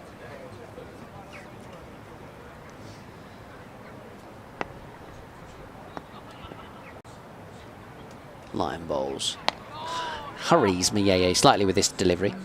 Felt like it was a bit quicker and flatter. I feel like Nathan Lyon is like, you know, if you love your sweeties, like showing all the sweets in the sweet shop and going, come on grab one, and trying to tempt him in here. Miyeye. Giving me an idea for tea time. Miyeye comes down the pitch and defends. So just the 1 run for Stobo off the over. 109, no, so I wish, 159 for 5. Stobo 14, Miyeye 23. It's that phase of the game in terms of the ball being 53 overs old. So the bowler's having to work quite hard here. Nathan Lyon, with all that experience, 129 tests under his belt, 36 years old. He's trying to use variation of flight, of speed, to try and tempt him. Miyeye. But there's a nice little battle going on there between Tuanda Miyeye and Nathan Lyon. But we continue with some seam from the Nackington Road end. And this is Bailey, Tom Bailey. It's going to continue a bit of a shuffle around in the field. We've still got 2 slips, mid on, mid off, point, cover, and mid wicket. Quite a short mid wicket. A couple of men in the deep on the onside as well. Here comes Bailey in. This one's left alone through to the keeper, and there's no run. I wonder whether we could try and get the batters to play a little bit more here. We've got 2 right-handed batters. Well, certainly Stobo's. We're trying to make him play a little bit more and go around the wicket a couple of times. I don't know. I used to try and I still do encourage my teams to try and make things happen a little bit. You know, Lancashire have an opportunity to get a couple more runs and through to the tail. This one's defended and there's no run. They think about a single as it goes out to cover. Nice crowd in today for the Cricket Week, Canterbury Cricket Week. We had the band earlier on. I'm missing them already. Last few teams, they have dismantled. You're right, they've gone. I was going to say, there's quite a few of them as well, wasn't there? I didn't think they'd be here for tea, unfortunately. Oh, we'll have to just get Scott. I think to do a bit of Backstreet Boys. Oh. That would be rather fun. Right then. So it's on strike. Oof, left alone. There's a very good leave. Lancashire fielders felt like that was a bit too close to call. So 3 dot balls so far, coming up to 3:30 on this Sunday afternoon, day 1 of this game between Kent and Lancashire, the Vitality County Championships Division 1. Just saw the replay of that one. Oh, nice shape. To hit the deck and then moved away. bowler's having to work pretty hard here. This one's driven and just right of mid off, and so they go through for a quick single. And these two are pretty quick between the wickets. Actually, one more to the total, 160 for 5.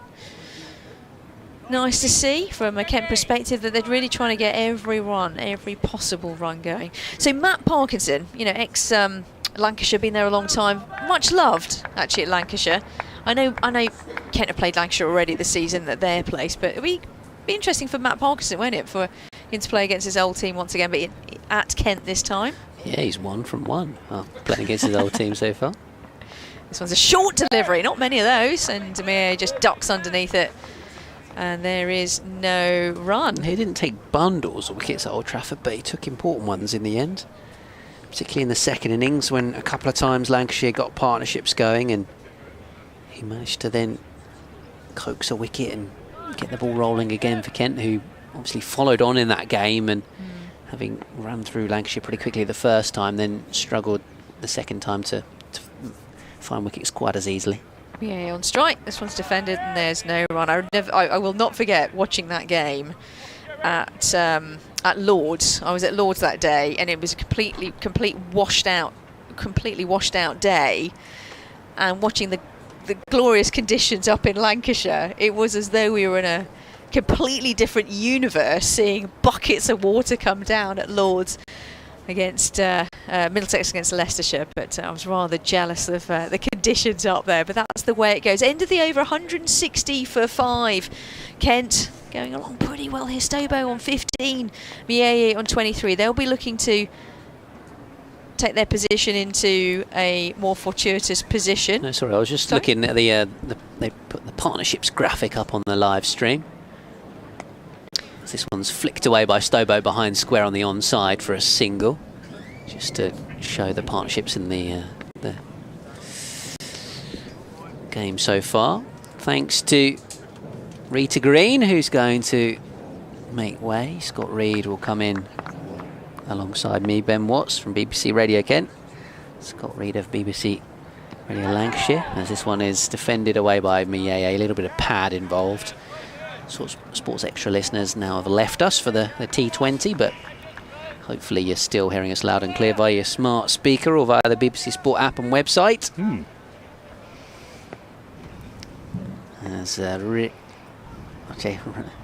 top edge, sweep shot from Mieye, fielder out in the deep. Oh, has misjudged it, Blatherwick, and it's gone for 4. Well, he made up a good bit of ground. It was a bit of a top edge from Mieye, the slog sweep.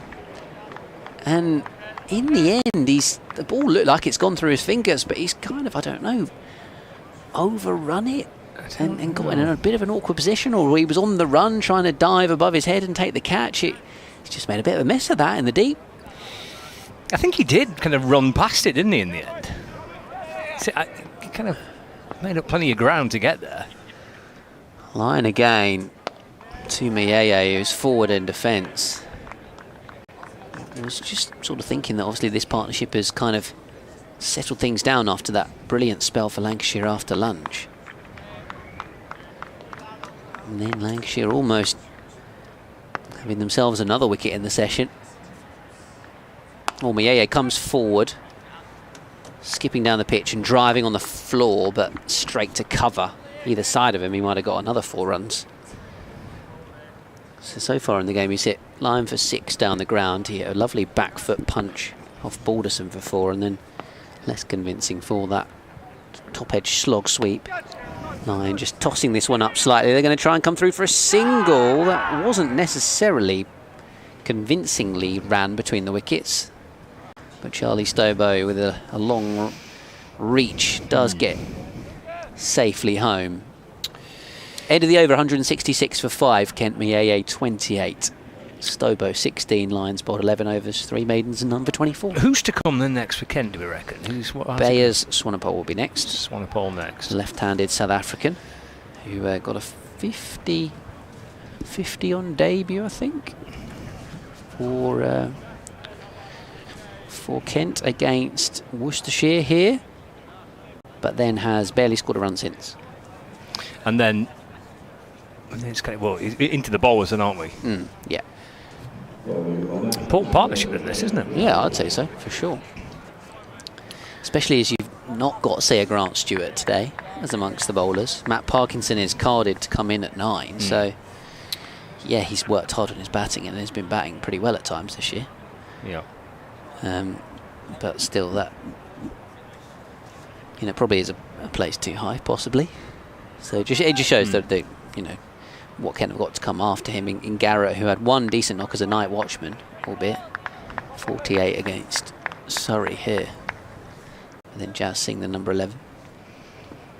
Is there a game early this season as Jack Blatherwick comes into the attack? He's from that Nackington Road end.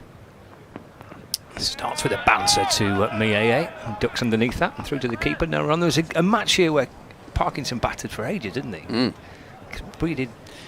Yeah, hang around for a long time. I think he was the night watchman. Okay. And then he carried on the next day and batted for ages. I think he's twice broken his first-class best this season. Okay. So yeah, 25 against Somerset first game of the season, then he got a 39 against Surrey, and then the 48 against Essex. I think was probably the one where you're thinking about him batting for ages. Blatherwick in bowls, a forward in defence, and there's no run. 42 run partnership between these two now. Yeah, I as I mentioned a couple of times today, looking at the squad, was expecting Kent to pick Jaden Denley, possibly have him at 7. Right. As a sort of batting all-rounder, but they've gone for the extra seamer. 166 for 5. Blatherwick running in towards us. 2 slips in place, bowls to Moyer. Short, and it's pulled. He's overstepped again, Blatherwick, and that's been pulled behind square on the leg side for 4. And it's a no ball as well.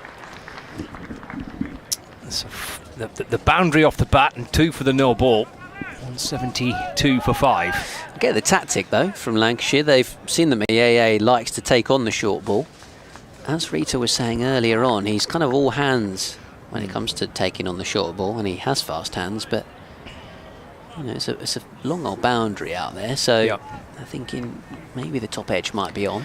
And they've got 2 fielders out there with a deep backward square leg and fine leg. Blatherwick to Mieye, that's run down to third man. Just be a single. It's quite wide third man actually down there. Yeah, it's almost backward point, isn't it, really? Mieye to 33 not out, 173 for 5. The partnership is worth 49 now. Important runs, an important partnership. Potentially an important dropped catch, really, just a few moments ago from that slog sweep. They dropped a couple today, haven't they? It was a slip catch that went down earlier on, albeit it didn't cost Lancashire too many. Blatherwick bowls, it's down the leg side to Stobo. Taken by Matty Hurst, the keeper, no run. Yeah, I was thinking actually with Kent picking Jazz Singh, whether they might have picked him as a bit of an enforcer, possibly. He's a tall lad, a strapping lad, Jazz Singh. He's been around a little bit, obviously played in that One Day Cup game at Blackpool last year and bowled pretty well.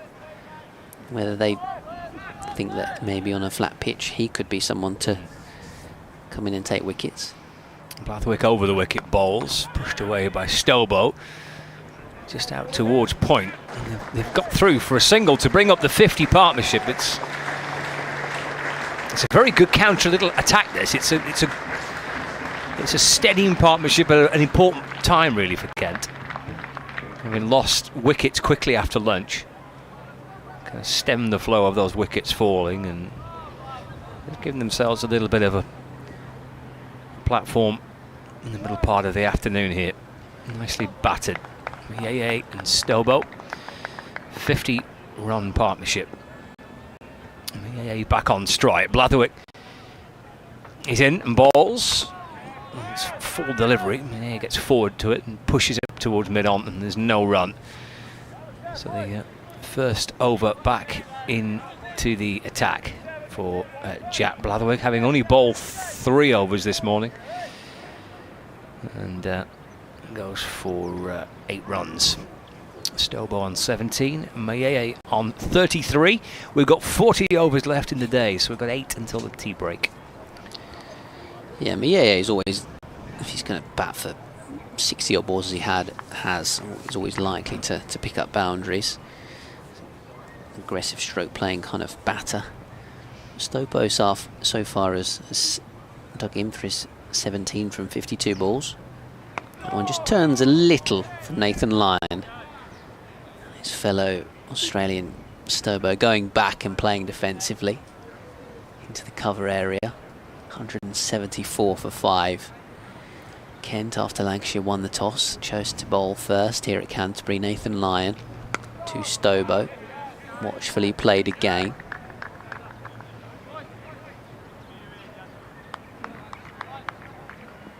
Fielders out at long leg, deep mid wicket, long on. Lyon does like to have that protection. Also just allows the batters to rotate the strike. Stobo off the back foot. Knocks this up the ground for a single. 175 for 5, and now the Mayeye Lyon battle resumes. Got hit for 6 down the ground. Could have had him caught at mid wicket. Mayeye comes down the pitch, and that's arguably better cricket. Use your feet, but hit the ball on the floor, and he's just driven it quite pleasantly up towards mid-off for a single.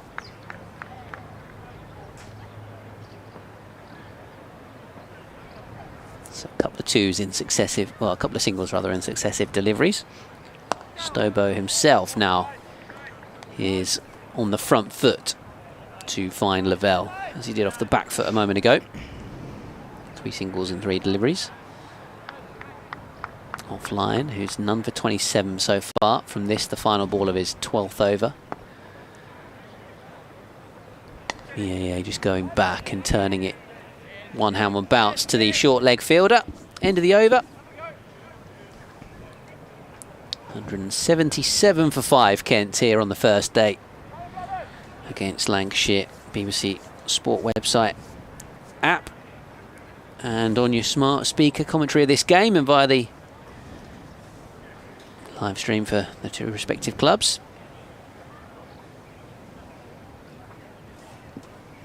Nice to be back on the live stream.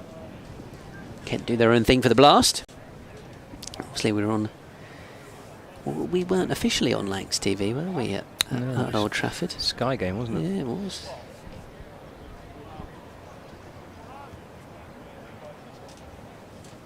Quite understand why it was a Sky game, to be honest. It's a random one, wasn't it? It was slightly random, but there we go. Blatherwick to continue. Still on strike, 19 not out. Blatherwick bowls, that's pulled out towards square leg. Wells zipping across the ground to his left hand side to field.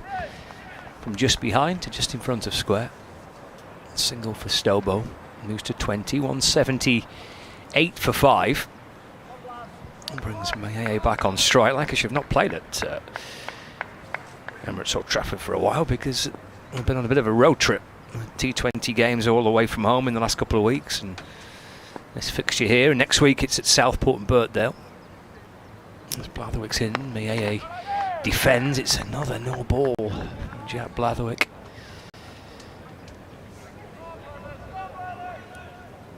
Yeah, from both ends, really, as he's been guilty on the no ball line. This is what I mentioned earlier, actually, that sometimes it's harder to bowl down the slope or down the hill here at Canterbury in terms of the no balls. This is his first spell, isn't it, from that Nackington Road end. His first 3 overs came from this end this morning. Struggled a little bit, overstepped a couple of times, I think 3 times this morning. Just struggling for a bit of rhythm, Jack Blatherwick. Certainly no question marks over his attitude and his application and his commitment. He runs in hard. He always does. Can he find that bit of rhythm in this spell? Down the leg side to Mayeye, taken by Hurst. Almost kind of overran it to his left, didn't he, Hurst there? He had to then kind of come back on himself in terms of his position to grab the ball. Maybe just a bit of swing as it went past the stumps, making it difficult for the wicketkeeper. He's got 2 slips to his right. Hurst, the keeper, George Bell and Keaton Jennings. Blatherwick for Lancashire balls. Mayay taps the ball away into the offside. He's pushed it to the left of Bohannon at mid-off, who's cutting a rather frustrated figure there. I think he reckons he could have potentially picked it up cleanly and had a shy at the stumps, but able to do that. And Mayay shuffle through for 1. Moves on to 35 not out. 181 for 5. Kent have found a partnership this afternoon,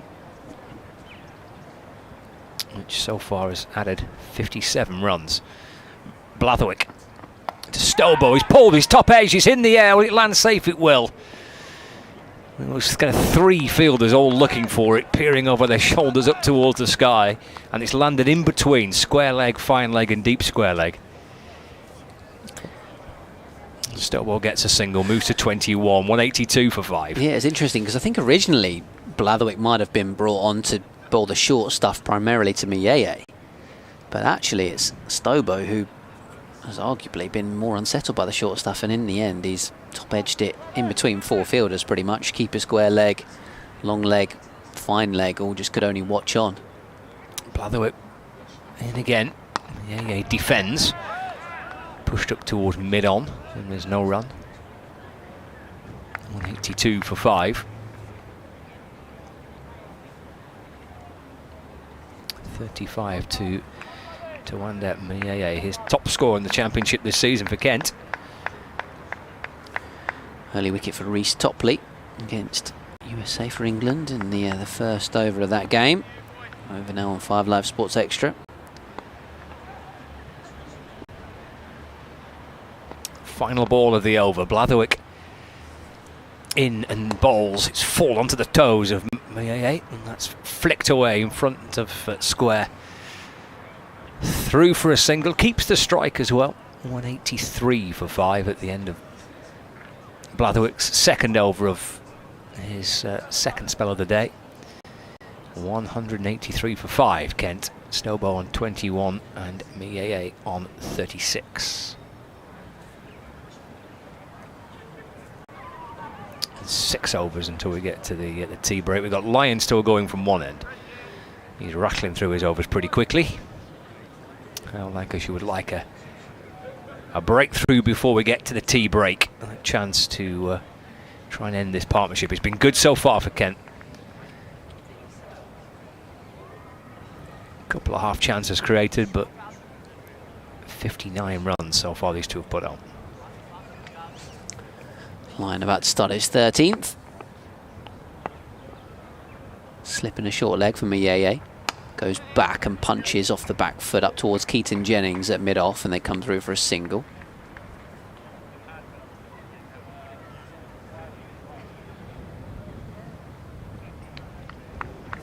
He played a couple of games for Kent at number 6 in the T20 Blast, Mayay, and neither of those 2 games really quite got going. He almost batted like he didn't know whether he needed to stick or twist in that role. He's so used to playing in the power play in T20s and just playing all of his shots, but felt a little bit more accomplished at 6 so far in this innings, as Lyon's going to come around the wicket to Stobo. Turned away by the Kent number 7.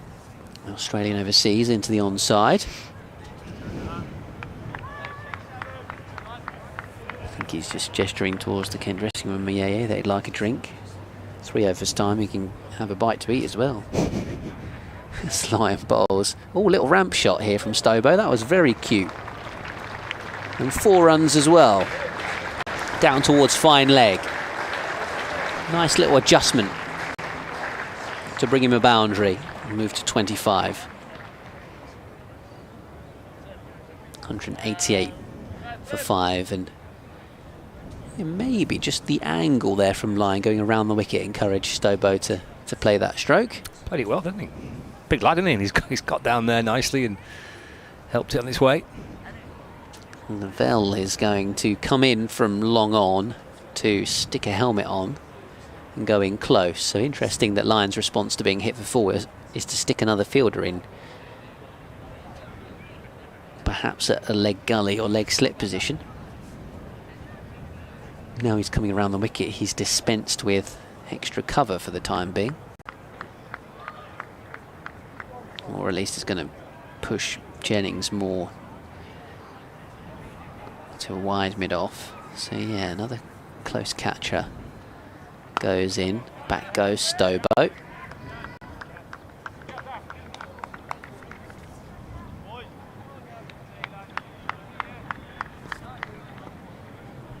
Didn't like being hit for 4 then, Nathan Lyon, did he? That's why he has all these fielders on the boundary. He doesn't like being hit for boundaries.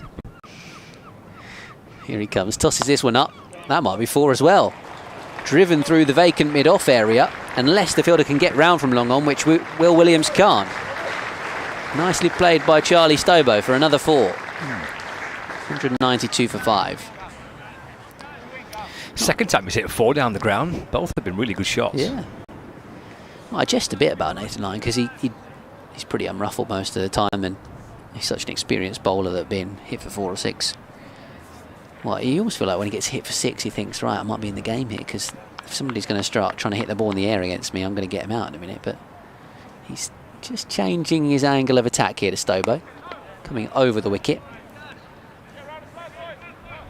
And the end of the over, and he's gone for 9 in that over, having had 12 overs prior to that, where he's barely gone for a run. So, productive over for Kent, ahead of the tea break. Stobo 29, Mieye 37, and this partnership was obviously an important one already. It's now worth 68. 68, yeah.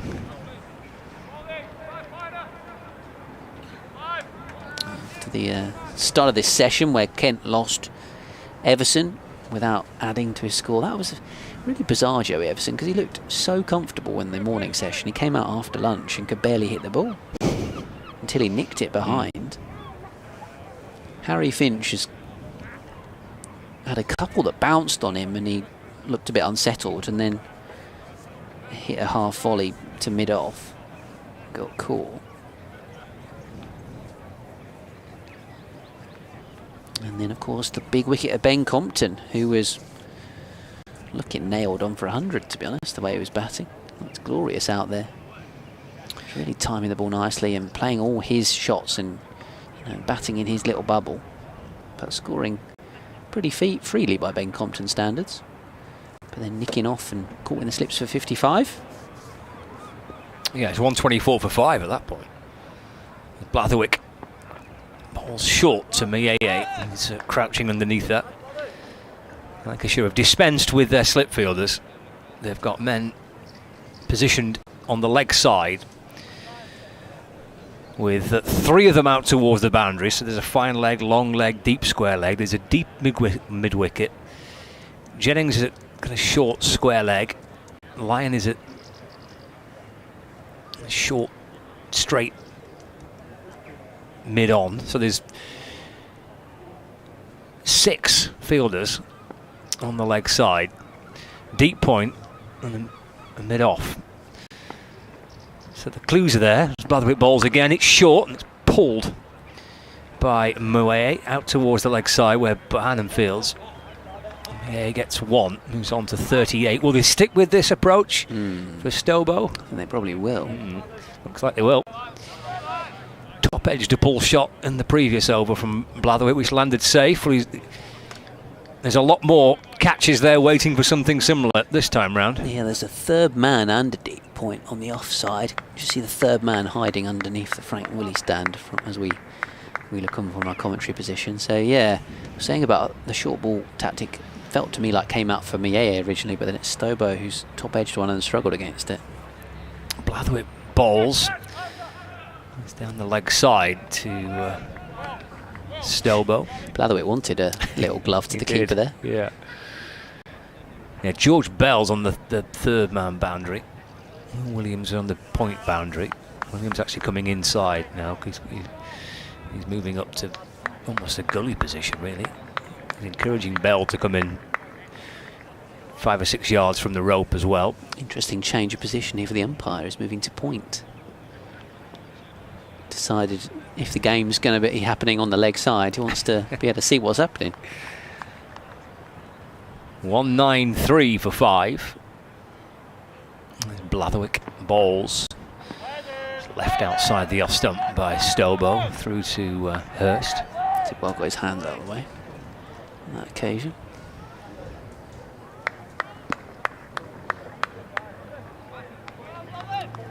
The leg side catches. Window fielders out in the deep. Wells, Lavelle, and Balderson, and then Bohannon's at deep mid wicket, and the two fielders catching on the leg side. Jennings and Lyon. Short again, and just drops his hands, leans back, allows it to travel through to Hurst. No run. He kind of like had his original stance and just swayed his neck out of the way, but like you say, the hands were low. Although his bat was still quite high behind him, it could have caught. I don't know, I wonder how far it was away from kind of the toe end of his bat, which was, you know, still hoisted fairly high behind his back hip. 193 for 5. They do say if you're going to sway, you want to stay as still as possible and just watch the ball till the last minute. Blatherwick bowls. Chopped away into the offside. That's going to be 4 out towards the point boundary for Stobo. He moves on to 33. And that's the end of the over. It's 197 for 5. And the partnership powers its way up towards 73 now between these two. Negotiated that pretty well in the end, He did. Stobo. Yeah. Because they, having, as we pointed out, had a deep point and a third man earlier on in the over, but then the point got moved to a more orthodox position, so there was no risk in taking on that shot, really. Yeah, managed to sway out of a couple, didn't he? And then he managed to make the most of a short wide delivery, carved away for 4. Nice way to end the over. Got a couple of boundaries in the previous over against Lyon as well, so he's catching Mayeye up a little bit. Mayeye goes back. There's a polite inquiry for LBW. I think it was more box high for Mayeye, so probably going over the top of the stumps. I'd imagine would be the response from the umpire. 197 for 5, Kemp. As Mayeye comes down the pitch, hits this high. I can't quite see where it's going. There's a fielder out there in the deep who's underneath it. Judging from the crowd reaction, think it might have gone for 6. Might have done. We can't see, can we, unfortunately? Umpire's given 4. Maybe it was a drop chance. 200 comes up for Kent. Lost sight of that as soon as it came off the Mayeye bat. I think it was a bit of top edge though, because deep mid wicket Blatherwick was in the game and was interested. He obviously dropped one earlier on, didn't he, Jack Blatherwick? I wonder if Lancashire might want to stick a fielder they're pretty confident with out there. But obviously we've not been able to quite see what happened there. Mayeye goes back and just steers this away into the onside for a single. Just the reaction from Lyon and from Jennings and the little pat on the back from captain to bowler suggested to me that that was catchable again and went to ground. And obviously the reaction from the Kent supporters was the only clue we really had. So at tea time we'll be asking somebody who had a better view than us of what actually happened with that one for Mayeye. Lyon now to Stobo. Kent were 102 for 2 at lunch. They are 202 for 5 on the verge of tea, or at least in a couple of overs. It was the scoreline with the Compton dismissal, though, wasn't it? This is what makes this partnership so important, really. They were 120 for 5 when Compton got out. Yeah, those quick wickets after lunch certainly looked like it had turned things around for Lancashire, as this one's kept out by Stobo. And you were looking at we were looking at the Kent batting order, going, "Oh, after these, you know, a couple of bowling all-rounders in Stobo and Swanepoel, and you're really into the bowlers." Obviously, Mayeye's had a couple of lives. Stobo defends this one. Back up the pitch to Lyon, who just very slowly kind of picked that one up and has still got his hands on his knees, thinking, how have I not got a wicket today? Into the over. It's Well, 14 overs, 3 maidens, none for 41. Well, there's certainly one that we could see in which I think he's in the position to take the catch, but the reaction from the Lancashire fielders and then the cheers from the Kent supporters would suggest that was a chance too. A couple of lifelines then, leaving Lyon wicketless so far on this opening day.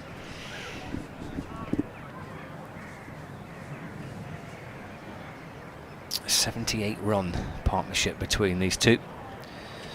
Well, the last over from Jack Blatherwick was an over which he banged the ball in short and had the leg side well guarded. Well, they continue with that approach here. Stobo actually played it well, faced the bulk of the over. The last one from Blatherwick and just swayed and got out the way of it, dropped his hands, and then actually was able to capitalise on a short wide ball and carved it away for 4. He's got Mieye on strike. It is the same field, 300 deep on the boundary. And 3 catching in front of square as well. Short again from Blatherwick, and Mieye crouches down as low as he can go with his knees on the ground to get underneath that through to Hurst. That was well directed. Yeah, it really did have to take evasive action there to that short ball. I don't mind this as a tactic, although Stobo played it okay in the last over. Mieye generally does want to take it on. I feel like it's worth a go before tea. Blatherwick bending his back. 202 for 5. Blatherwick in again, short. And, dropped into the offside by Mieye for a single. Moves on to 44 not out, 203 for 5. Nathan Lyon having a suggestion or two to his captain, and he's agreed. Keaton Jennings, whatever Lyon's spotted. I think maybe Lyon's suggesting a short leg in place. Yeah, so Lyon's going to drop down towards the third man boundary. Bell, who was down on the boundary, now collects the helmet and into position for short leg, and Williams, who was at deep point, comes back into this gully position. Stobo has an idea as to what might be coming his way. 203 for 5. Actually, Bailey was at mid-off and now he drops to point. Blatherwick in, bowls short, cut by Stobo to that man at point where Bailey fields, and there's no run. Well, turns out it was a good fielding position. It just looks a bit odd, doesn't it, to see absolutely no one from mid-off to cover point.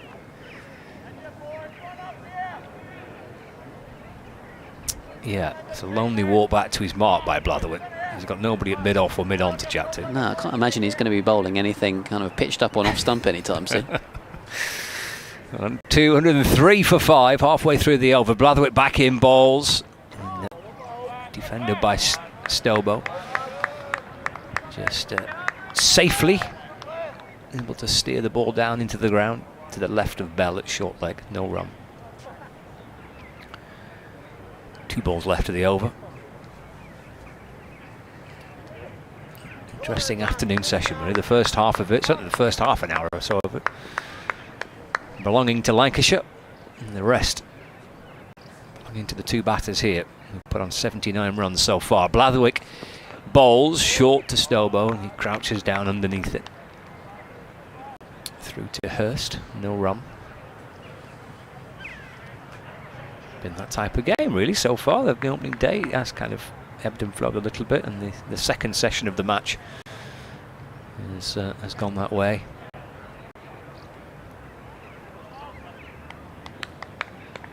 Blatherwick from the Nackington Road end in to complete the over. 203 for 5. Blatherwick to Stobo. Short, he's up onto his toes and guides the ball safely away into the offside. And able to take a single as well. Near the end of the over. 204 for 5. So Stobo to 34 now. And Mieye on 44. with 2 overs remaining until the tea break.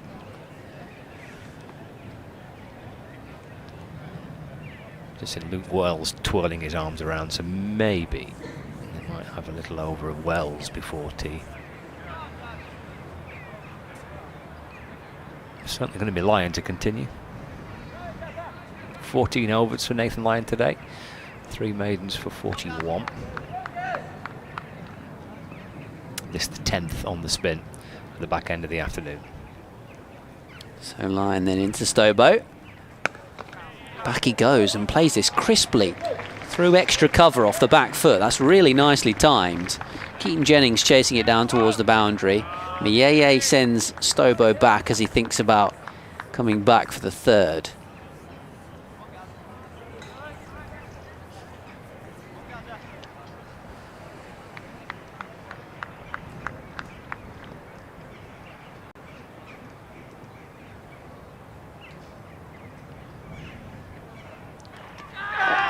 Lyon in again, and he's snuck it past the defence of Stobo, went back. Looked like there was some kind of deflection onto the stumps. It was a slightly strange outcome in the end. Wonder whether there was any kind of deflection off the pad or the bat, but then it's just, in the end, kind of kissed the outside edge of the off stump. Just brushed it on the way through. And Stobo's resistance comes to an end for 36. And on the stroke of tea, Lancashire get another wicket in the session, a 4th one in the session. 206 for 6 at a good time to break the partnership. They needed that, Lancashire. That was a wicket that they were desperately trying to get. It's a very good partnership, and Stobo's played his part here. It's a fine effort. And it's that delivery from Light, it's just kissed the edge of the off stump, hasn't it?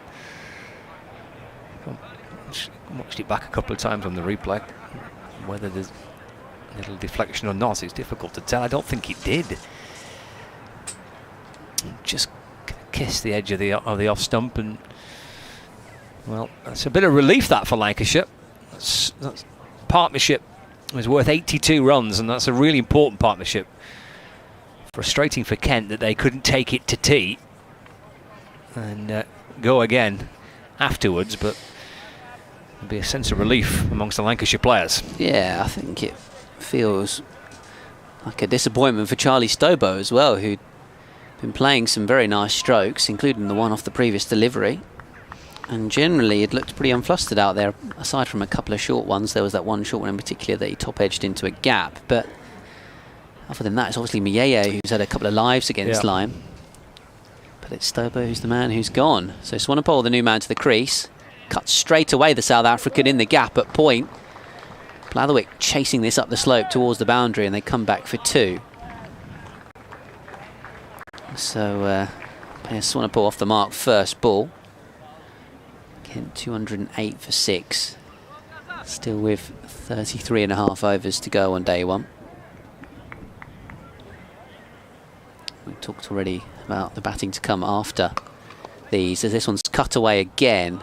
Blatherwick with a good stop. Swanepoel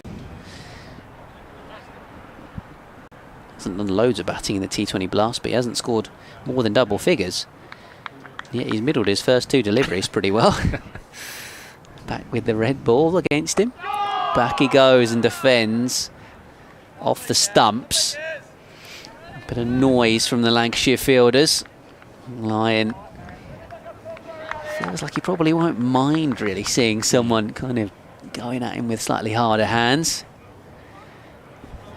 But here's Swanepoel.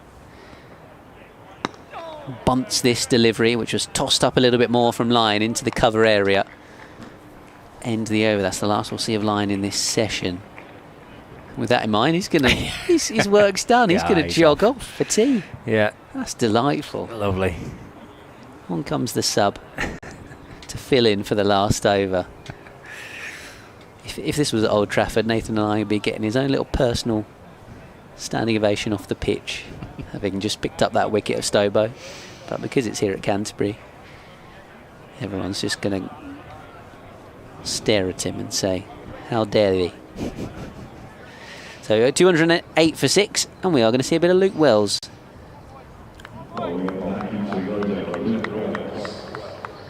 Yeah, final over before the tea breaks, and Wells coming into the attack, replacing Jack Blatherwick. Lancashire's answer to Derek Underwood, if you will, with his quite quick right arm spin,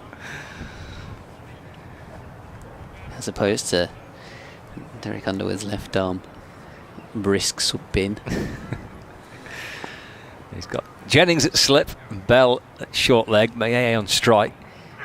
In the bowls, dropped short and pulled away towards the deep mid-wicket boundary where George Lavelle fields.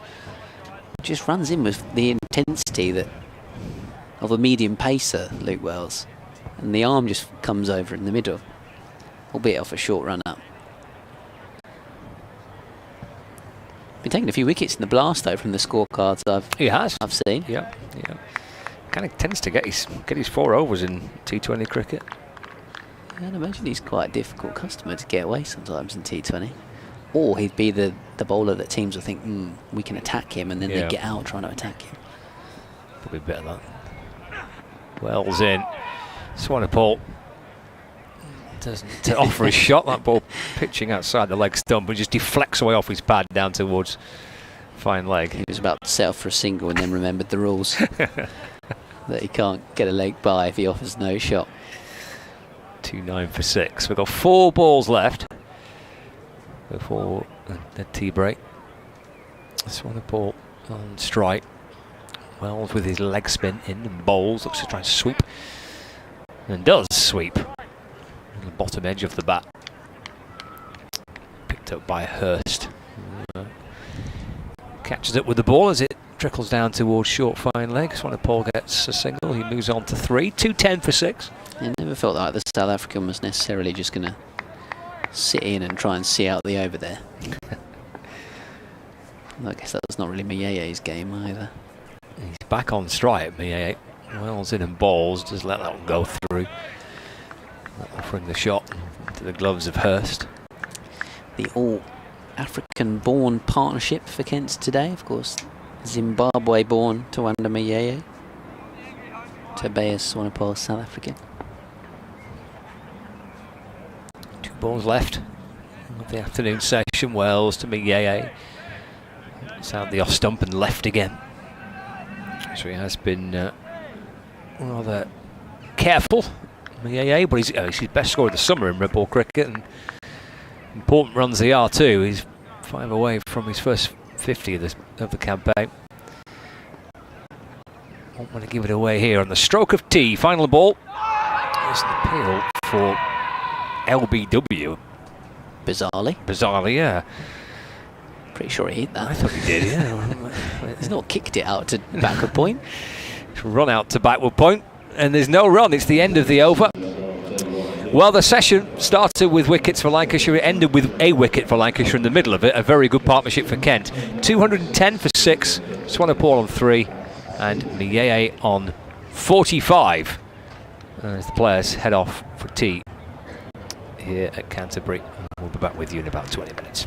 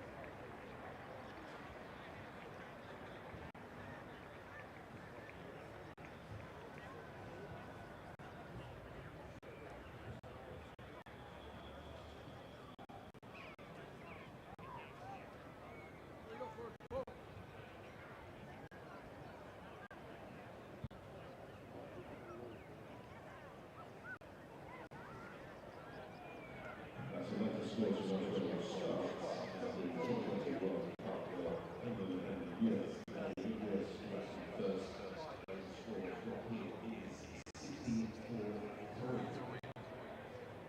So that's the score to the United States back to England at 64-3. From the 10th over, so approaching the halfway point of the US innings. The latest scores in the other games of the County Championships together. Championships between Essex and Durham, with the David Durham so far 273 for 3, and the 66 over Alex Williams just went up to 102 9 so 273 for 3 against Essex. In a game at Trent Bridge between Nottinghamshire and Somerset, Steve Lancashire 224-7, 50 left target Haynes, 4 wickets for Casey Aldrich, Nottinghamshire 224-7 against Somerset. Well, for Lancashire, in the set extra Lancashire 238 for 6, top scorer Fletcher Middleton with 74 so far, wicket shaker on 238 for 6, that's 3 Lancashire against Warwickshire. And the other game in the division one is between Worcestershire and Surrey. Steve there, Surrey 217 at 4-4, top scorer 86 at Jeremy Smith. So 217 for against Worcestershire. Games in Division 2. The all against Northwest 204 for 7. We get 65 top scorer so far by Northwest 204 for 7 against the Middlesex 189 and 5 against Derbyshire. Central Central is scored. Middlesex 189 for 5. Sussex 273 for 6 against Lancashire. John Simpson not 110 that Friday. Ollie Carter scored as 96 against Sussex, 277 for 6 against Lancashire. And in Yorkshire, against Gloucestershire, or Finley Bean and Adam White, because they both have past hundreds. Yorkshire 235 without a loss against Gloucestershire, and then Scarborough, Yorkshire 235 without a loss against Gloucestershire, both in the hundreds.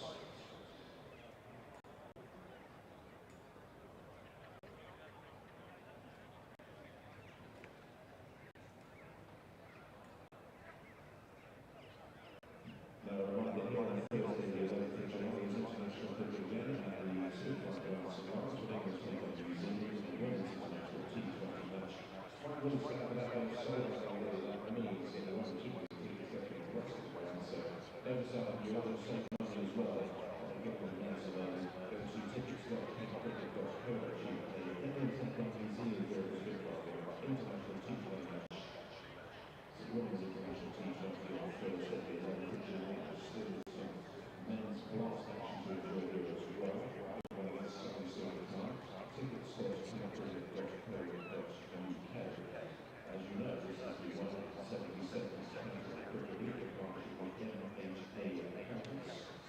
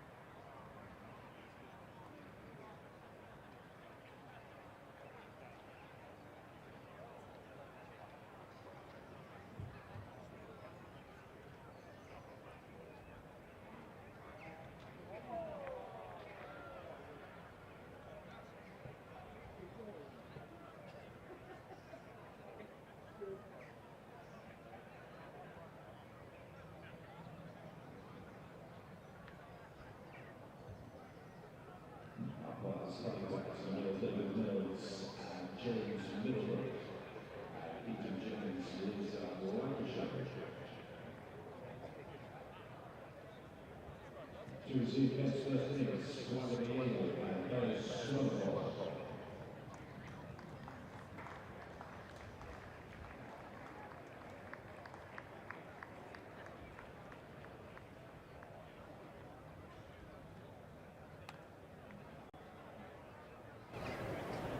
So the players are heading back out after the tea break for the final session of the first day.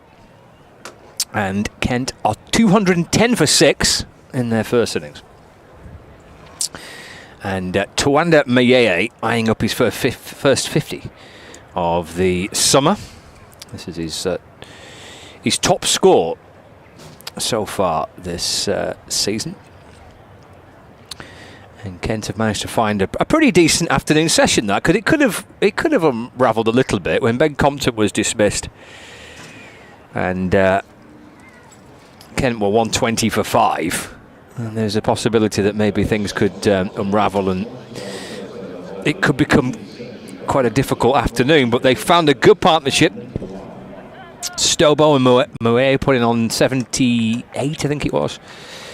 I'll confirm that. And let's have a look. Partnerships in this Kent innings. 82 they added between them, and in the end Stobo falling just before the tea break. So 210 for 6. It will be Nathan Lyon to start things off. Swanepoel on strike. It's carved away. It's going to be 4 runs off the bat of Swanepoel out towards the deep backward point boundary. Nice positive way to start the evening session. So 214 for 6. Swanepoel moves on to 7. Mayeye on 45. So we're seeing Nathan Lyon opening up the bowling after the tea break. Scott Reed and Rita Green with you to start the evening's session. Kevin Howells and Ben Watts with us at some point. As Lyon comes around the wicket and bowls, forward goes Swanepoel in defence. The ball deflects back down the pitch and there is no run. Rita's back alongside me. And well, we'll see what this kind of evening session has in store. It's felt a evenish day. What do you reckon? There's Lyon around the wicket, bowls. That's run down to third man. And Bailey chasing after it down towards the boundary. In front of the Les Amis stand, it's going to be 4 runs. And the score moves on to 218 for 6. Hi, Scott, I completely agree. I think it's been pretty even, although this over is probably one of the most expensive overs of the day so far, with only 3 balls bowled, that is. Still 3 to come. Yeah, 8 so far, the 2 boundaries. Oh, can I not count? Did I say, what did I say? Oh, 8, yes. Yeah. 8 of 3. 8 of 3, yeah. Yeah, it's been a lively start since the tea break. There's a slip in place, there's a short leg, there's a deep point, deep backward square leg. He's Lyon from around the wicket bowls, defended by Swanepoel and picked up by Hurst from behind the stumps, and the ball back to Lyon. He's got his shades on, he's bowling in his sunglasses all day. Had a little spell from the Nackington Road end, but bulk of his work has been from this end. It's carved away through the offside. Blatherwick this time is able to get across and field. It'll be a single. And Swanepoel moves on to 12, so 219 for 6. And that brings Tawanda Mayeye on strike for the first time in this evening session. George Balderson's jumping up and down at backward point. Maybe he's going to open up from that top end. We'll find out soon enough as Mayeye gets forward and defends the final ball of the first over of the evening session. And there's 9 runs coming off that over from Nathan Lyon. And Kent at 219 for 6. We've got 31 overs remaining in the day, and there's no problems with the light and the weather and all the rest of it. We're going to get all of those overs in nice and bright, as it has been, I think, pretty much across the country. Yeah, beautiful day here in Kent. And went for a little wander at the tea break. Ooh, and it was it's quite a lot going on. The camera... It's a camera, you know, the real ale tent over there. Yeah. Quite lively. Is it? Yeah, Okay. yeah. Does look quite busy from here, yeah. That's a campaign for real ale, isn't it? That's the one. Yeah. Is it Camera? That's Camera, right. Yeah, yeah. campaign for real ale. So I didn't go in there before you asked. I'm sure that was on the tip of your tongue to ask me. No, I didn't. I didn't venture in. Didn't have time, but glad you're having fun. Right, start of a new over. This one's clipped to the onside, and there is no run. Swanepoel looks as though he's not mucking about here. Actually, he's tying the ball really nicely. Positive play. And anything short and anything slightly wide, he's pouncing upon it. Played some nice strokes so far. The South African, who I think has settled in quite well to Kent, actually. You know, he came earlier on part of this season. Both red ball and white ball, of course. This one's far full. Oh, and in the air, lofted drive. And there's a chase on, and Nathan Lyons probably going to track it down, is he? Yes, he is. He's going to use his partner to get that back in, although he's in the camera stand, ladies and gentlemen. The aforementioned, isn't that bizarre? There's a big chase on, almost made it to the bar to pull a pint. No, only joking. But just over he's okay. So went over the advertising hoardings, and 3 more to the total. Nice push into the onside. It's good hurdling, that, wasn't it, by Nathan Lyon? He had to make sure he got his leg over. Now. Right, Bolton on to the next ball of the over and pushed into the offside, and both of them actually. Anything short and anything slightly wide. Miei is onto it now and takes a single. But yes, you've got to be careful with those advertising hoardings. Yes, you have. Which game was I watching the other day in the Euros? And one of the players clattered into the advertising hoarding and cut his head. But I mean, initially I think it looked quite innocuous. Right. It was the French game. That's right. Oh yes, I remember seeing that. Yeah, it was. I've forgotten his name myself now. Griezmann. Yeah, that's right. Sorry, it was on the tip of my tongue as well. Went into it, and actually, when the claret starts to flow, you think, oh gosh, that must have hurt a little bit. So anyway, you've got to be careful.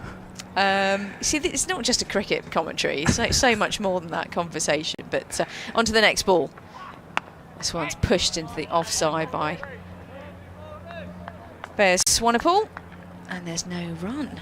But I think it's even Stevens at the moment. I mean, Kent obviously we're looking for that first batting point when they get to 250. I say when they get to 250. I feel positive. I think losing 4 wickets before you're on 250, I think that would be a hugely disappointing end to the innings if that happened. And they'll be wanting more, getting as many points as possible before the 110 overs mark. Next ball in. Oh, and this one's sort of jagged back a little bit. Funny all things happening, I think, from the Nackington Road end. Just now and again, it keeps low, bit of bounce. That one looked a little bit odd. In fact, Swanepoel's gone down the wicket to give it a prod. Yeah, he kind of played it a little awkwardly, didn't he? There's a bit. Let me just jag back in a little bit.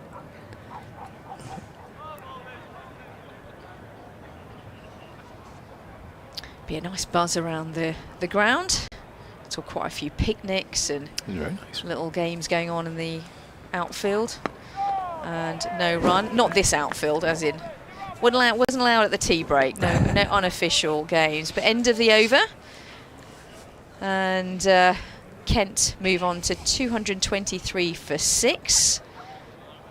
30 overs remaining today. Yeah, we had plenty of people on the outfield at lunch, didn't we, during the lunch break, watching Jimmy Anderson bowl. That's right. Pretty much everyone. He was, wasn't he? Yeah. Even the ground staff watching. Everyone stood there and watching him bowl. Yeah. And when he finished his little session, he got a little ripple of applause, didn't he, too, from the spectators who were watching him bowl at lunch. It was nice. And then the procession of selfie seekers. Yeah. As soon as he stopped to do one, that was it, wasn't it? It's like Ronaldo the other day, wasn't it? I saw that, yeah. Or was it last night? Yeah, people ran onto the pitch. Here's Lyon to Miei.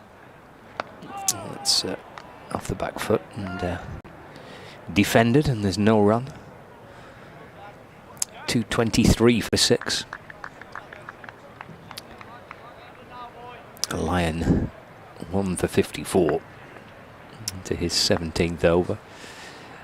Balls again. Miei hits it back down the pitch and gathered by Lyon, whose only wicket so far. That of Charlie Stowball, one that bowled him just sneaked past the bat and kissed the top of the off stump. Forward goes Mayay, defends, no run. Breakthrough coming just on the stroke of the tee interval. So a couple of chances which have been dropped, including one off Mayeye. He was slog sweeping one in the afternoon out towards the mid-wicket boundary and he was caught. Sorry, he was dropped. Because on the sweep again, it's in the air but bouncing in front of Lavelle this time, who's at fine leg. Mayeye gets one, so he's edging towards 50. He's 47 not out. 224 for 6. And brings Swanepoel back on strike. Yeah, a lot of hopes on Kent's hopes on Mie's shoulders. Around the wicket line, forward goes Swanepoel, defends, no run. Yeah, those hopes were kind of pinned on the shoulders of Ben Compton for most of the day, and then he got out when none of us were really expecting it. It looked like it would just be a Ben Compton batting day. He fell for 55. Now Mayeye with a chance to keep going. As Swanepoel plays forward and defends from this next delivery from Nathan Lyon. And that is the end of the over. 224 for 6. Swanepoel on 15, Mayeye on 47. Yeah, slowly pushing towards that first batting point. Lancashire, of course, have got two bowling points rather already.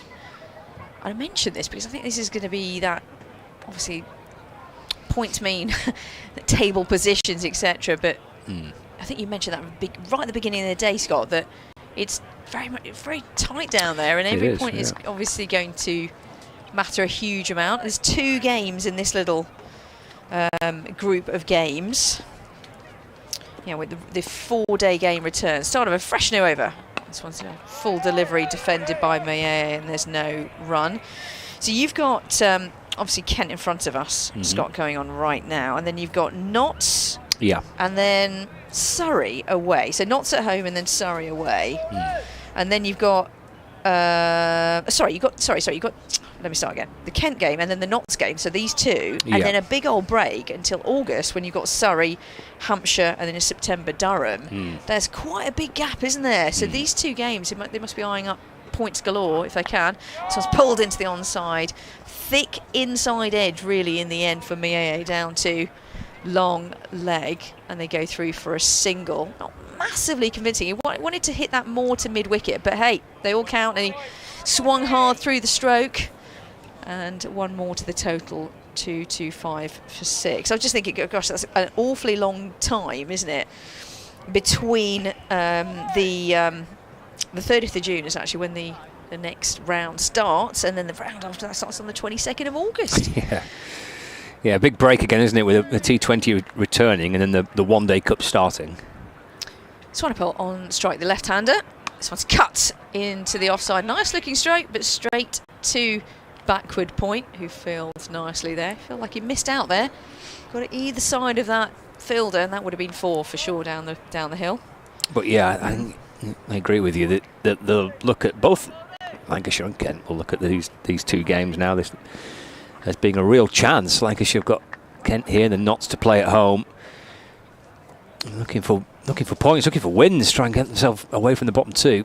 Balderson, full delivery. Oh, and a check drive, and the ball was in the air, but Cornbold not on. Wasn't the ball that came back to the bowler, but no run there.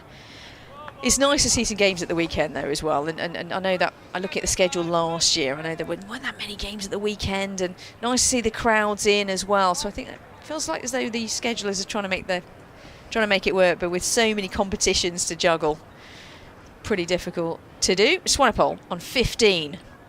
Ball comes in. This one's defended, and there's no run. Swanepoel obviously is not superstitious.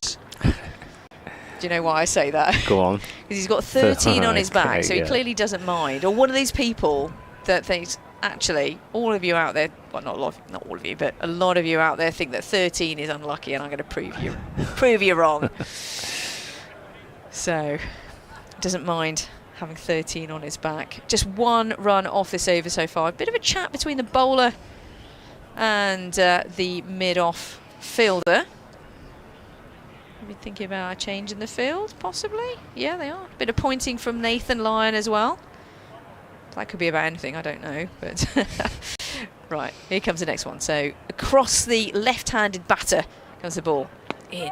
It's tucked into the onside, but straight to mid-wicket. So just one off the over in the end. A couple of nice-looking drives from Swanepoel in that over, but straight to fielders. And the total now 225 for 6. Yeah, with the way that the fixtures have been put together this year for red ball cricket fans, there is cricket in every month of the season. Red ball cricket in every month of the season. Appreciate that. Perhaps not as much in the middle as red ball cricket fans would like, but they've found a way to get the championship played at least one match in every month of the calendar, which is not an easy thing to do, I suspect, especially when you've not got August really, but they've managed to find a way to get a round of fixtures in August. Yeah, indeed, it's like playing Tetris, isn't it, with the calendar. 2-2-5 for 6. Here's Lyon in balls. And Mie defends, no run. I was looking at the Kent fixtures as well. I think I've got this right. The next home red ball 4-day game is on the 9th of September after this round. So 3 away games on the trot. Lyon in balls. Mie down the pitch. Just pushed that a little wider, Lyon. Seeing Mie come, hoping to sneak one past the edge of the bat. Maybe bring a stumping into play, but he gets bat on ball. It's pushed away to the offside. And there's no run. 48 for Tawanda Mie. Slip of the short leg crouching down. Lyon in balls down the leg side. Snaffled by Hurst, the keeper. And there's no run. Dot balls so far, the first 3 sent down in this 18th over for Nathan Lyon today. Sets off again that right arm swing back and forth, in balls over the wicket. Mie back and defends. Dab down into the offside. And there's no run. Picked up by Keaton Jennings, who flicks it up with his right boot and catches the ball and hands it back to Lyon. Into Mie. He's watchful from this delivery, with a little bit more loop from Lyon. Just dabbed away into the onside, no run. Just almost tempting Mie maybe to come down and try and play an aggressive shot. He wasn't tempted. With a bit of extra flight in that last delivery. Lyon in. And that's a nice ball that has Mie going back and across, and the ball slides past the edge of the bat and into the gloves of Hurst. It's a maiden over for Nathan Lyon. 18 overs, 4 maidens, 1 for 55 for him today. And it's 225 for 6, Kent, in their first innings. With 69 overs gone. So we're 10 away from Lancashire having a second new ball. So we'll have that option for them a little bit later on, at the back end of the evening session.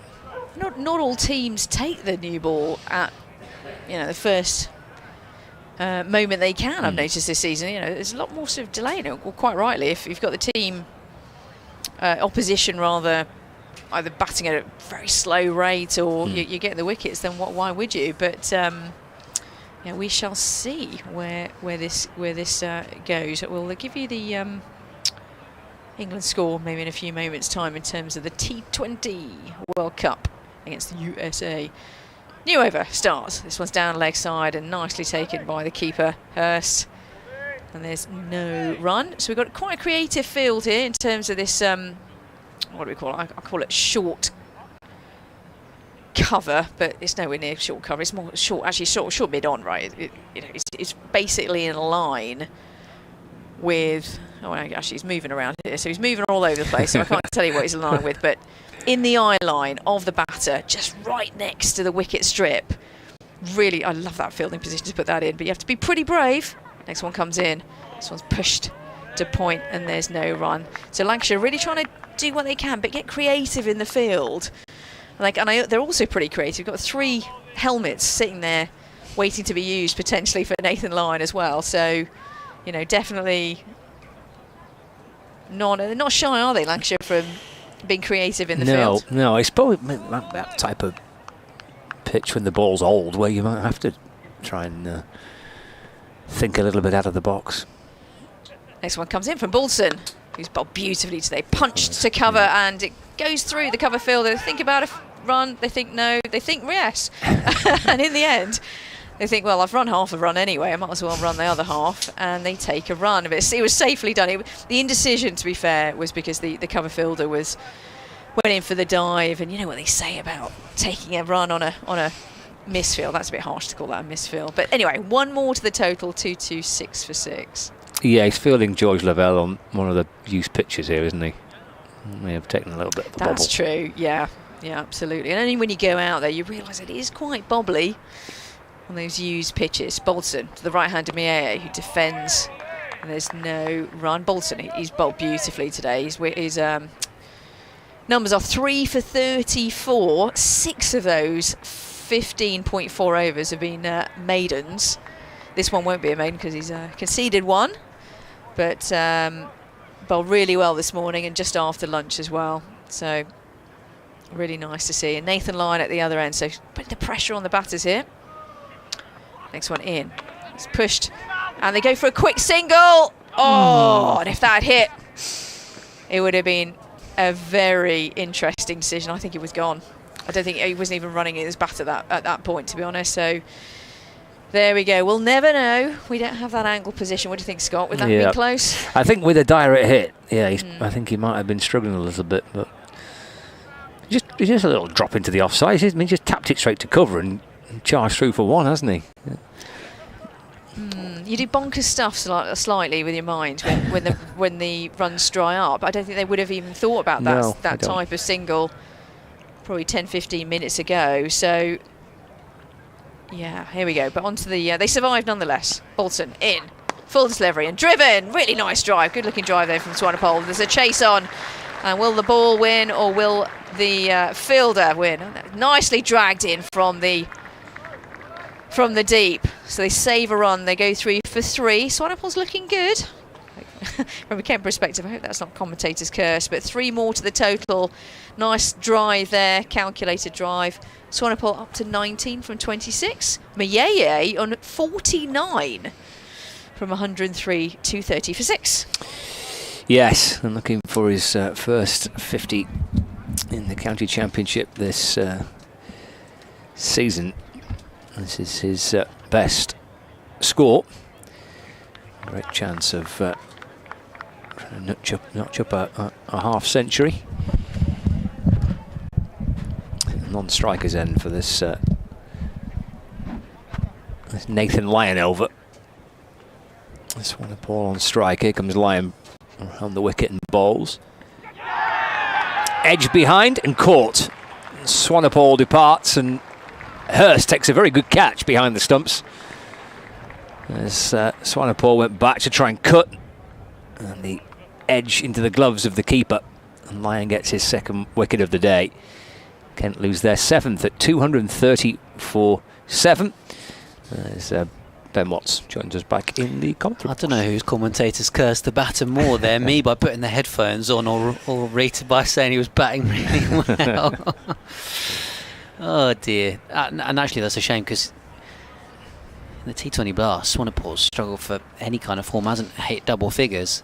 I was speaking to a supporter at T who said he was going to give an ironic cheer when Swanepoel got to double figures, and he did it pretty much straight away after the session, didn't he, with a couple of nice cut shots offline, and in the end that shot has brought about his demise in the end.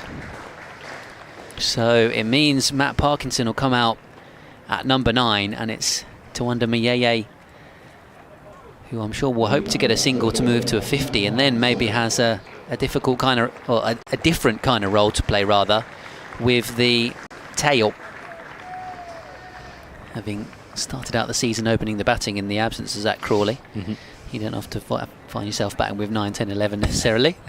So down at number 6, that obviously is part of the role. So Matt Parkinson getting a nice welcome to the crease from his old pal Tom Bailey, who I don't know what he was saying. He looked like he was making a comment on some of the kit that Matt Parkinson was wearing. Might be the shirt with a horse on it that's unfamiliar to Tom Bailey. What are you doing wearing that stuff? Oh wait, you don't play for us anymore. So yeah, it was quite a nice little battle actually on Thursday night when Danny Lamb of now Sussex came into bat. And Matt Parkinson was telling Sam Billings where to put the fielders. He was saying he's going to ramp this next ball. So he's the man on strike. He's lying in and balls to Parkinson, who gets forward and defends, no run. Yeah, he turned around to Sam Billings and said he's got a little ramp shot. Next ball, Lamb ramps it past Parkinson, who had this rueful grin on his face. So, as if to say, I told you, Skip, he's got that shot in the locker, but he still managed to get it past me anyway. 230 for 7. Lyon to Parkinson off the front foot. Pushed away into the offside. Runs out to Balderson at backward point. No run. Yeah, he's defended with quite hard hands, those first couple. It's normally quite a good battle when it's the frontline spinner from the opposition against frontline spinner. Spinners normally back themselves to play other spinners well, don't they? Lyon in to Parkinson. And leans into a decent stride down the pitch. Defends. Ball pushed away to Jennings at cover. No run.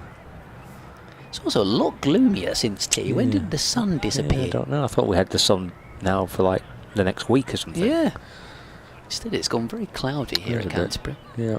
Bodes well for the second new ball if needed.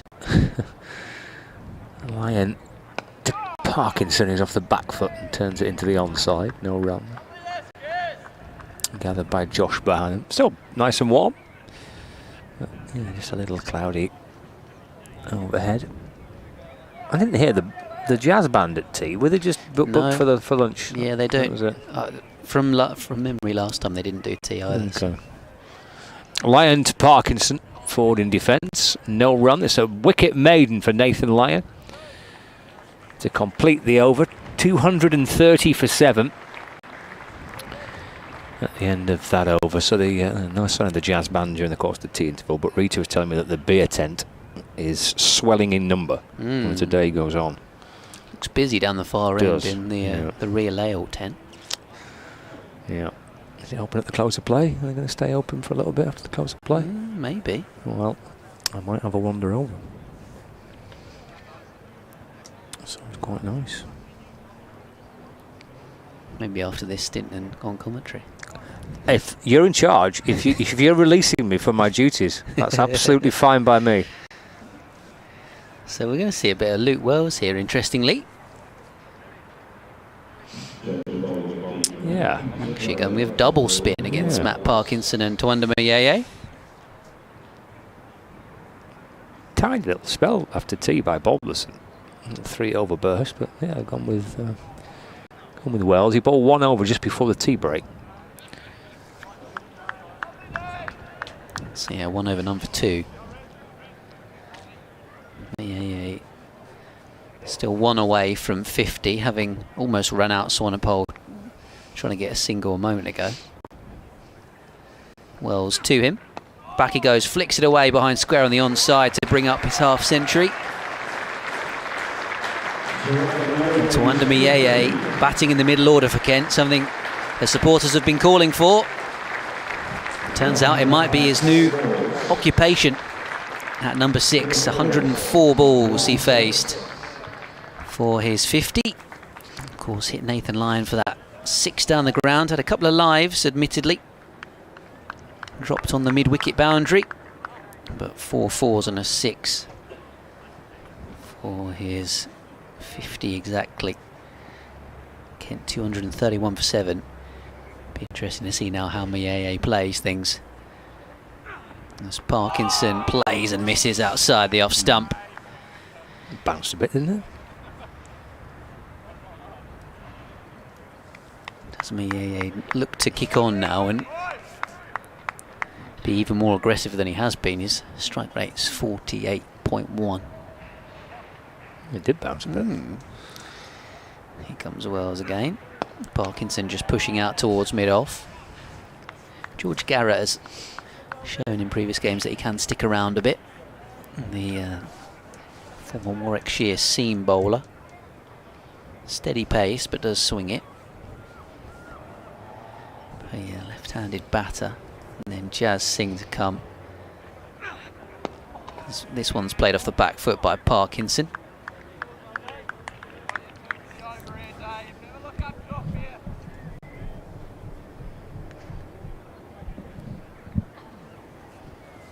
Jennings is at first slip with a helmet on for Lancashire. There's a short leg as well.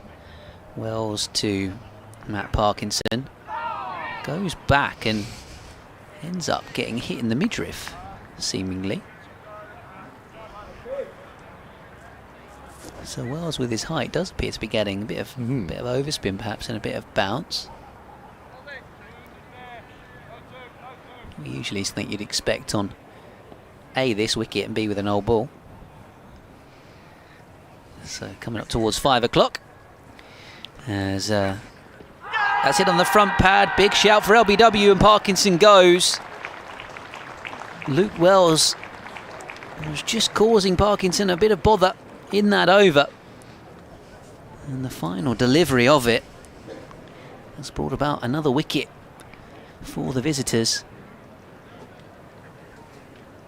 Probably kind of umpire's call on impact, whether it was inside the line of the off stump or not. Parkinson might feel slightly aggrieved with the previous delivery, obviously bouncing a fair bit, whether or not that was going over the top, but Lancashire, there was a confidence about the appeal and the umpire agreed. So Parkinson, a rare duck this season. He's only got one other duck. That was against Surrey in the first innings here at Canterbury. Generally has batted pretty well in red ball cricket down the order.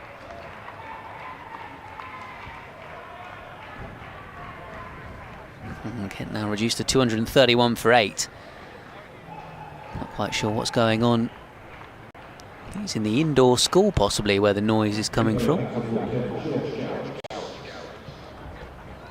Slightly bizarre outburst as George Garrett makes his way to the crease. Yeah, is there a point where Tuandami AA starts thinking about being that bit more aggressive? Obviously Kent need to at a minimum get 250 on the board, with a bonus point being available, because that was the final ball of the over. Lion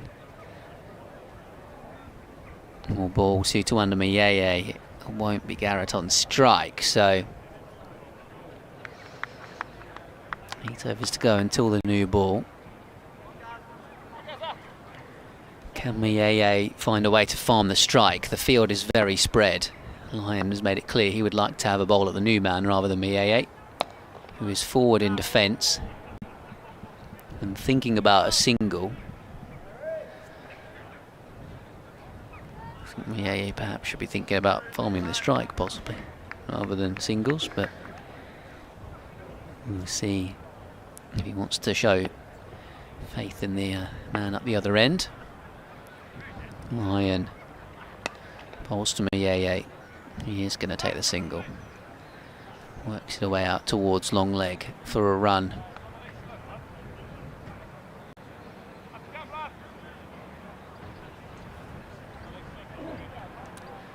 So Garrett will take strike. At number 10 for Kent.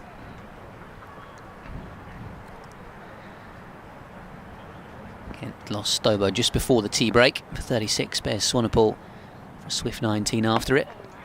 Parkinson for naught. LBW to Wells, and now Garrett in at number 10. Left-handed, but bowls right-handed. Forward he comes playing in defence. So far today, being competent at the top of the order, making 55. Tuandami AA 50 in the middle order. Stobo's 36. Other than that, 25 from Joey Everson, 19 Swanepoel, 16 O'Riordan. Drummond out cheaply along with Finch. This one's pushed away defensively by Garrett. Out towards kind of cover point area. I think more paraphernalia needs to be brought out. They want a pair of shin guards for the silly point fielder. As Lavelle does the fielding. Garrett playing it off the back foot to him. Brave to be in there without the shin pads, to be honest. Getting on with it in the meantime while they wait for that to arrive. Final ball of the over. Field is spread as if to invite a single for Garrett. He's going to take it. And his line drops slightly short. And it's punched off the back foot by Garrett.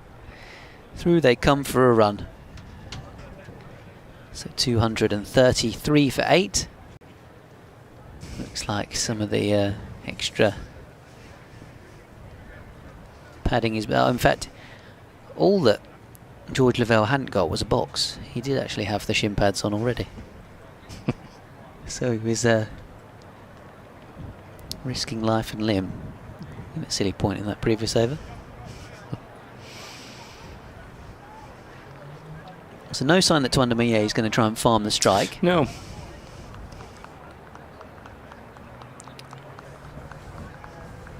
Maybe when Jazz Singh comes out, we'll possibly see him change his approach. But Luke Wells to continue. Yeah, third over. So he bowled one before tea. And he's replaced Balderson. He's going to have another go. Leg slip and a short leg. Garrett able to work this delivery through to the leg side for a single, just nudging it out towards mid-wicket. 234 for 8. Brings Millet on strike, having just got to his half century. 51 not out. Field changes for him. They've pushed the boundary riders back to long off and long on, and deep mid-wicket and deep backward square leg. Deep point. A wide third man. Cover dropping back as well. There's plenty of room to take a one if he wants it. It's good work by Wells off his own bowling. Low down to his left to field. He struck the ball back towards him. And there's no run. 234 for 8. Good commitment for the cause from Luke Wells. Was, yeah. And you're offering the batter a single. Yeah, into Millet. That's off the back foot and cut away into the offside. And this time he does get the one. 52 to him now. 235 for 8. Brings Garrett back on strike. That'll see everybody change. Everybody's going to creep up now. Field is scattered here, there, and everywhere. They're all advancing a little nearer towards the batter. 3 catches close in, slip in the leg, slip and short leg. Keeper as well, crouching down, waiting for a chance. Wells to Garrett. Just run off the face of the bat, down towards short third man where Balderson fields, and there's no run. A couple of deliveries left in this over for Luke Wells. That's the wicket of Matt Parkinson, who trapped LBW. Balls to Garrett, that's turned out towards the leg side. And gathered by Williams at mid-wicket. And there's no runs, this being the final ball of the over. And everyone retreating again. Seeing if Garrett can take a single and maybe Nathan Lyon has a chance then to bowl to Garrett. This is the final ball of the over. Change of line for Wells as well now. He's going to bowl around the wicket into Garrett. Short and wide, chopped away into the offside. And it is 1 run. And he moves on to 3. And that completes the over. 74 gone of the Kent first innings. 236 for 8. Garrett on 3 and Millet on 52. Over on 5 Live Sports Extra, England will be chasing 116 to beat the USA after bowling them out in the 19th over of their Super 8s game. Chris Jordan tidying things up at the end of the tail with a hat-trick. Oh, just casually. Yeah. Yeah. There's been a few of them. A few hat-tricks, haven't there, in the World Cup? Pat Cummins got one. Lyon to Garrett. Back he goes, playing defensively. Yeah, Jordan 4 for 10. Nice. So did they have to win that in a certain time? So for kind of net run rate, is a win enough? I think I'm not sure if a win's just enough or whether they have to win it well. I think potentially they do have to win it convincingly. Oh, through the gap in the defence of George Garrett, and it's a wicket for Nathan Lyon. From around the wicket, it's got through the bat and pad and onto the stumps. And so Kent are down to their final wicket. And now surely Tuandamayeye is going to have to change his approach. Wasn't protecting George Garrett from the strike, was happy to let him take it on. Not sure it was necessarily the right call from the set batter. For me, he needed to be dominating proceedings out there, and Kent were quite happy to take the singles that were on offer. Garrett ended up with 3 of them, but then has been bowled by Lyon, and Kent now are in danger of being bowled out without scoring a batting bonus point at the moment. They're 236 for 9 as Jazz Singh comes out at number 11. It makes that partnership now even more vital, doesn't it, for Kent? Mayeye and Stolber a little bit earlier on, 82 runs. Because the way that kind of the tail end is kind of melted away. That partnership this afternoon, absolutely vital for Kent. Yeah. Even though they might yet be below 250, which looked like a bit of a minimum kind of target. It could have been a lot worse. Yeah, it feels like Garrett played for turn there, and there wasn't any. It was kind of overspin from Lyon, clever bowling. But it looked like a pretty meek dismissal. Yeah, it kind of goes back to what I was saying about. I'm surprised that Jaden Denley didn't get picked to add a bit more depth to the batting. Feels like a bit of a long tail, 9, 10 and 11. The chance that Tuandamayeye won't take strike again unless Jazz Singh can play out the over or find a way to get off strike here. The Kent number 11. Played against Surrey and got 20. Played against Surrey and got 15 in the first innings. I think as Kent were short of 250 in that one actually. Maybe even 4 runs short. I think they got balled up for 246 or something like that in the first innings here, and at the moment on the cards to do something pretty similar. Jazz Singh fending off his first ball. Beaton on the outside. His second. 2 balls to go in the Nathan Lyon over.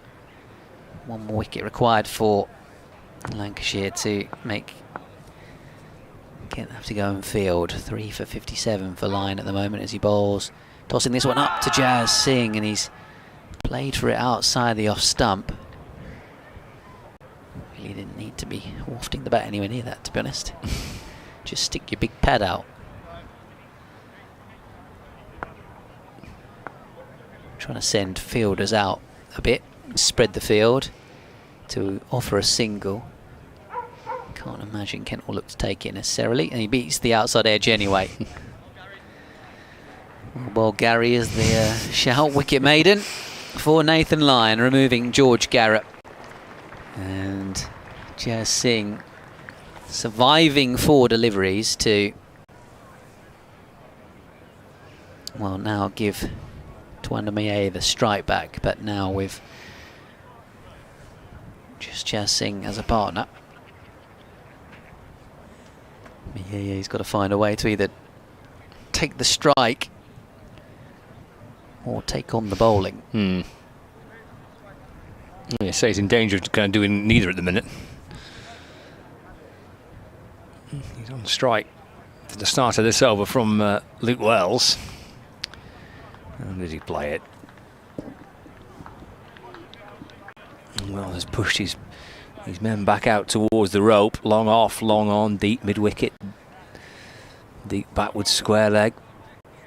Whack it hard in the gap and run 2. You know, 4th fielder on the leg side. So there's long on, deep mid-wicket, deep square leg and backward square leg. Bloodwick out on the cover boundary. There's Wells to Mieye in and balls. Can he get 2 here? Yeah, he should be able to come back. He does, yeah. That was the shout straight away as he hit it. Good running from Jazz Singh. Ease the ball out towards wide, long off where Lyon's fielding. Comes back for 2, moves to 54, 238 for 9. Cries of catch as Mia goes back and tries to whip it away to the leg side. Bells its short leg. Not sure if there was any bat on that. I'm not convinced there was, to be honest, even though there was some oohs and ahs as he dropped it. Definitely wasn't bat. If it was anything, it was glove, but it sounded like thigh pad. Comes up Wells again. Might be 2 now, just 1. Work that through mid-wicket. Singh turns and wants to come back and try and get Mieye back on strike, but there isn't a chance for that, so he's going to have to face some deliveries from Luke Wells now. 239 for 9. Yeah, it was good fielding. I think it was Lavelle. It is, yeah. Who was very quickly onto that. Mieye wanted to, and that was why Singh turned for it, but in the end I think Mieye probably timed it a bit too well. Sometimes if you scuff it into the leg side you can get 2, but when there's a fielder on the rope. Well, both batters have had a chat, coming to some kind of understanding as to what is going to happen here. Can be in run-out territory, can't you, really, when in this situation. It's the last thing a team want to do. There's a silly point in place.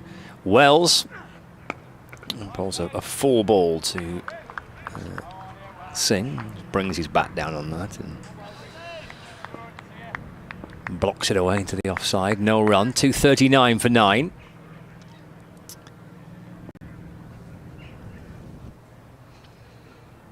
Wells bowls again. That's just flashed outside of the off stump and left alone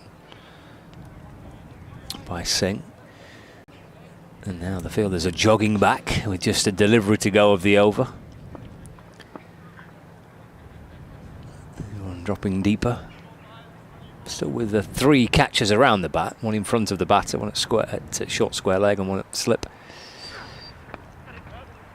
And they turned down the possibility of a single there. That's just eased away behind square on the leg side, but they decide against the run. It's the end of the over, 239 for 9. I always feel a bit sorry for the number 11 in that situation. Just hit a perfectly competent shot. You're on 0. Have to turn down the run. You're sent back, yeah.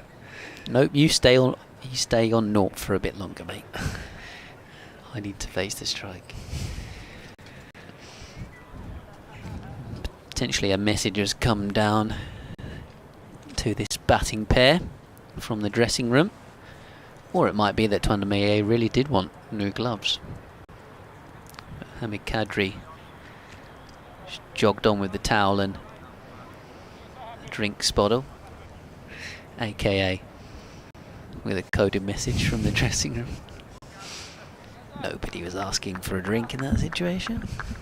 So what's Mieye going to do here? Up against Lyon. Shorter leg side boundary, which he's tried to hit a couple of times and failed. He's pulling this one away towards mid-wicket, but he's hit it straight to the fielder. Jazz Singh was on his toes, ready to run if required. 2's going to be harder to come by into the leg side. Fielders on the offside are, in the majority, a bit in from the boundary to try and stop 2. Mid-wicket's now being posted out on the rope, so there's a long leg, deep square, deep mid-wicket, long on. As Lyon tosses this one up. Mieye drives into the covers. They're only going to get 1 for that, though. They're only going to get 1. I'm not quite sure why they're turning down singles 1 minute and then running singles the next. That's muddled thinking. That should have been a no. Mieye keep the strike, but they've run 1, and now Jazz Singh will face Nathan Lyon for 4 balls potentially, like he did when he first came to the crease. It's on the stumps and forcing Jazz Singh to play defensively, which he does so into the pitch.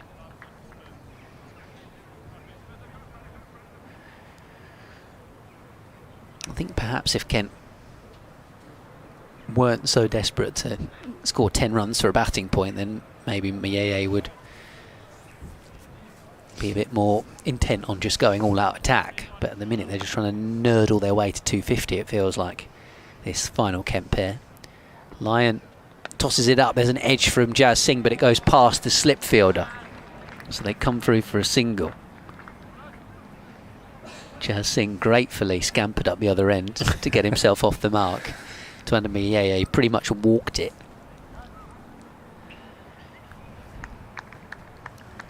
So 2 balls to go in the over. The field gets spread once again. Possibly Mieye will take a single one now here, if he can get it. Lyon bowls. Oh, that was a good delivery. Flat and quick on the stumps. Mieye actually says no.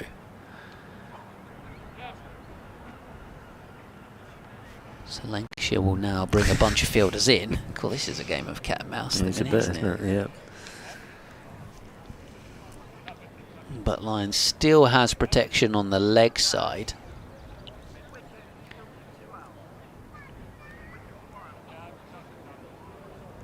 So mid-wicket now comes in. Or at least there's a short mid-wicket and there's a deep mid-wicket. It's the kind of deep square, long leg and long on. So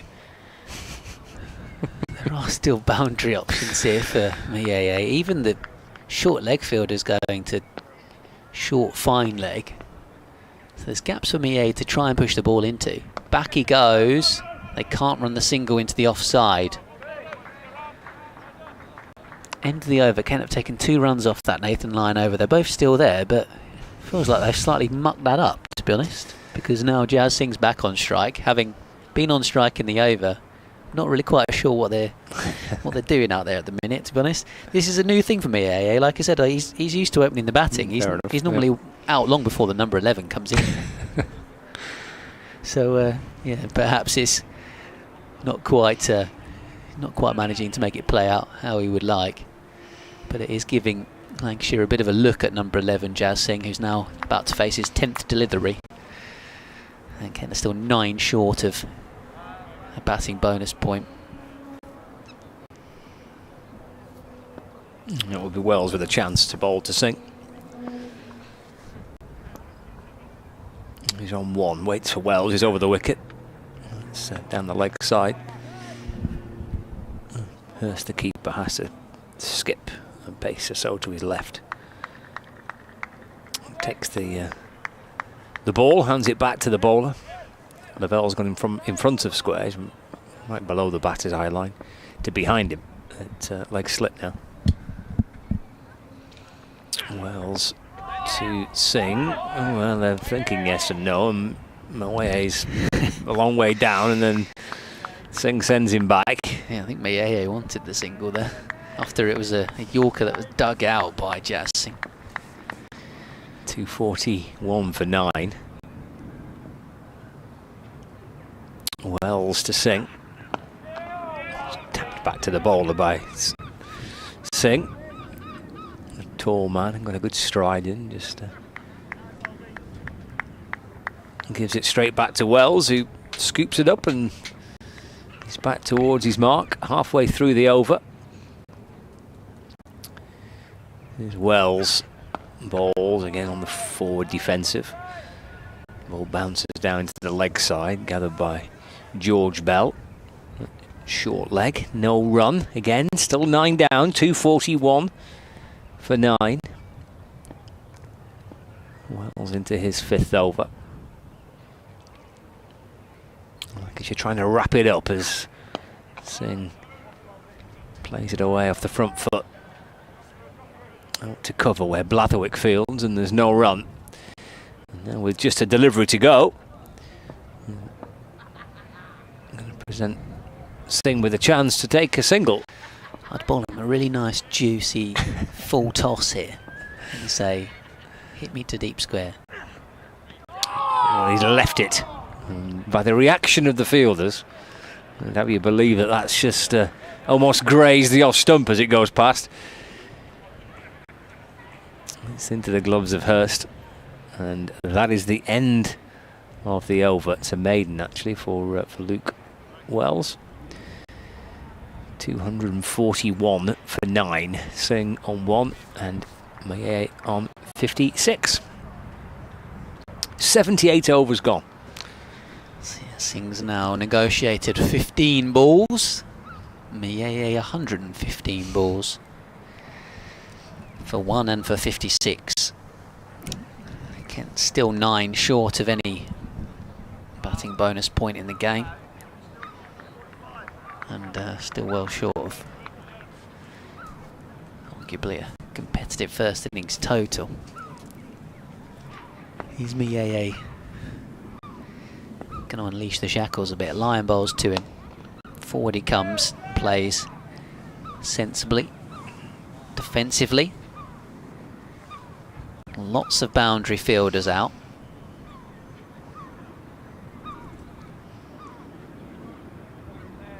What's going through the mind of young Twanda Mayeye right now as he faces up to Nathan Lyon. Stays in his crease, bumps it into the offside, off the back foot. This time turns down a single.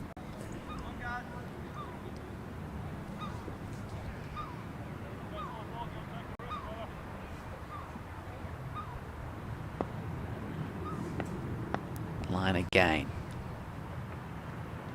Comes down the pitch, wallop straight up in the air. It might fall short. The fielder, no. Williams gets there and then it falls out of his hands as he hit the ground. Well, came down the pitch with the intent to under Mayeye, but just top edged it straight up in the air, and it left Will Williams with a bit of work to do running in from long on. He did the hard bit of the work, in fairness. He did, yeah. He made up the ground, didn't he? Nathan Lyon's got his hands on his hips and wondering how he hasn't got a fifer from some of the drop catches. Yeah. He could have had Mayeye about 3 or 4 times. Yeah, I've had a few put down today. Mayeye's tried to whack him out of the park and not managed to. On that occasion, he's driving here pleasantly, but no run. Yeah, 1-6 he did hit off him, of course, Mayeye. But since then has been shelled at least twice, and we think probably 3 times. We couldn't quite see one of them. No, the stand blocked our view, didn't it? But the reaction from the players and from the crowd, the cheering from the crowd would suggest very that much suggested he's dropped it. I mean, it went for 4 as well, didn't the ball went down, yeah. So Lyon to Mayeye, goes back, fiddles it into the leg side, and this time they do run a single. Well, it felt in a way that it would have been a shame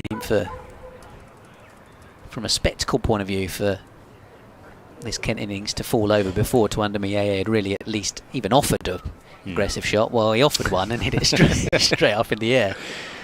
So I think just from the way he hit it, it was almost like hitting a crop across the ball.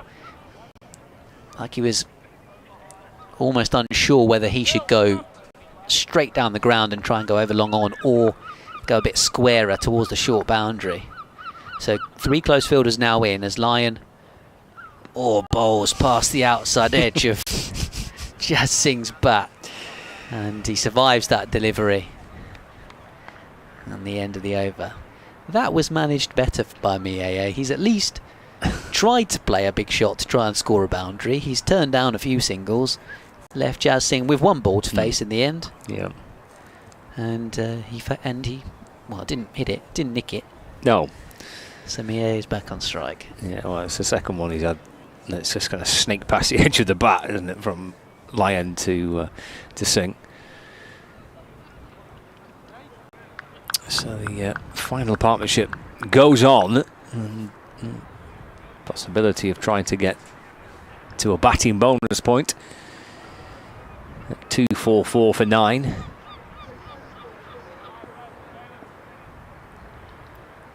$17 overs left today.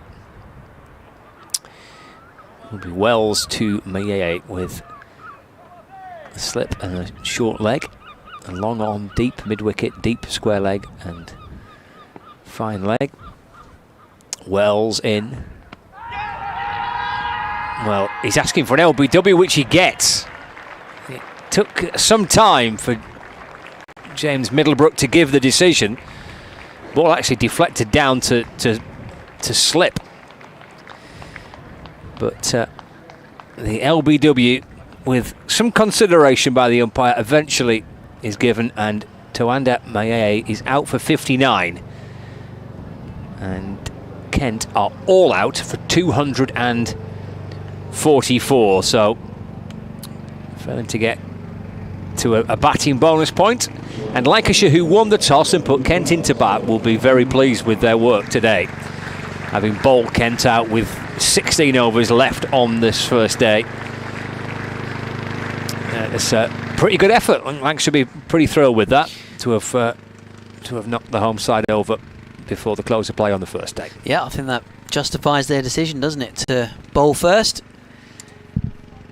In the end, just having a look at the replay, I think it looked pretty plumb, to be honest. It was more convincing than the Matt Parkinson one for me. So, yeah, absolutely.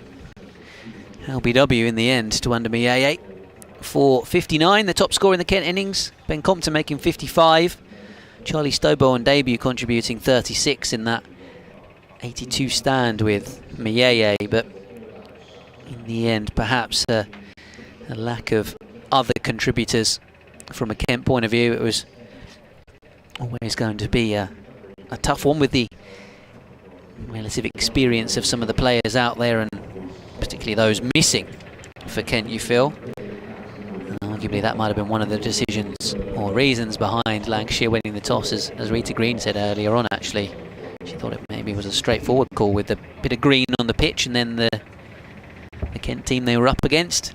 Well, it's been a good start to this game for visiting Lancashire. So Kent all out for 244, and we will be back once again on the BBC Sport app and website with the commentary for the final section of this first day's action.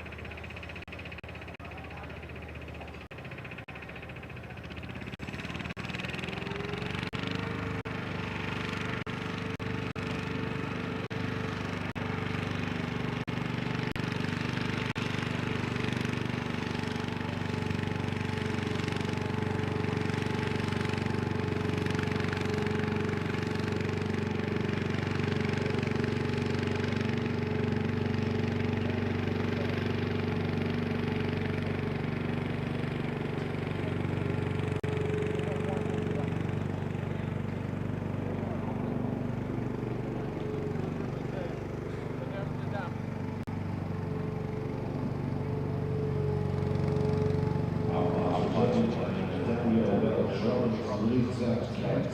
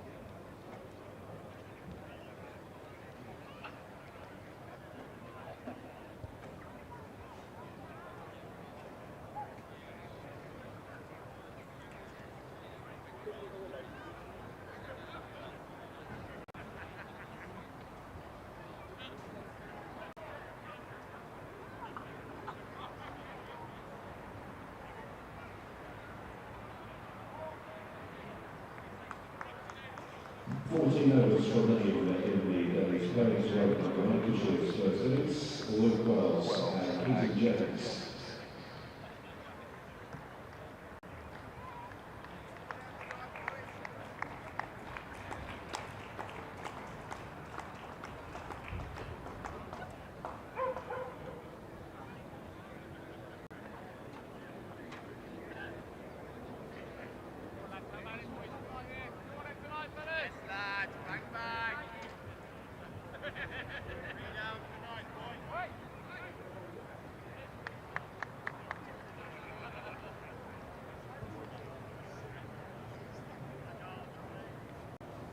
Luke Wells starting strikes by the crossover of the innings for Kent from Keaton Road and Meadows Swanton.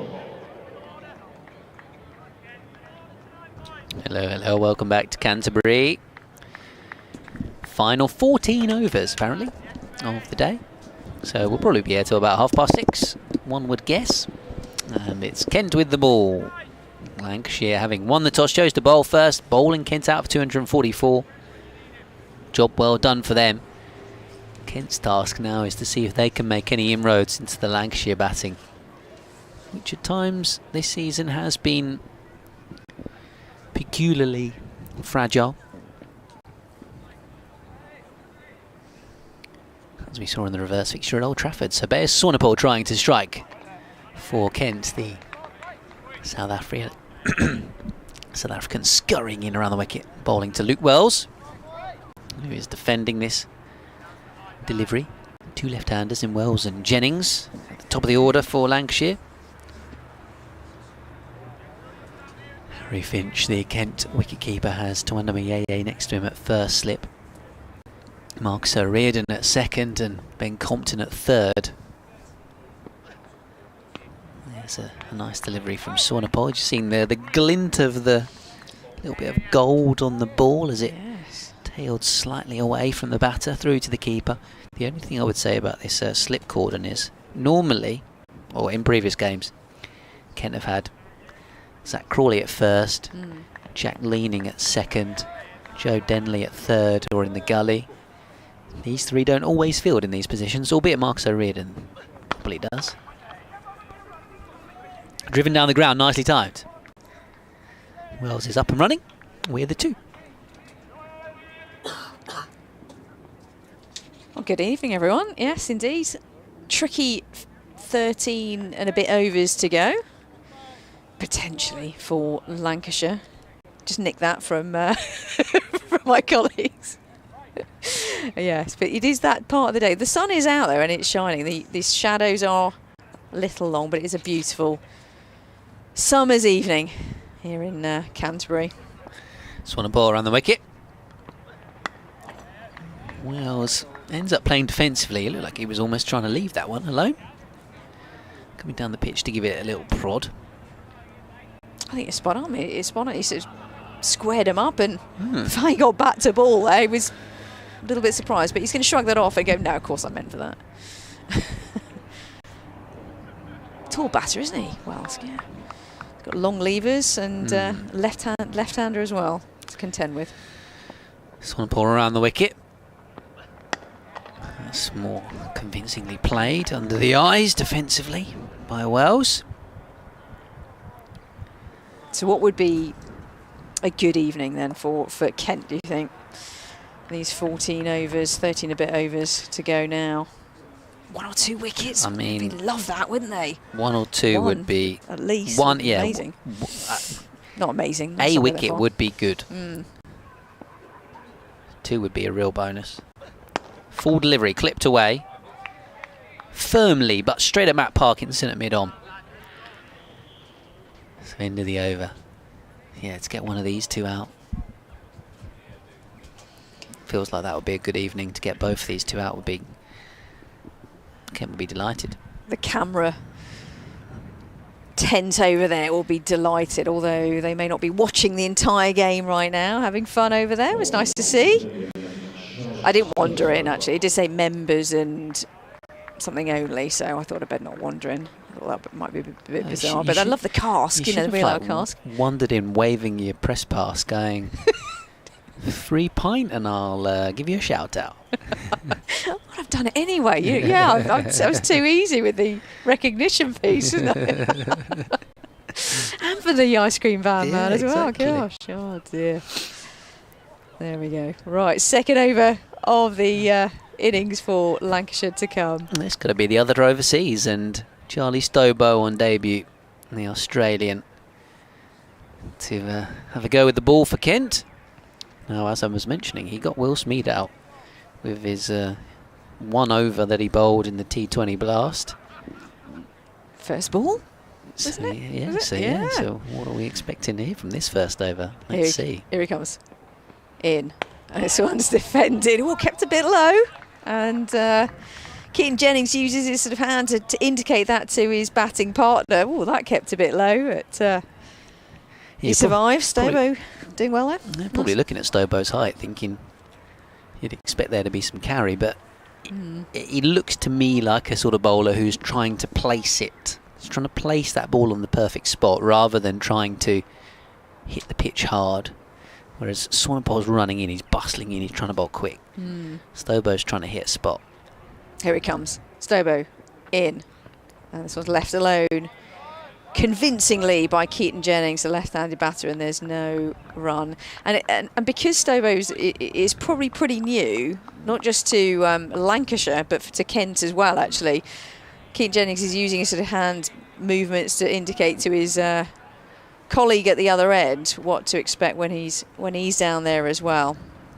We've got a nice view here today, haven't we, for the commentary box. You know, it depends on where the wicket is, but we're seeing this one go straight across the batter and indicate whether it will be an in-swinger or an out-swinger. Here he is, Stobo in. This one's tucked into the onside to short mid-wicket. There's no run. Yeah, versatile cricketer, isn't he? Charlie Stobo from Australia. He did well with the bat earlier on today. Yeah, I thought it was quite an entertaining innings, actually, and he'll be probably disappointed the way he got out, but that is life. I think it was almost a bit surprising. I was in the crowd. Makes it sound like I'm at Glastonbury, but I was in the stand. Yeah. And there's a little bit of almost sort of surprise by the timing of the wicket. Stobo in. Oh, Keaton Jennings defends this one, but it comes off the thick edge, fielded, and there's no run. Yeah, because the ball before he crunched a nice shot off the back foot through the covers, hadn't he? And then the next ball just seemed to completely miss it for whatever reason. That's Nathan Lyon for you, isn't it? That he can make things happen with all that experience. That was really entertaining to watch, and young or old, on somewhere in between cricketers out there, studying other cricketers, and if you're an off spinner and wanting variation, it's quite interesting to watch those variations, speed and line of length. Stobo in, full delivery through to the keeper at a good height. There's no run. Those seagulls still, scouring around, seeing if someone's got a spare ice cream or a sandwich going. Well, at Hove on Thursday, there were at times so many seagulls, and they were swooping in and out from behind the bowler's arm. You'd be forgiven for struggling to see the white ball against the white seagull at times. Oh, really? Wow. Stobo in, full delivery, defended by Keaton Jennings. There's no run. Make that a maiden over, and so does the scoreboard. Maiden over for Charlie Stobo, his first over of the innings. Got off to a good start there for himself, for Kent. 2 without loss is the scoreline. Yeah, I thought that Stobo was going along swimmingly at 36. And if you're just joining us, by the way, Kent out, all out for 244. Disappointing for them. You know, last time I was at commentary, I was like, yeah, they're going to make 250, no problem. They're never going to lose 4 wickets in a short period of time. And, yep, you can all blame me to a certain degree. Commentator's curse, of course. Oh, yeah. Who was batting well when you took we swapped over and somebody got out? It was Swanepoel, wasn't it? And Stobo, I think, yeah. Well, it was Swanepoel you were saying that was batting well and then he got out. Oh, sorry, yeah, that's right. You're spot on, sorry. Swanepoel was definitely out there, and oh, look, he's gone. But disappointing not to get the batting. He was definitely commentator's cursed by one of us. This one's flicked away leg side. That'll be a boundary for Luke Wells. Nobody at square leg, and Swanepoel straying onto the leg stump. And Wells, he does like to score briskly early on. Just moving across his stumps and helping himself. So normally the sort of delivery that perhaps you might see when it's a left-hand, right-hand combination, but bowler's not got that excuse at the minute. No, he just got his line wrong there, didn't he? Full delivery down leg side, and there's no one in the deep. 4 runs. Round the wicket. Swanepoel, this time driven up towards Beau Drummond. A diving effort from him, which has been stopped, but they come through for a run.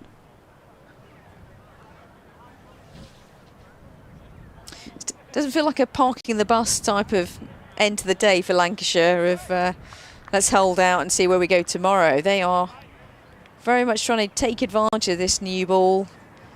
You know, if it comes to you fast, it'll go to the boundary fast as well. Yeah, that hardness in the ball. Sometimes good for batters, isn't it? Jennings on the strike then. Defending this one from Bayers Swanepoel. Up towards mid-off. First time he's faced the South African. You mentioned Jaden Denley earlier on. And yeah, I saw him walking around earlier. I wasn't going to ask him if he was disappointed not to get in the side today, but that must have been a tough decision first thing this morning, do you think? Or you said you were a bit surprised that he wasn't in it. I thought he would play, actually. Here comes Swanepoel around the wicket.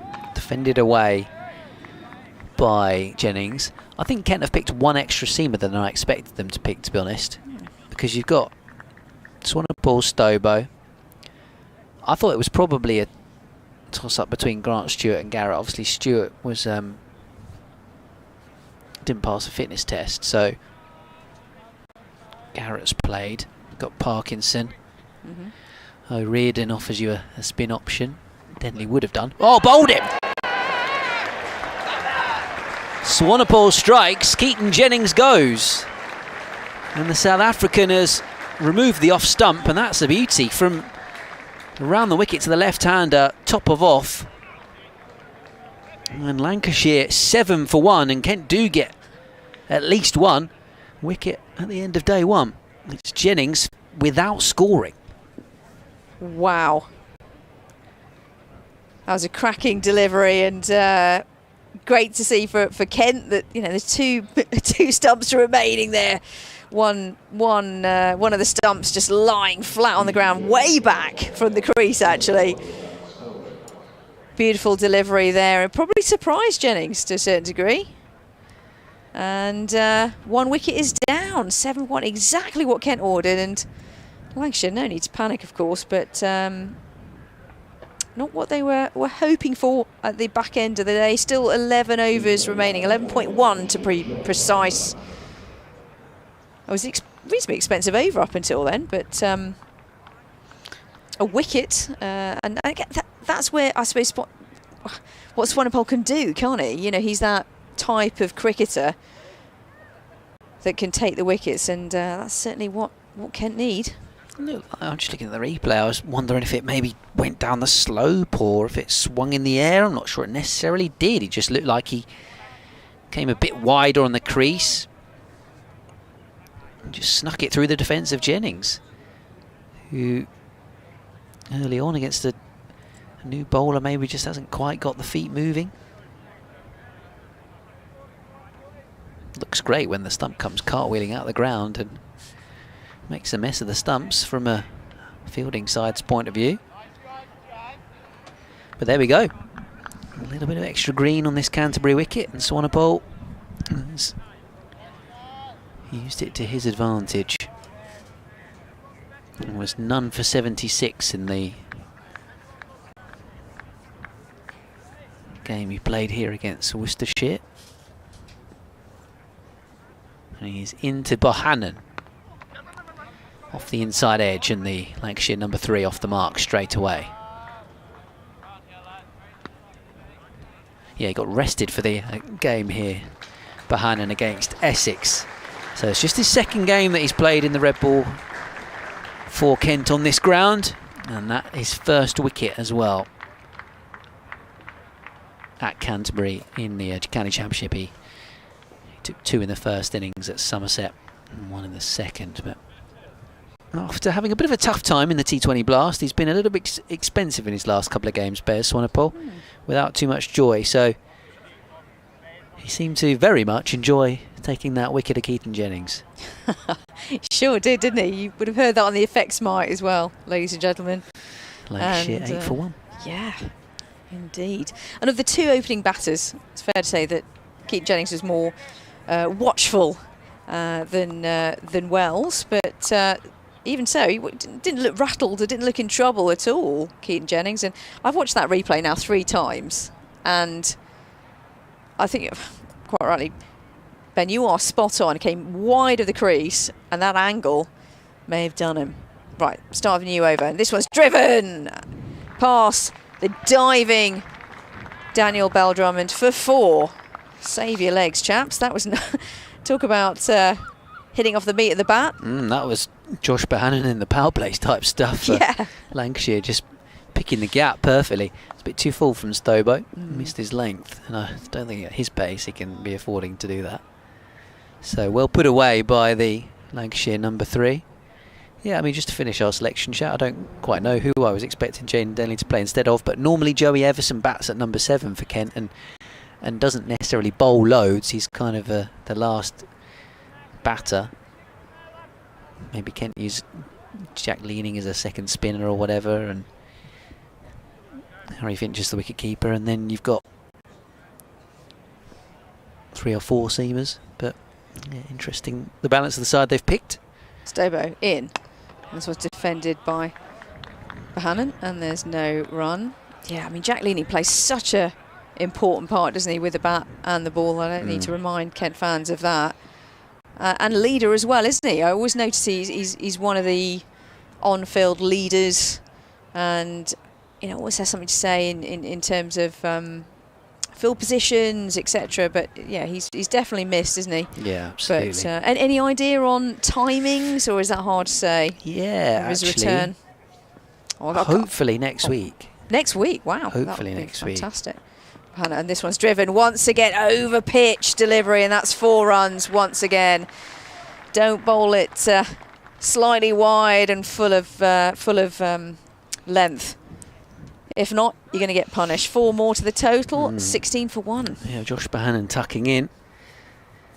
Yeah, we're talking about Charlie Sturbo getting runs in the second team game against the South Asian Academy last week. He was a bit expensive with the ball, and just seeing there that a couple of times he's bowled too full there to Josh Bohannon. Just got to peg that length back a bit. He's not express pace at all either. So needs to tighten up that line and maybe just drag the length back slightly. No sign of the ball really swinging for him either at this stage. Yeah, you see what he's trying to do, really make it swing like the Lancashire bowlers did, but can't see it yet. It's all beaten. Good response there. Much better. Much better. Better line and better length, actually, isn't it, as well? Just slightly shorter than the previous deliveries. Little moral victory there to the bowler. Yeah, that was much more like what Daniel Bell-Drummond wants from him. Getting complaining about the ball already. You've got to be kidding me. Right, I'm going to take a note. As I said, those 5 balls in one day has been engraved in my mind now to mark down when you... Right, where are we? Matt Parkinson 3.4 overs in. holding it up in front of the umpire there before he rubbed it on his sweaty forehead and gave it back to the bowler. Lovely. Which is perfectly legal, of course. Bohannon on strike, and this one's defended firmly, and there's no run. It feels to me like Charlie Stobow's MO will be to do that all day. Just firm up one end, right? Yeah, And just bowl straight-ish, kind of top of off type length. Hit the spot that he's hit on those last 2 balls. Don't want it any fuller than that. Just keep probing away. Worked for Glenn McGrath, didn't it? Just Yeah, that line absolutely. of length. Did every time. Right. This one is thick edge, outside edge. There's a chase on to the vacant third man area. They drag it back from the boundary rope. They go through for 3 runs. 3 more to the total, 19 for 1. It's a good start from Bohannon. He's raced to 12 and will keep the strike as well for the next over. Lancashire 19 for 1, 10 overs to go in the day. Pace on a pole ball. Have a go from the other end. Yeah, to be honest, I think probably just in terms of the Kent side, I think I was expecting them to probably pick Jaden Denley and not Jazz Singh. And they've gone with an extra seamer, really. So it'd be interesting to see what Jazz Singh can offer. Does take wickets in the second team, but tends to be a little bit expensive, and that was kind of the case when he played at Trent Bridge last year. Swanepoel's in. Full delivery, which is forcing Swanepoel to defend.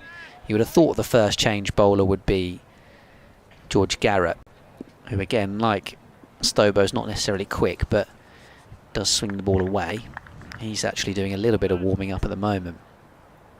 So would have thought that Kent will look to get him involved before stumps tonight. Jazz Singh will probably have to wait until tomorrow to get in on the action. Swanepoel a little bit wide on the crease. Certainly quicker than Stobow. It's just a gentle touch on the ball actually, and it deflects off the stumps at the far ends. The umpire's going to have to go and pop those bails back on. Yeah, those pink bails. Yeah, 18 years old, isn't he, Jaden Denley? And Jazz Singh's only 21, so plenty of youth. Yeah, so Kent have obviously gone for the extra seam bowler rather than the batter. But by my mind, as this one's left alone outside the off stump with Joey Everson, the all-rounder that he is, and obviously they've got him batting at 4 in this game. In theory, you could have picked another batter at 7, say, and had a Jaden Denley there, or you tweak the order around or whatever. But they've gone for Jazz Singh, who potentially could be used in a way that Lancashire used Blatherwick to, bend his back and bowl some short stuff. He's a tall, strapping lad. Swanepoel bowls full and is driven square by Bohannon for 4. So impressive, Josh Bohannon. And that was another good cricket shot. So quick to latch onto anything that's full of length. He's found the gap well. 23 for 1. Lancashire, a couple of balls remaining in the over. Yeah, already 3 4s in the innings so far in this short period of time. It felt like in the Kent innings, they all never made it to the boundary, or not many times. Here he comes again. Swanepoel defended away by Bohannon, out towards Daniel Bowyer-Drummond at extra cover. Sorry, Kevin Howes is giving me... Is he giving you grief, or is he giving you a message? He's giving me positive vibes. Oh, good. We've lined up a guest for his slot tomorrow lunchtime, so... Oh, I see. He's feeling good about it. Can we reveal, or is that... Are we too early for the real... Oh. Or should we just keep people in suspense? Yeah, we could keep them in suspense. Yeah. Full delivery from Swanepoel, defended away into the covers. 9 overs to go on day 1 here at Canterbury. Maybe we'll just keep dropping in facts, little teases for who the guest is tomorrow. Oh, like it. You tease. So you're going to have to listen in, ladies and gentlemen, to find out who it is. It's not Jimmy Anderson. Just oh, don't go too soon with that. Sorry, everybody. I would not have been able to sort Jimmy Anderson as a guest. That would have been Scott Reed's domain.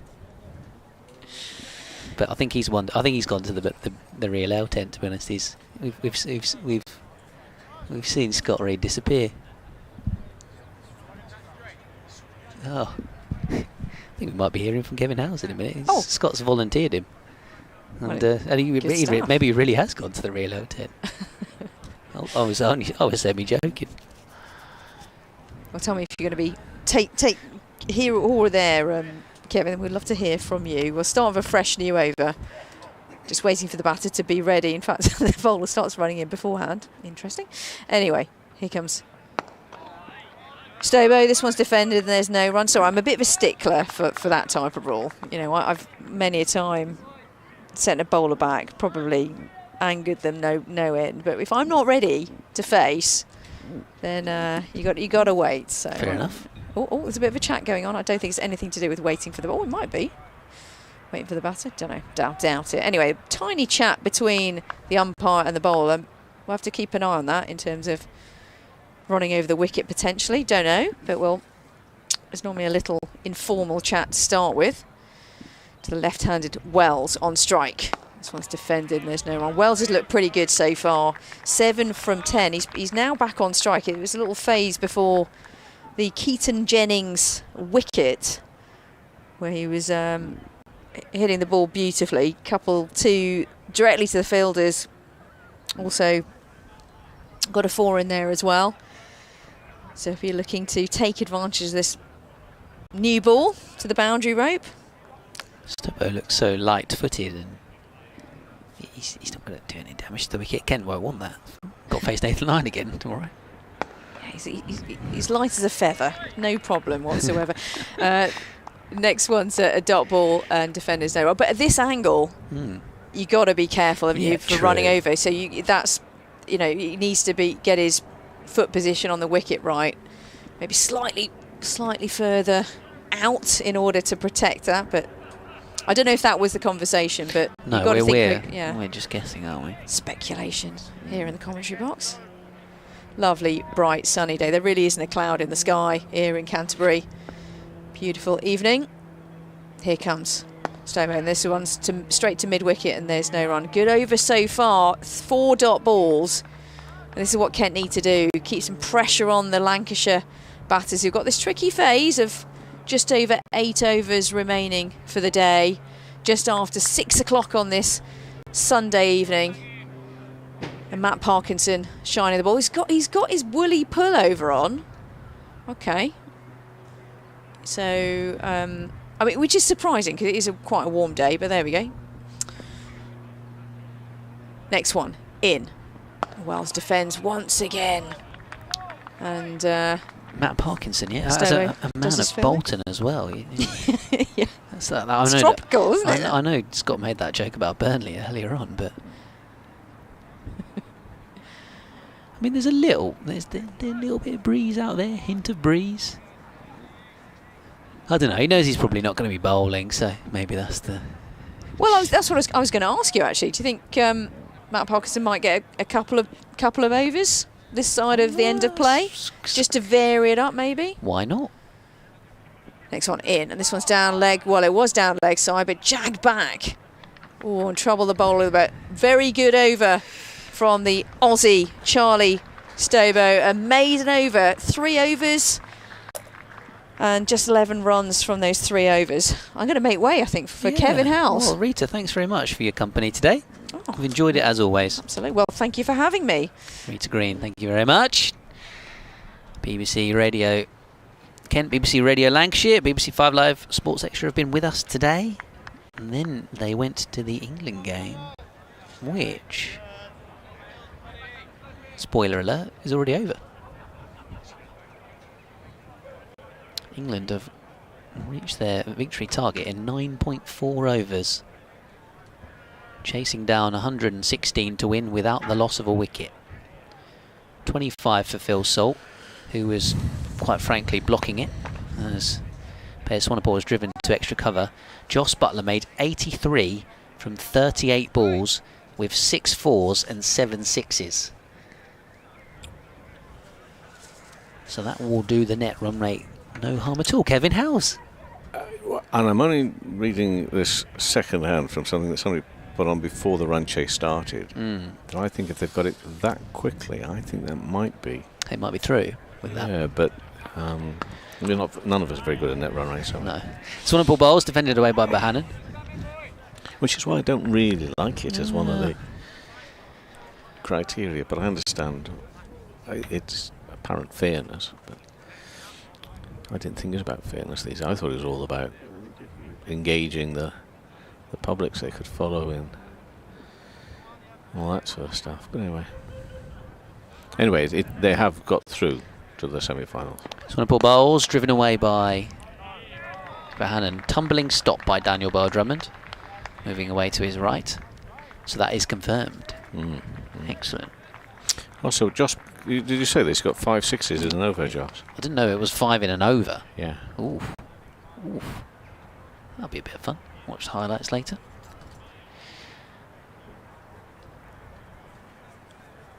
Yeah. Do you know what? This time next week, it's County Cricket Day. County Cricket Day? Yeah. Oh. Full delivery driven by Bohannon again. This time a stop from Parkinson. Just going to read part of the. I mean, I was aware of it taking place because it's pretty much all on social media. But it's something that they're calling a fan-led initiative to encourage cricket fans to celebrate county cricket and enjoy a live game on Sunday, the 30th of June. Okay. Where are you next weekend? Hampshire. Okay. Down the leg side, clipped away by Bohannon. He comes back for 2. First runs from this over. Lancashire to 25 for 1. Jennings for 0. Bowled by Swanepoel, the only wicket so far. Bohannon has come in and scored a runner ball 18. And Wells is there on 7. I wonder if that was the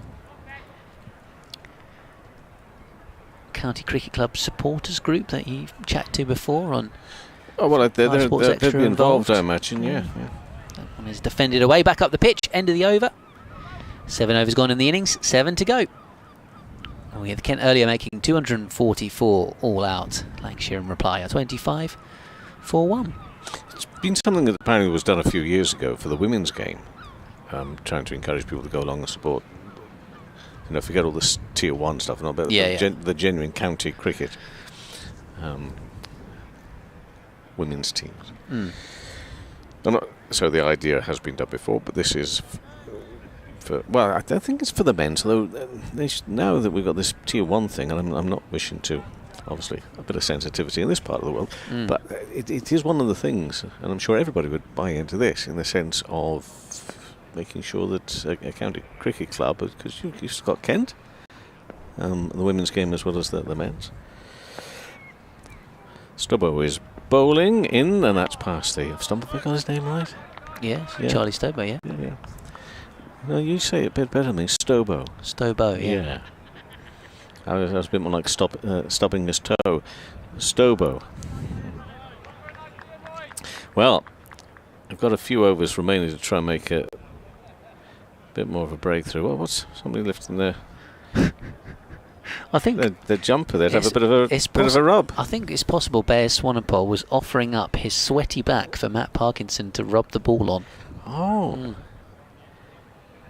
Did he take him up on the offer? I think he did, yeah.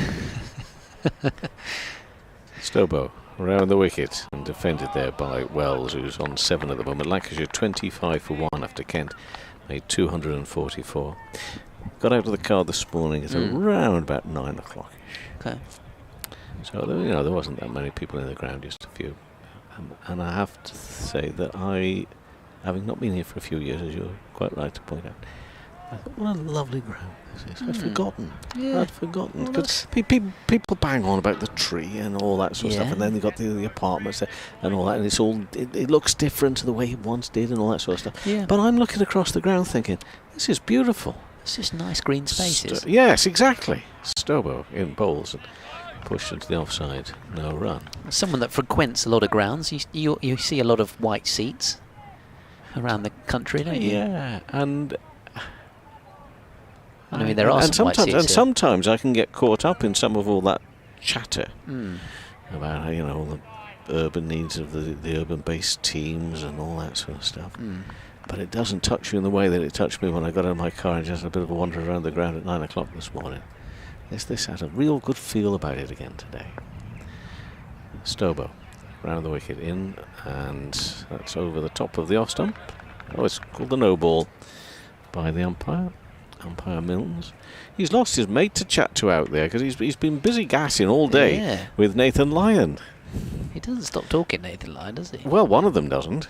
And maybe one of them's talking, one of them's just listening, but he's been busy chatting with him. But it's all very well you lot talking about that campaign for real ale and maybe accusing poor old Scott of being there. Well, it's not for me to say that he definitely isn't, but because it's run by Canterbury, you either have to be a member or a guest of a member to actually go in there today. Okay. You can't just wander in.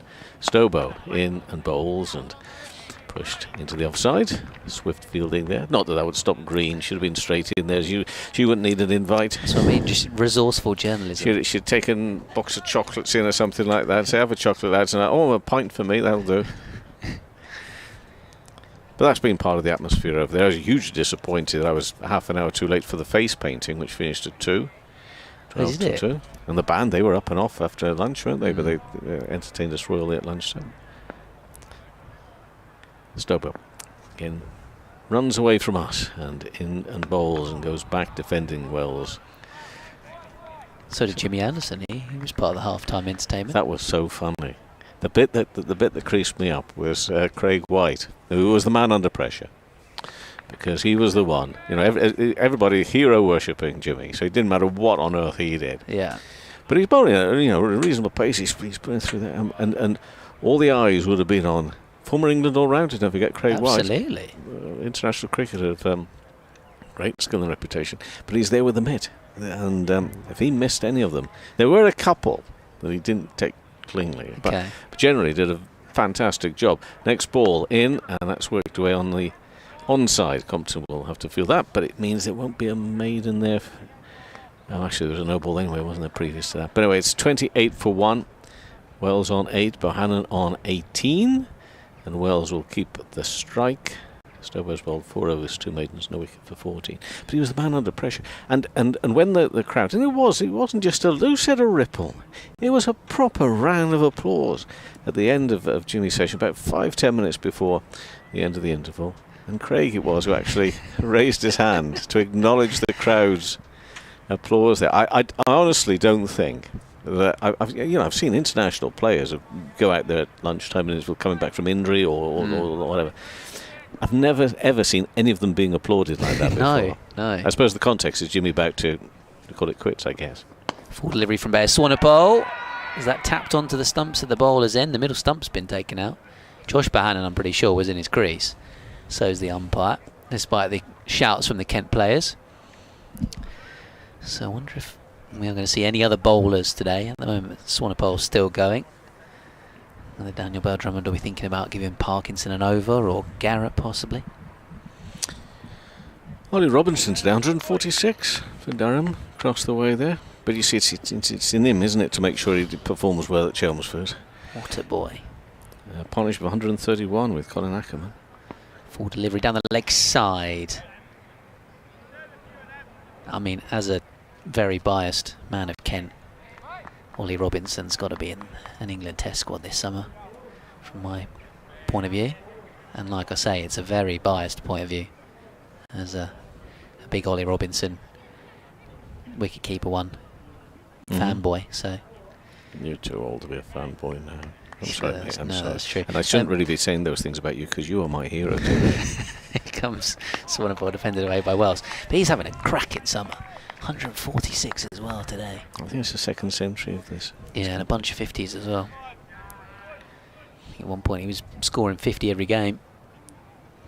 A bit like Bell Drummond was doing, actually, at the start of the season. So why can't we say who the big guest is tomorrow? Because it is Well, a big guest. For me, yeah. it's a big guest. I mean, I know you'll come across him sort of week in, week out, but I've never chatted to him. I'm really looking forward to it. Okay. Here comes Swanepoel. Full delivery. Defended away by Luke Wells. Well, I mean, seeing as I've booked it, I think we can... Have we got to talk percentage for the booking fee before you'll announce who it is? I To think see how much I'm going to... It's probably fairly obvious that it's someone to do with a Kent persuasion. Yeah. And somebody who's not involved in the game that's going on at the moment. Unable to take part, sadly. Yeah. Here comes Swanepoel around the wicket. Oh, that one almost got through the defence of Wells. If only I had enough time just to leave the commentary box here and go around to that staircase there. In fact, I'm going to do that. I'm going to do that. I'm going to get his cap number. Oh. Because they're all up on the photographs, aren't they? Yeah. Okay. Well, Kevin's revealed that he's a Kent player or a former Kent player. In that one sentence, he's actually going to the stairwell to go and look at his cap number. Off the back foot, they've run a quick single here to backward point. Wells and Bohannon. It was off the bat of Wells, so a single, meaning you keep the strike for the next over. Off the final ball of Josh Bohannon's over. I must say the individual in question, his picture is quite amusing. Just the hairstyle as much as anything. A lot of hair gel being involved, and yeah. So 29 for 1 Lancashire. I mean, I didn't want to do the big reveal. Mainly because I didn't want to sort of big him up and then he's not able to turn up for whatever reason tomorrow. So we are going to see a bit of George Garrett then. He's replacing Charlie Stober at the pavilion end. Thought that Kent would at least give somebody else a chance with the ball. I'll have to say this before I forget it. Okay. So it's cap number 207. 207. Okay. Only 2 players got caps that year. The other was Azam Mahmood. Oh, okay. It was another 4 years, according to that anyway. Yeah. Until somebody else got one, Matt Coles. But and the one in the middle. That would be right. Oh, well, of course it would be. As long as I remember it correctly, coming back from the staircase. Yeah, I think that's a good clue. Oh, yeah, nice. Captain 2008. Only Azam Mahmood was captain that same year. So, Garrett in bowls. I was looking for that over the onside. I think Wells was also, but it's fielded up there at mid-off. But thank you very much for that, for being the go-between. Well, no worries. I hope he just turns up when we need him to tomorrow night. Well, you can't be responsible for that. And I've got good money on the fact that he will, because he strikes me as a reliable man. Reliable on the field, reliable off the field. Yeah. Wells on 9. Next ball. It's defended. Back up to Garrett. Trying to get another breakthrough here. How many overs have we got left? 4.4 in the day. But it's been a lovely day. And the shadows cast off the stands at this end. And I had a bit of a wander round, as I say, and looking back across here, all these...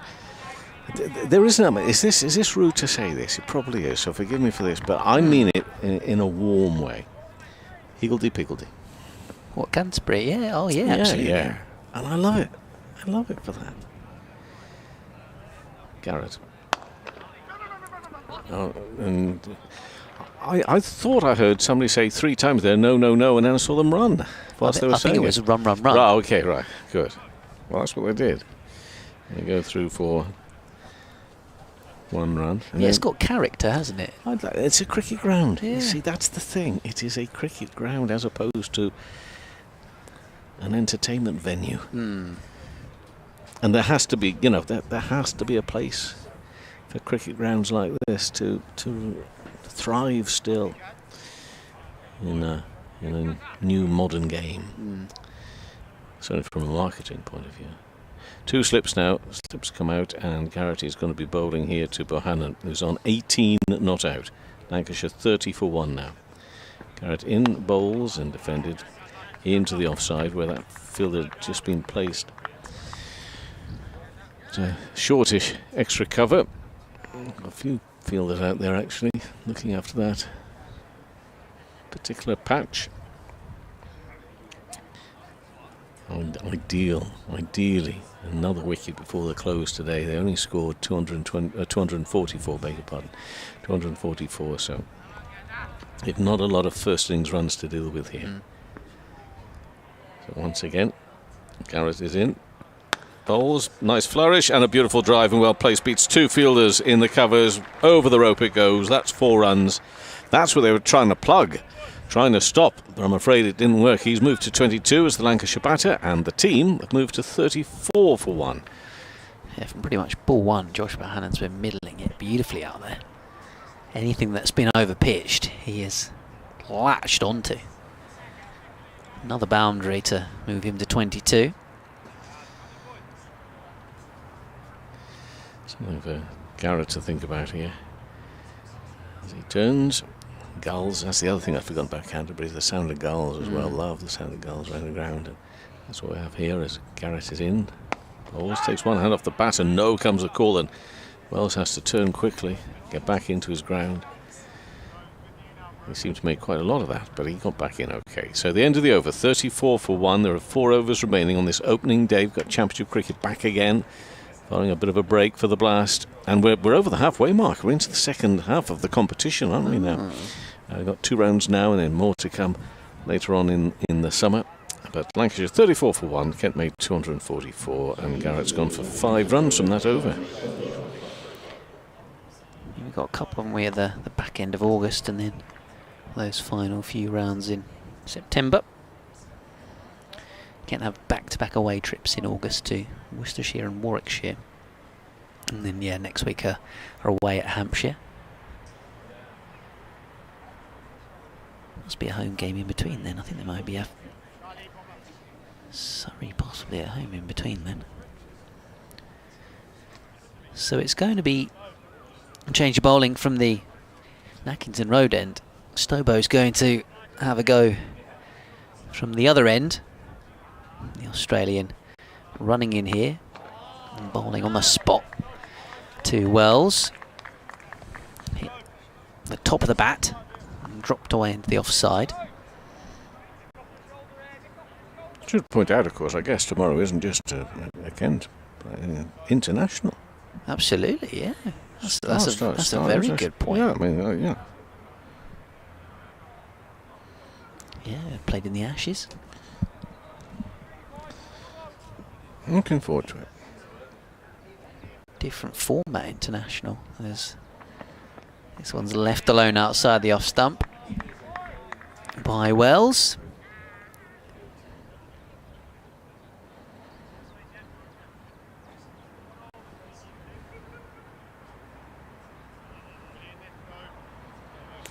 Little time away at only one other county cricket club for him. For a short period of time, wasn't too long, was it? You're ruling Sam Billings out now with that clue. Here comes Stobo. Defended away into the onside. Although, admittedly, Sam Billings probably wasn't capped for Kent in the same year as Hazem Mahmood anyway. In 2008, yeah. No. They're keeping it going, aren't they? They've started on the other wall now. But I noticed that they're full frame, so do they have to wait until they've got another 8 on them until they can put the photo frame up? I'm not sure. I think there's potentially some missing from that. Is Jack leaning on there? Yeah. Okay, He is, maybe they are up to date. No, he's on the opposite wall, yeah. Just nudged away into the onside by Wells. It was momentarily, fractionally off the floor before George Garrett collected the ball at square leg. And they all look so, well, most of them look so young because, of course, the cap, generally speaking, they have to earn the cap. Generally speaking, would be given in the young days. Rob Key looks young. Matthew Walker. Yeah. Oh, Yeah. what a baby face here. I know, right? Here comes Stobo bowls. Full delivery, which is defended away by Wells, who's looking like he's trying to shut up shop for the day. But at the moment, Stobo just plonking the ball in a decent length. Darren Stevens is... He looked baby-faced. Looking fluffy on top. Yeah.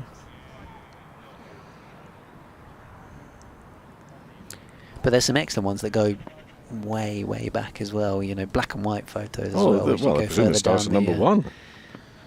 Oh, that one off the inside edge. Kept out by Wells. Maiden over from Charlie Stobo. Having swapped ends to the Nackington Road end. 5 overs, 3 maidens, none for 14.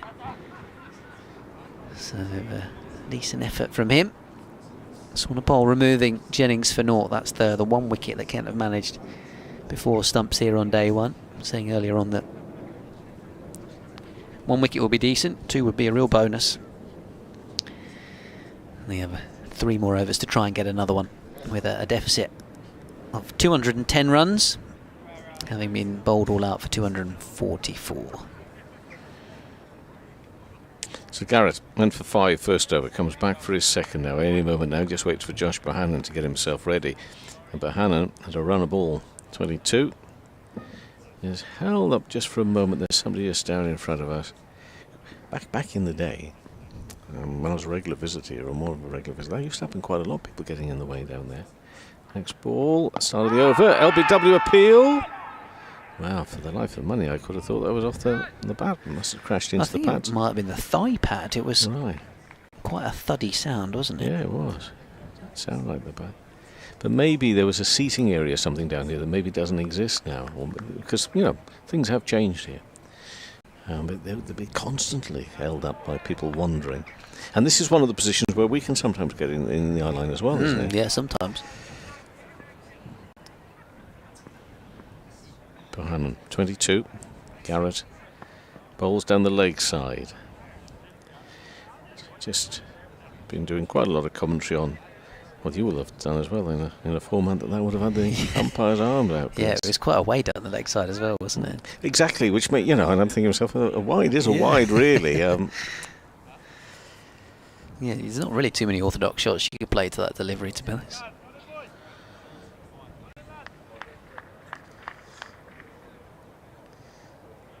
So he's to his mark again, tall, lean figure, Garrett. And he's off, running away from us. 34 for 1, Lancashire. Bohannon always down the same area. I mean, gosh, keeps doing that. Beautiful cut. What a lovely glide that was across from us. Right to left. Are you talking about the seagulls now? Yeah. I'm guessing that they'll be hoping there's just a few little bits and bobs left. When all the spectators finally which I have eke to, out. I'm not usually one to snitch on colleagues, but there won't be any of your lovely sweets at the back. Oh, no. And it's not me that's taking them. To be fair, I ate quite a few before I came back on commentary. Behind that is the quite small figure of Bohannon, but a very powerful striker we've already seen. Terrific batter. A season and a summer where, you know, we're not pointing the finger at Josh, but, you know, a bit of a surprise to see Lancashire where they are in the table. And at the start of the season, people think this would be the one that we really would kick on. Now, there's still a lot of cricket to be played this summer, you know, an awful lot of cricket. And Lancashire have been going pretty well in the T20 as well. So he's still got a bit of work to do, though, this summer, for it to be the summer that he would have wanted and Lancashire would have wanted. Into the offside, no run. So he remains on 22. But that top order, you see right at the top, these 3 very experienced, if they haven't fired and done well for Lancashire, it leaves a far less experienced middle order to try and put things right. So there's a lot of pressure upon that top order. Although Mark Chilton, Director of Cricket at Lancashire, was very, very keen to point out that, you know, forget the age. You know, if they've put them in that Lancashire 11, they think they're good enough. Next ball. And width. Well, how he didn't get anything that, I don't know. Or did it go bottom edge down into the ground? Yeah, bottom edge, yeah. I thought it did, and then up into the gloves of the keeper. Flew through to him off that. But anyway, that's a maiden for Garrett. Much better. Maiden over. But from a Lancashire point of view, it'll be about surviving, really, making sure they get through to the close. Just got a couple of overs left after this one before we hear the calling of stumps. And at the moment, Lancashire will be the happier of the two teams. Yeah, last couple of overs. Back-to-back maidens. These two appear to generally have shut up shop, although Bohannon was trying to hit that for 4 and bottom-edged it. It was there to be hit for 4. It was a bit of a loose one, admittedly, from Garrett, that final ball of the over. Stobo continuing. Oh, that's a good length. Drawing Wells forward. He's found a good rhythm, actually, from the Nackington Road end in particular. Since swapping ends, Charlie Stobo. Off the marker scoring 36 and sharing in a good partnership. And Twanda Mayeye for the, what would it be, 6th wicket.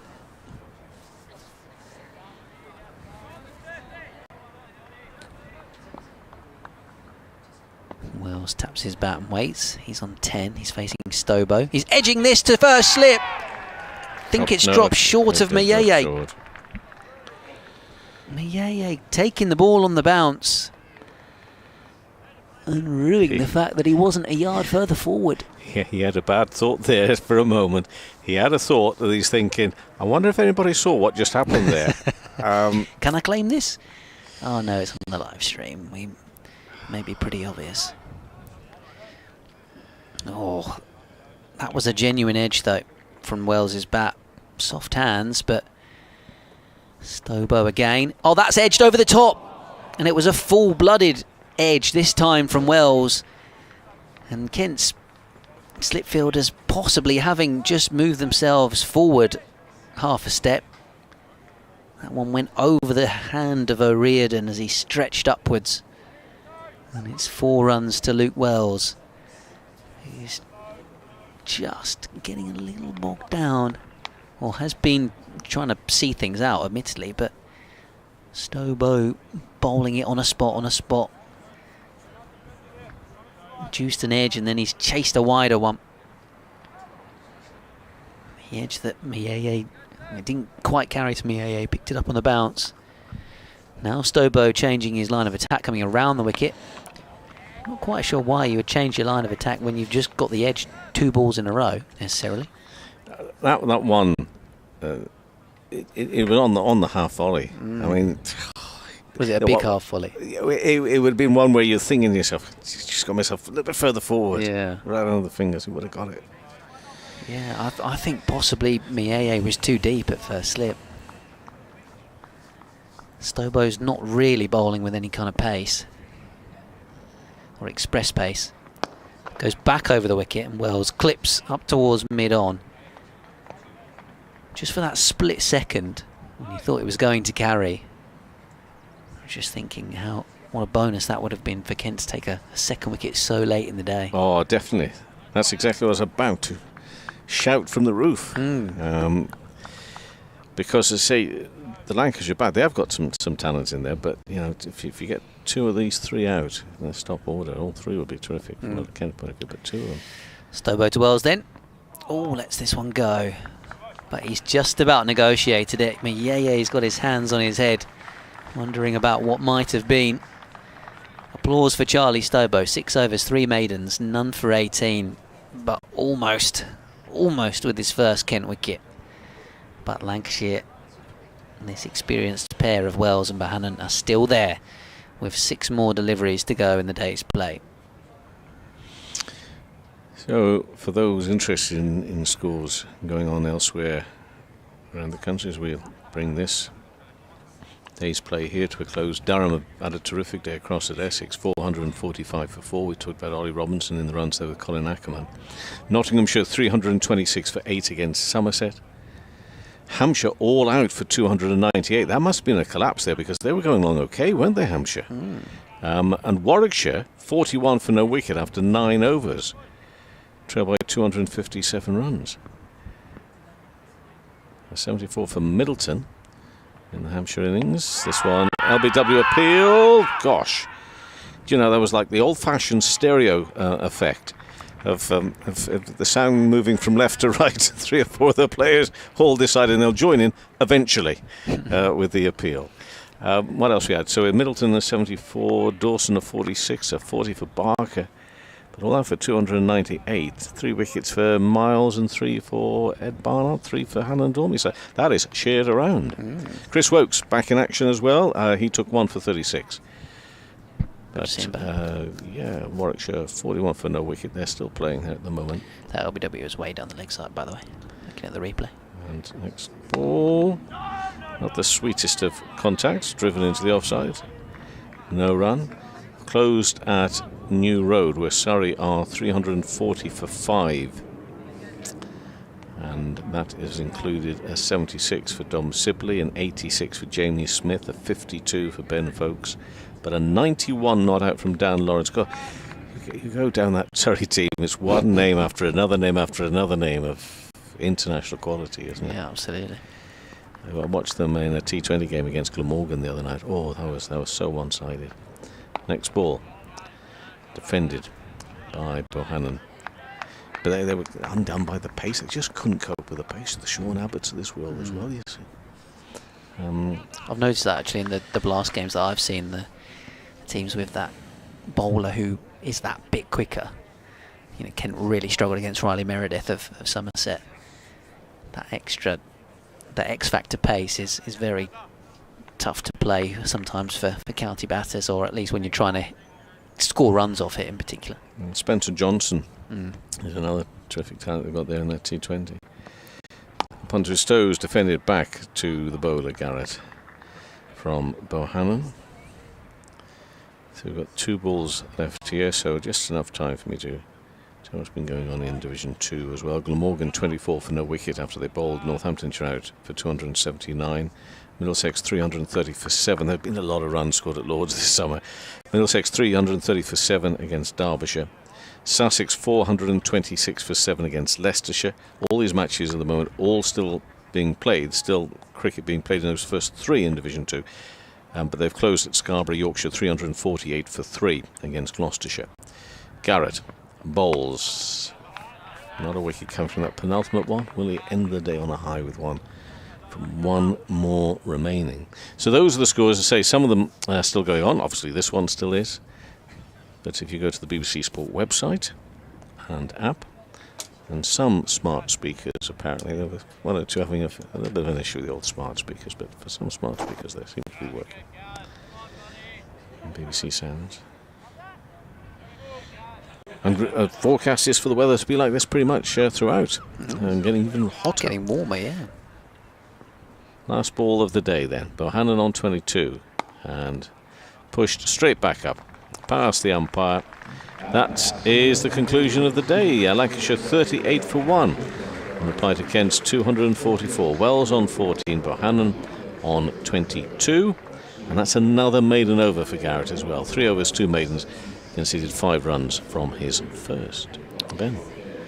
Thanks very much everyone for tuning in on day 1 here at Canterbury. It's been a glorious day weather-wise and a decent day cricket-wise as well. Lancashire will be happy with their efforts, bowling Kent out for 244. Half centuries for Twandama Yeye and Ben Compton. 3 wickets for Nathan Lyon, as well as George Balderson in particular, who was fantastic and looked really threatening, the young seamer. 3 for 38 for him, 3 for 62 for Lyon, 2 wickets each for Wells and for Bailey. And then the 1 wicket to fall Jennings for North, bowled by Swanepoel. Wells surviving late on, despite that edge that dropped just short of Mayeye off Stobo. Bohannon looked really good out there for his 22 not out. So he and Wells will be back in the morning.